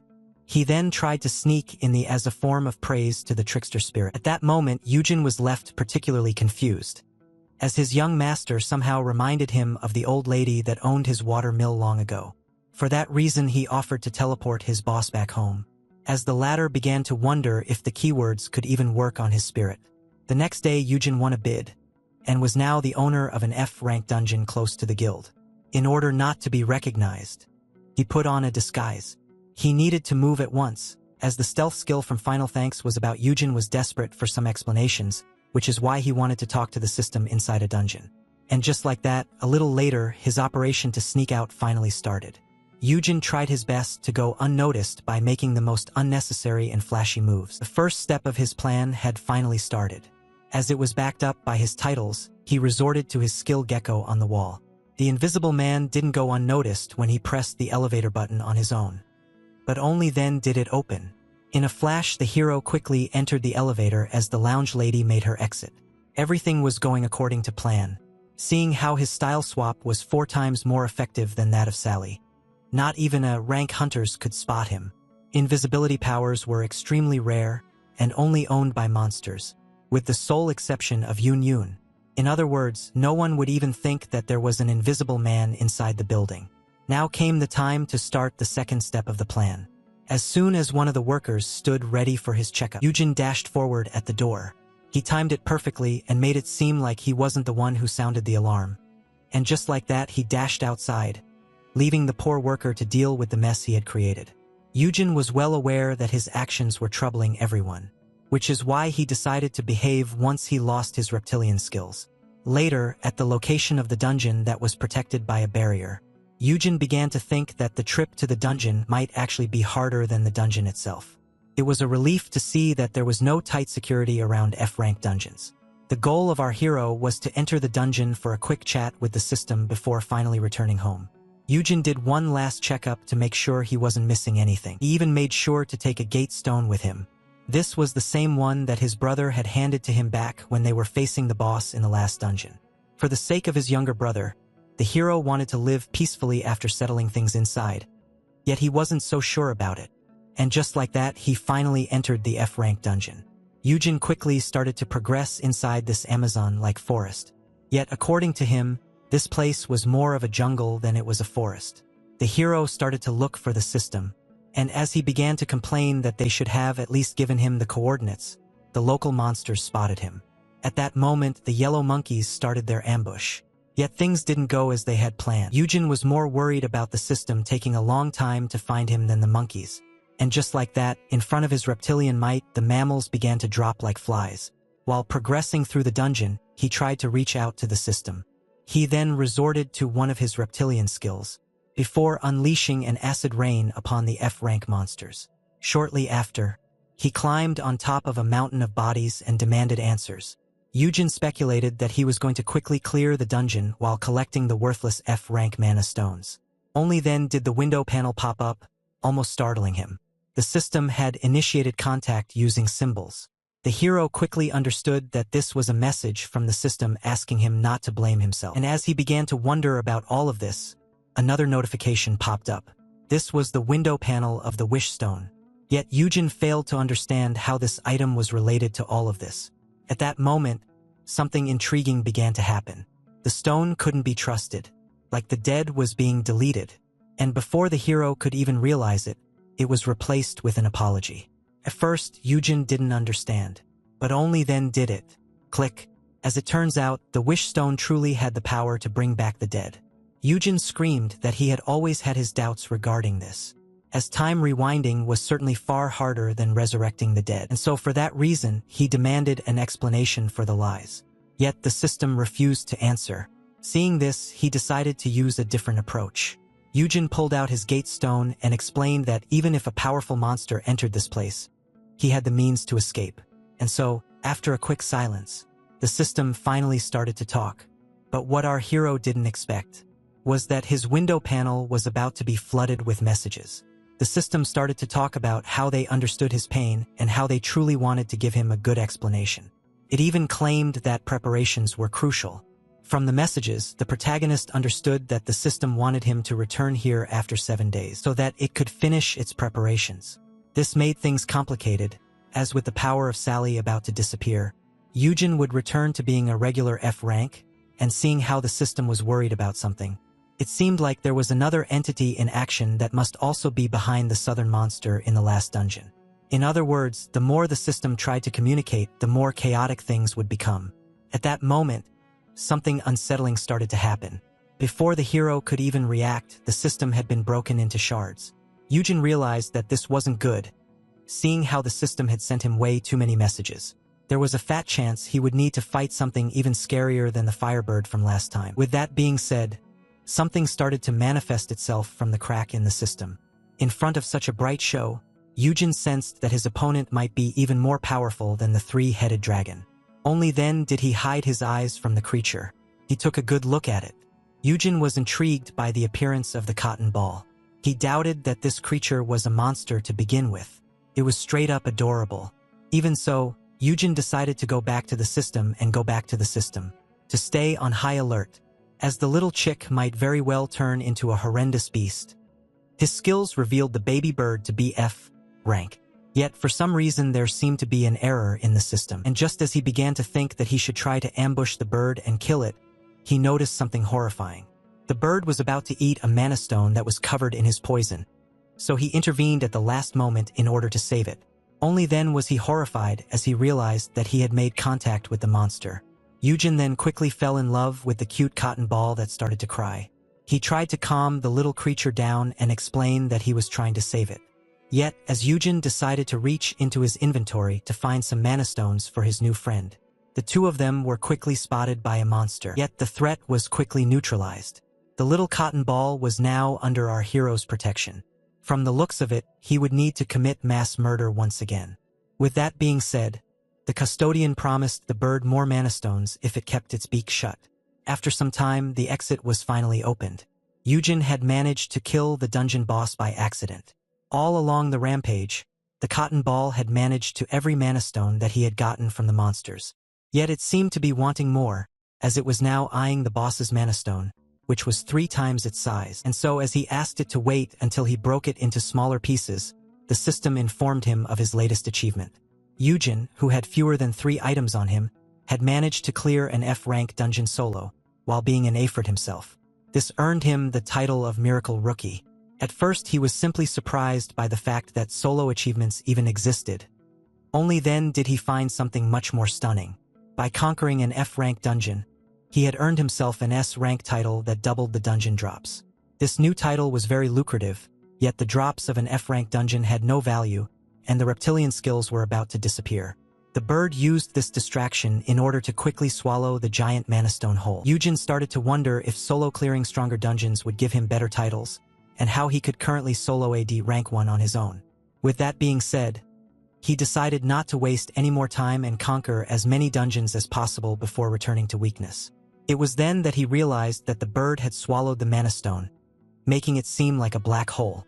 After a long day, Yujin returned home in order to relax. Peace immediately greeted its new playmate. Home suddenly became more stressful than the inside of a dungeon. Our hero's kitten was now out of control. He started to blame himself for not realizing that a feline would immediately detect the baby bird as a snack. He also didn't want to leave the glutton in the dungeon alone, as it was still a little chick. Thus, the protagonist started to wonder if he could teach Peace to be more gentle once it calmed down. As he began to think that things would get much harder in his absence while the two were alone, someone suddenly approached him. His S-rank detector quickly went off, as it was none other than his brother. Yujin quickly noticed the feather ball, and as he claimed it to be adorable, the hero revealed to him that this was a dungeon monster, which left him completely shocked. Yujin quickly showered his older brother with questions that he desperately tried to avoid.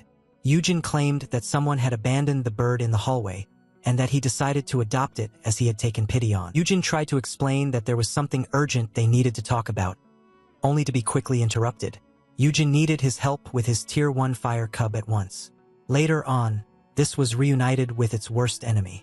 Yujin tried to explain to him how he should be treating the little bird as if it were their brother. And so while the hero desperately tried to get the cat away from the bird, his brother decided to cut straight to the chase. He was here to talk about the kidnapping incident, a subject he wanted to avoid, as it might be a sensitive one. Okay, seeing how urgent this was, he grabbed Peace by the neck and launched it across the room. Yujin thought he had cured the necessary calm for a conversation. But to his shock, this greatly upset his brother. Yujin immediately began to scream at the guild master for what he had done. The S-rank hunter was being scolded for having thrown Peace. To make things worse, he didn't seem to understand how wrong his action was. Yujin tried to explain that a C-rank beast wouldn't get hurt by that much. His brother couldn't care less. The hunter desperately tried to calm down the custodian, who affirmed that high stats weren't an excuse to throw the cat like that. Yujin was furious and ordered both troublemakers to sit. He then started to talk about how the British hunter wanted to treat her future mount like her own child, while her guild master offered the manticore a high-tier treat. On the other hand, the S-rank hunter, who should be the rightful owner of the creature, had the nerve to toss it around. Yujin tried to come up with an excuse. In the end, he apologized and promised to treat his mount like his finest weapon, which greatly pissed his brother off. He explained that the only reason he was a bad owner was because he was objectifying his pet, and as the young man tried to claim that fighting together made them closer, the tamer affirmed that he needed to be friendlier. And as he pointed out he had done nothing for Peace, Yujin explained how he was paying for everything. Yujin screamed that this didn't matter and that he needed to do something for the pet on a personal level instead of leaving everything to him. Yujin apologized once again, yet his brother was certain that he still wasn't grasping the situation.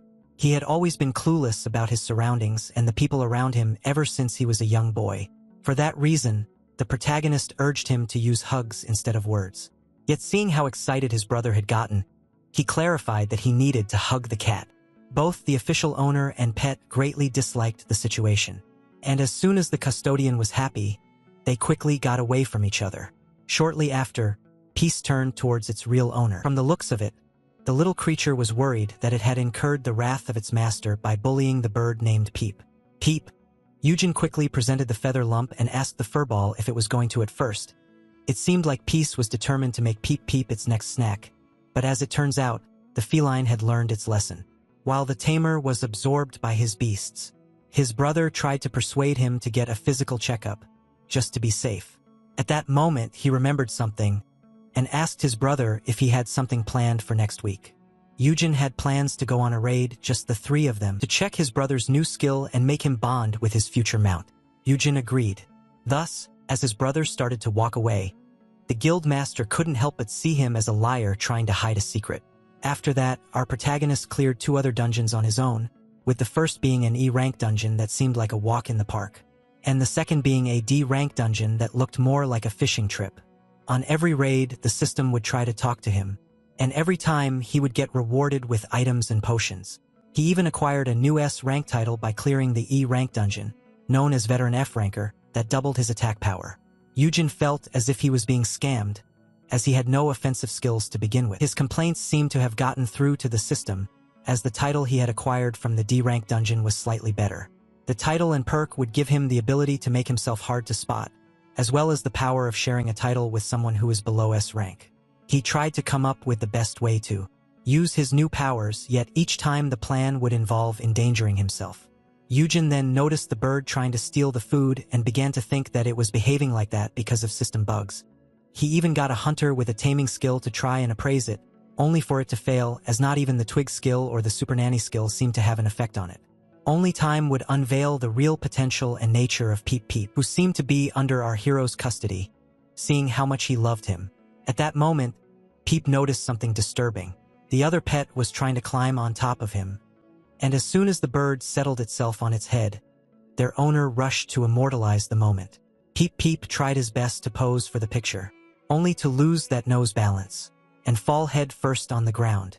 Eugen, who finally decided to create a social media account, decided to use the first picture as his profile pic.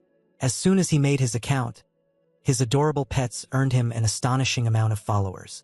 At that moment, the ghost made its entrance. While praising its master for his newfound fame, he explained how these pets were now the buzz of the internet and rushed to introduce himself to the glutton bird. Eugen even offered it a very expensive A-rank mana stone as a treat. Eugen started to scream at him as he was spoiling his bird rotten. The fact that the specter had mistaken his master for the old lady of the watermill meant that he was now under his custody. Everything was going according to our hero's plan. The day when the big deals finally started constructing Eugen Han's breeding building was finally here. According to the news, all staff members were awakeners, and having received a generous budget, it would take them 2 weeks to finish the project. Eugen realized that the guilds weren't cheapskates about the building, from what he had heard on television. He started to think of how busy he would be once the building was finished. The first step was to persuade the blacksmith and Dr. White to join him. He would also be receiving a contract with baby monsters for him to tame. At that moment, the protagonist realized that he had completely forgotten about his plan to retire rich and young. Even so, he decided to focus on what lay ahead and initiate contact with the system inside the dungeons once again. Even so, he couldn't help but feel that something was missing. Aside from the fact that the system had lied to him about the real powers of the Wishstone, it was also aware of our hero's actions in the original timeline. The most intriguing part of all was the fact that it asked him not to blame himself. In other words, an issue had occurred. The simple fact of direct contact with him meant that there was truly a problem at hand that might have occurred because of time travel. In the end, the hero decided to shake it off, as worrying about it wouldn't solve anything. For that reason, he decided to save the questions for the next time he met the system. Yet Eugen was a fool, as he should have prepared better for that day. Everything went into chaos, and the black flames swallowed everything. Eugen, who was now facing the blade of his own younger brother, realized something. If he had been more honest with him from the start, he might have been able to avoid all of the upcoming mess. Back to the present, where the protagonist should have expected the disaster in the future, A feast was being prepared. He apologized to the blacksmith for only being able to make eggs. Yet this one explained that he enjoys cooking. And with that being said, under a weird atmosphere, the four of them sat together for dinner. Yujin had invited his little chicks so that they could bond together.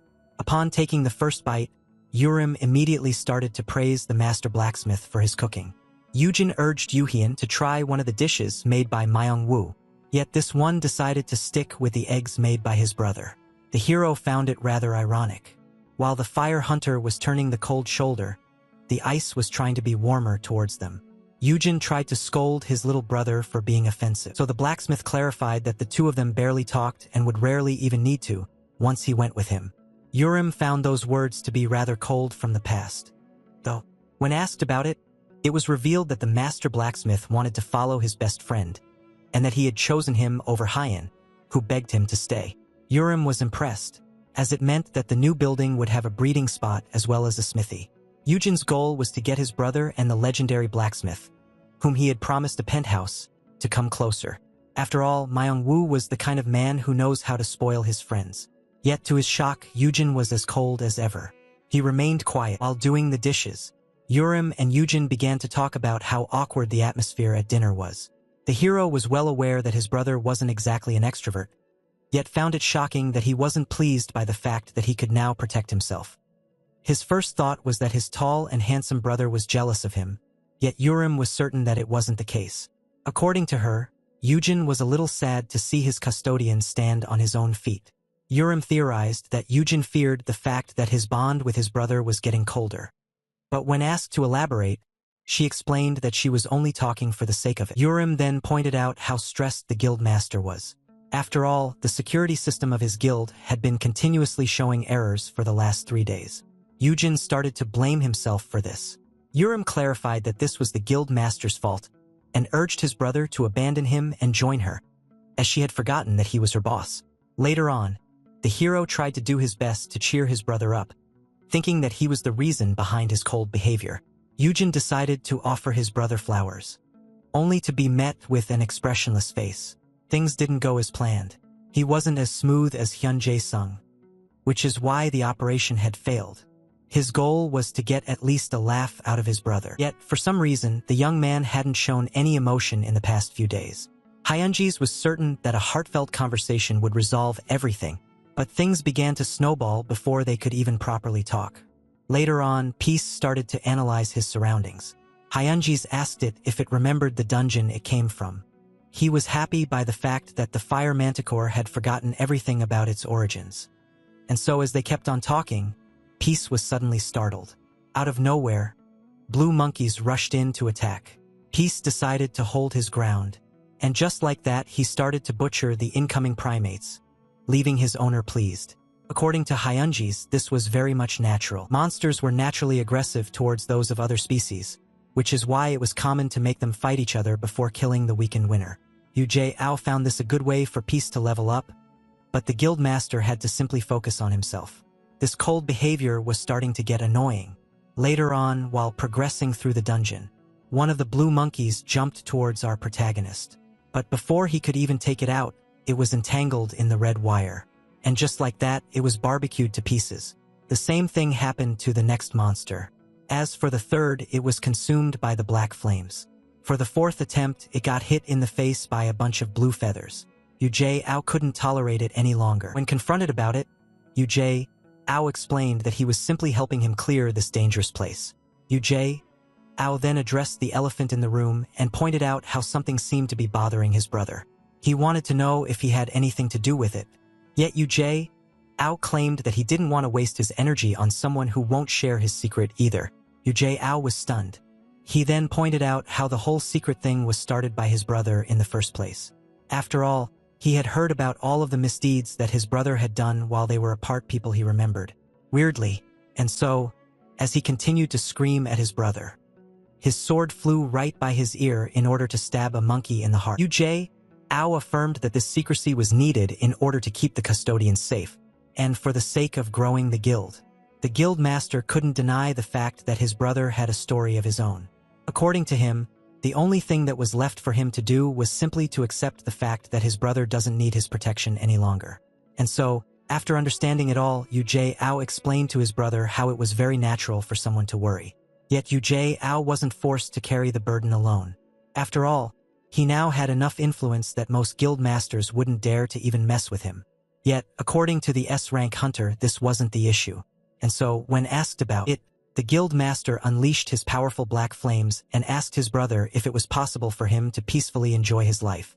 Yahello wanted his brother to slack off while he attended to his every need. In exchange, neither of them would question the other's behavior.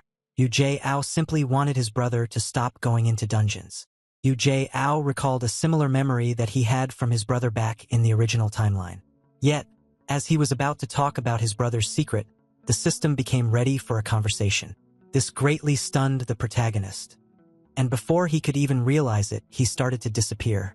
Yahello, attracted by the light, turned around. To his shock, his brother was fading away. And before anything could be done, the protagonist disappeared, leaving nothing but his weapon behind. The system couldn't have picked a worse time to start acting ominously. A spear was all that was left behind. The powerful S-ranker was left totally confused. Before he could even do anything, his brother had suddenly vanished. Meanwhile, on the other side of the wall, the hero kept on falling. And as he started to complain about how bad the timing was, his fall suddenly stopped midair. Only then did the entity manifest itself, welcoming its honey. It was some kind of pink smiley face emoji. The other digital creatures appeared shortly after. It didn't take the protagonist long to realize that he was currently talking to the system itself. The emojis confirmed it, and as they kept calling him honey, the protagonist was left intrigued. As soon as he wanted to clarify that his name was Eugene, his mouth was quickly shut. The entity stated that upon sharing a certain amount of info, the connection would be automatically lost. And names were a huge amount of data that was best hidden. And as the emojis claimed that they needed to keep him concealed from the enemy, Eugene asked about their name. Yet, as the system claimed that they were forbidden from speaking it, Eugene began to speculate that he was going up against Voldemort. The emoji took the opportunity to apologize for the fact that they had lied to him about the Wish Stone. Eugene urged them not to sweat it, as in the end this turned out to be for the better for him and everyone else. He then decided to stop wasting time since his brother was waiting for him, and asked the emojis how they knew about the original timeline. He also wanted to know if time traveling caused some kind of issue. At that moment, the smiley face revealed that the important part was yet to come. According to them, it was only Earth's time that was rewound. To make things easier, they manifested trees, claiming that they were representations of dimensions and pointed him to the one that represented his realm. They then demonstrated the effect of the Wish Stone on it, and just like that, the giant tree shrunk back to a small plant. It was only Earth that was pushed years into the past. In other words, the time travel didn't affect the other dimensions, meaning that the dungeons were still the same in quantity and quality as before the time reset. For that reason, Earth would see its dungeon problem grow faster than before, with the entities trying to slow the process, and since the enemy was trying to gain power in the dungeons, the system desperately needed the skills of the custodian. Just like that, the yearbook manifested itself, and it immediately started to change forms. In order to save his home dimension, the custodian had to gather 50 S-rank heroes under his custody. Upon finally understanding the use of the photo album, the emojis explained that they wanted to use a form that would be familiar to him. For that same reason, they engineered the system to look like an earthly video game and spent a lot of time on its details. Yet upon learning that the status window was bound to disappear one day, the protagonist was left quite shocked. The system was in fact a form of tutorial that would limit the creativity of humans over the years. For that reason, humans believed that F-rankers had no way of gaining power, even if they were currently living proof of the contrary. The emojis firmly clarified that it was in the nature of humans to change and evolve. Upon learning this crucial information, the frustrated hero immediately grabbed the emoji. Seeing how change was possible, he demanded his keyword be changed. He started to complain that his keyword was too ridiculous for such an important mission. Seeing how he needed to take 50 S-rankers under his custody, they had basically turned his life into some kind of weird dating simulator. The creatures explained that they simply filled in the name and description, and that he was responsible for this. Yet he blamed them for how unclear the system was.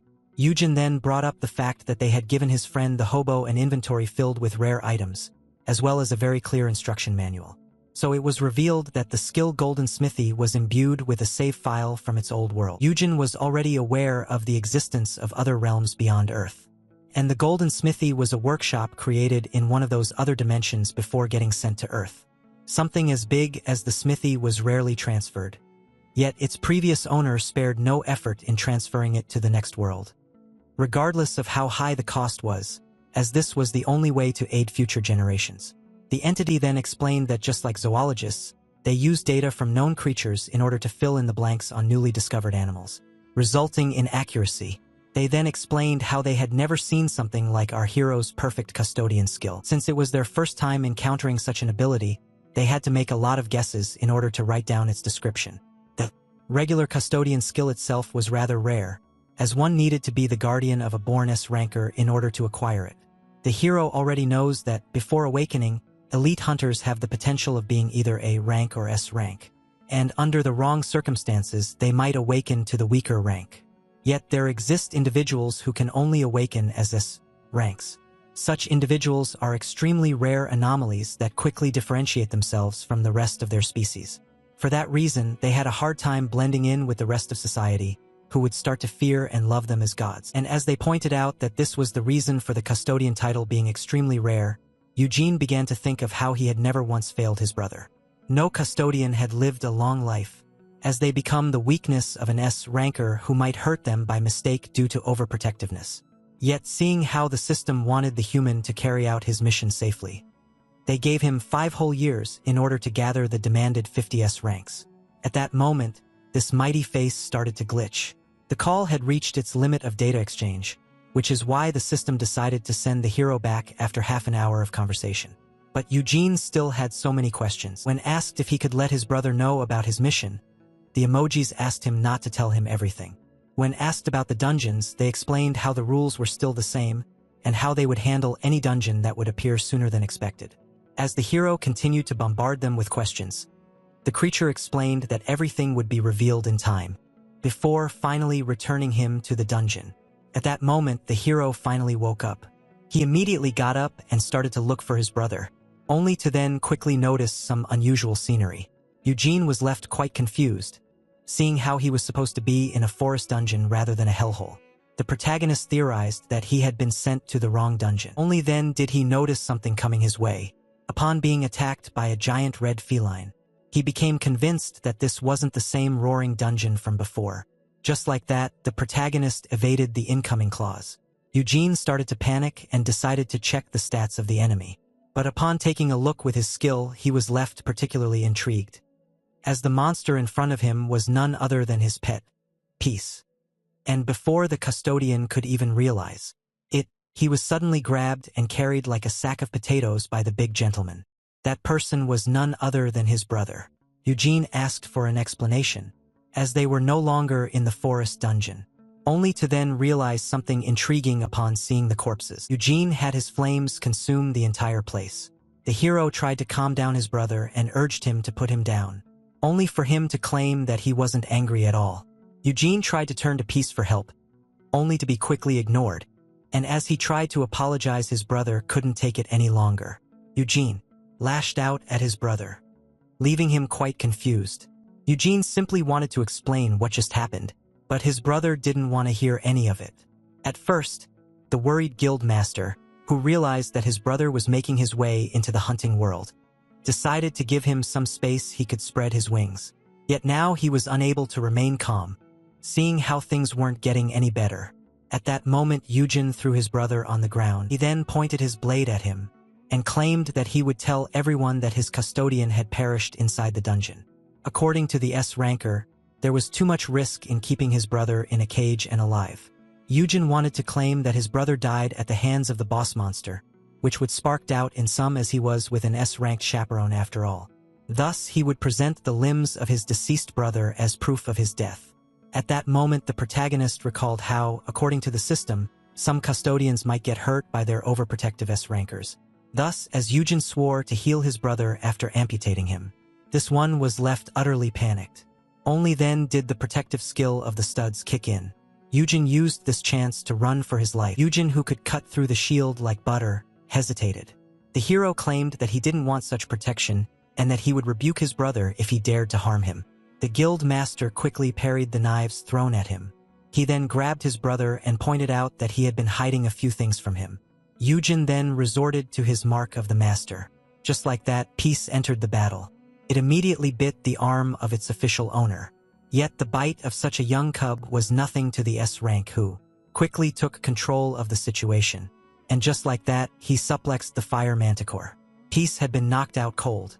Yujin lashed out at his brother for daring to harm his pet once again, only to be quickly pinned down on the ground. Yujin was convinced that this was the only way, and just like that, he went for the stabs. He revealed how at first he felt happy, thinking that they would be close like before. For that reason, the guild master, who was now demanding to know the truth, had been turning a blind eye to many things. He had a hard time believing that his brother became a tamer at level 10.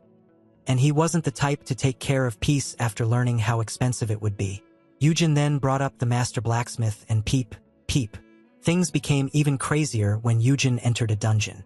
The guild master then pointed out how he was powerless in front of his vanishing older brother. And just like that, he began to cry about his weakness. In the end, Yujin wasn't strong enough to amputate his brother. For that reason, decided to simply take some of his skin instead. As he was going for the stab, he promised to heal him shortly after. Fearing for his life, the protagonist asked the system to manifest itself. And just like that, a new type of window panel showed itself. Yujin was left stunned, as he had never seen anything like this before. Yujin quickly got away from his little maniac and affirmed that he promised explanations. He revealed how he truly decided to raise the manticore upon seeing it, as it had the potential to become S rank. Yujin also revealed how he had been secretly clearing dungeons on his own, with one of them being where he met the cotton ball.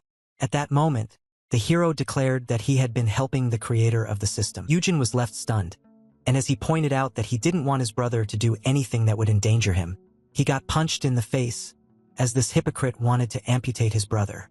For a second, Yujin had forgotten how sturdy S ranks were. Yujin then revealed that it wasn't his lack of trust that led him to keep this a secret. In the end, his brother was the man that he trusted the most in the whole wide world. The custodian then demanded a potion in order to heal his defeated Pokemon. He couldn't deny the fact that he had caused a lot of worry for his brother. The hero then pointed out how the weird behavior of the security system was because of him and his stealth skill, and as he revealed how he also had immunity against poison, curses, and fear, the guild master found these skills to be rather unique. From the looks of it, the system didn't want him to reveal anything about Final Thanks, his custodian title, and the timeline reset. Yujin then urged his brother to come to him if he had any more questions. He was fully aware of how confusing all of this must seem, and blamed himself for keeping it a secret. For that reason, the hero asked his brother to immediately come to him in case there was a problem, instead of keeping it to himself and putting him on a leash. And just like that, the maniac who wanted to amputate his own flesh and blood apologized like a small puppy. It was at this moment that Yujin realized that he needed to do much more than help his brother in order to keep him happy. At the end of the day, the custodian would have also burned a dungeon down if Yujin had disappeared. And just like that, the two brothers rushed to hug each other with sincere apologies. At the same time, Peace enjoyed being sandwiched by the two Han siblings. At that moment, the dungeon monster shrank back to its original size. As it turns out, it was shrinking itself on purpose in order to be cuddled by its owner, leaving him amazed. Even so, Yujin would have appreciated it if Peace had hinted at its growth. In the end, the one who didn't gain anything from the dungeon urged his brother to apologize to the cat he had just hit. Yujin was then scandalized, as he had taught Yujin to apologize properly. Watching this from afar, the creators of the system were relieved that the worst had been avoided. The lamb began to worry that it was a bad idea to reveal their secret to Yujin. And as the siren pointed out that he was Honey's best ally, who had already given his life for him, the one behind her pointed out that the blacksmith had more potential. And since Myunwoo didn't have enough time to reach his full power, there were plans to get him off Earth in case it was destroyed. The lamb pointed out that they should also try to save the protagonist. Yet, according to the siren, there was no way that a custodian would agree to leave everyone behind, meaning that this would end up being a kidnapping. The lamb felt that what they were doing was wrong. But in the end, all agreed that this was better than doing nothing, and that small sacrifices were required to achieve victory. The weird-looking bottle was then summoned. The siren explained to the lamb that this was the perfect start for her as the new member, and that they should just decorate Eugen's room while waiting. And just like that, while waiting for the destined day, the prodigal children in exile made a toast to themselves. The following days turned out to be pretty peaceful. The Han brothers had reconciled. Eugen was quite relieved to learn that his path had been growing normally. Later on, while presenting the data stolen by the Spectre to Dr. Bite, our hero asked her if she needed more, only for her to claim that this exceeded her expectations. It was the first time that someone had gathered so much important data and record time for her sake. And as she pointed out that her uncle wanted to build her a research center to become a commercial advantage for the guild, as data was hard to Eugen, decided to make her an offer. He wanted to give her her own independent lab, a new building under his name, and even offered to make its research public. The hero would even provide her with a competent staff and pointed out how, once they hit the international market, data research would become much easier. One asked for the reason he was doing so much in order to invest in her. The greedy liar affirmed, as part of his retirement plan, that he was doing this for the sake of the world. Dr. Bite then asked for permission to invite some of her friends. As the 5 of them had been studying Dungeons and Awakeners together for 2 years, and as she kept on babbling about how they would immediately rush to Korea after one phone call from her, Eugen was left standing. He had recognized the researchers as the Dungeoneers crew who would uncover the rules behind the dungeons. A few years later, and so for that reason he affirmed to the researcher that she was more than welcome to invite her friends. And just like that, the deal was sealed. This was one of the custodian's best investments. In case the spawn rate of dungeons accelerated like foretold by the system, the breathing facility alone wouldn't be enough for our hero.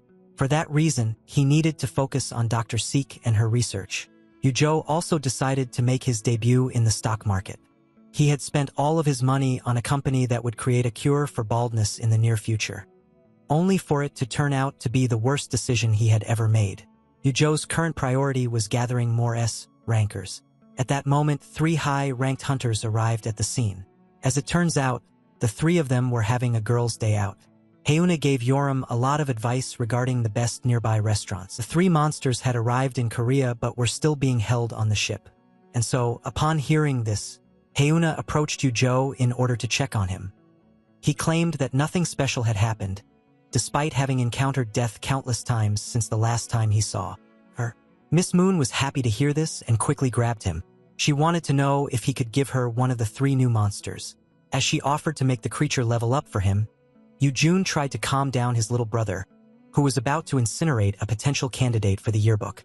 And so, as he was negotiating with the customer, So Young gently grabbed his hand. She tried to pull him closer while asking him if he would still raise her baby dragon even after receiving 3 new monsters. And so, as Yoojun was being affectionately tortured, Yoram couldn't help but compare him to some kind of slime. The hero was certain that he couldn't handle 50 overpowered S-rankers like those 3. At that moment, Yuhan approached his brother. He wanted to present him with a gift. This was an interpreting item that would come in handy for the custodian after he started receiving international clients. Yuhan declared that he wouldn't meddle in his brother's affairs any longer, but urged him not to endanger himself. To him, he was the most important person in the world, and while the older brother was overwhelmed by such cuteness, the ladies were utterly disgusted. Thus, now having fixed relations with his brother and being more motivated than ever, the hero decided to try his best as the cages were unloaded from the ship. Yuhan then started to think of how he couldn't just sit by and let the world crumble. At that moment, the container was opened. In the eyes of the protagonist, this was his chance to acquire an even better happy ending with his brother. But he knew things were much easier said than done. The worker then handed the new caretaker the mark of the master. He explained to how the new incoming monsters would cause him many troubles. On the way to Korea, they had received their fair share of troubles. At that moment, a monster escaped from its cage. A powerful wind emerged out of the container. And just like that, the mystical beast finally made its appearance. It was a griffin. The half-lion, half-eagle creature that only exists in legend was now a real animal, brought forth by the dungeons. Huna wanted a pet griffin, as they were unmatched in the air. But as Yerim found the creature adorable, Soyoung stated that dragons were still superior. At that moment, the creature decided to look down. Because of the custodian title, the powers of the mark of the master had been greatly amplified. This caused a surprising burst of affection toward the hero in the heart of the griffin. Yunus was left startled as the monster charged right at him. Horrified, His brother intervened at the last moment in order to smack down the creature and accidentally broke its neck. Just like that, the protagonist was knocked out cold. And so, as everyone focused on him, the griffin noticed something that it loved. And just like that, it immediately charged at the incoming package. Hyuna decided to step in. She created a small storm in order to stop the griffin mid-flight. Yet, to her utmost shock, it escaped her ability with great ease. Seeing how the monster seemed to have immunity against wind-based attacks, the ice witch decided to step in. The mighty severing her quickly caught up with the baby griffin, but the teenage girl was immediately smacked by its wings. The girl who had never tried to approach a pigeon before found it hard to catch the creature with its huge flapping wings. The easiest choice would be to freeze it, yet they couldn't risk killing the creature. And so, seeing this, Soyoung decided to trap it using a canvas made from dungeon materials. And just like that, she launched her attack. Shortly after exhausting everyone, the baby griffin found itself quite pleased with how it was cocooned. At long last, the rampage had stopped. It would have been much easier to take its life. At that moment, Soyoung started to realize that if her future dragon adopted some behavior, she would have a hard time taming him. In the end, humans and monsters had been mortal enemies, which is why some considered making them pets to be an impossible dream. Seeing how it had almost attacked his brother, the guild master offered to put it down at once, only to be quickly stopped. Eugene woke up.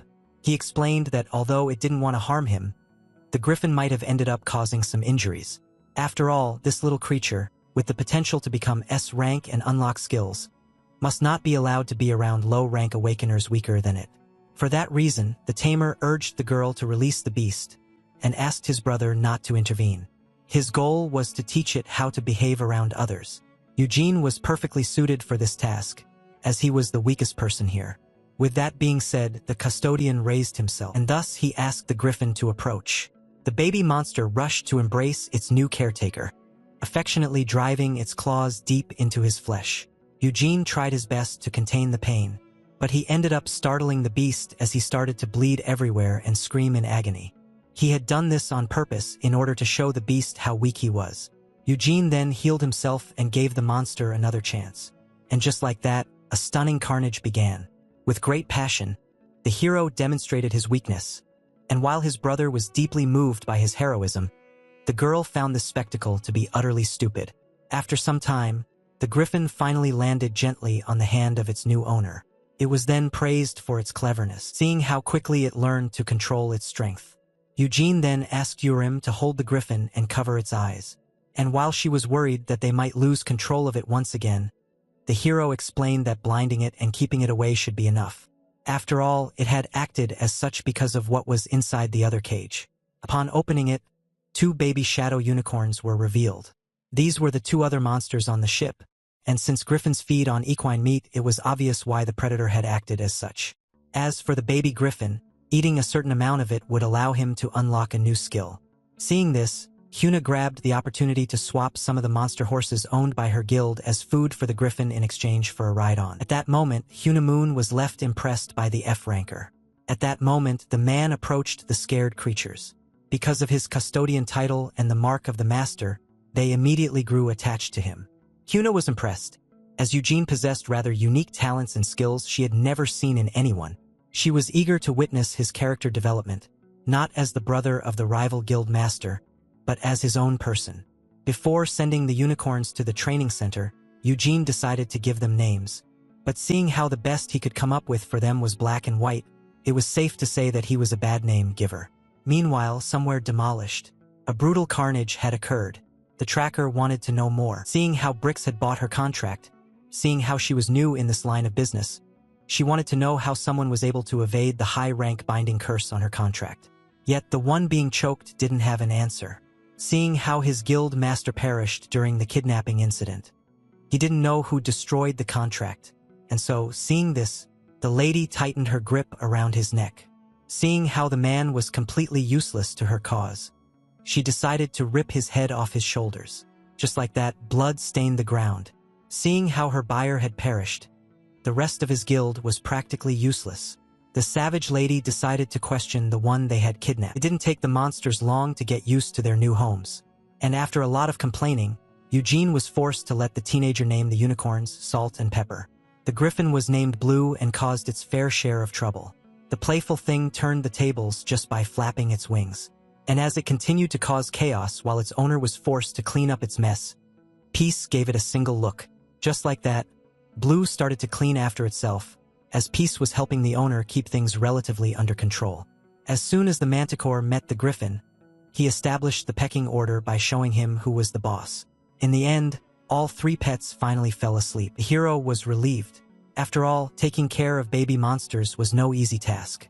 Seeing how only a bunch of them was draining his energy, he began to wonder if he could truly collect 50. With that being said, he started to count the monsters under his name. He began counting the 5 baby monsters inside the facility. Gate, Venom, his dragon Dio Valthesis, and the one the system just detected. At that moment, the hero realized that he had never acquired such a beast. One of his Dragon Slayer titles was activated, allowing him to double his stats when facing the dragon. At first, he assumed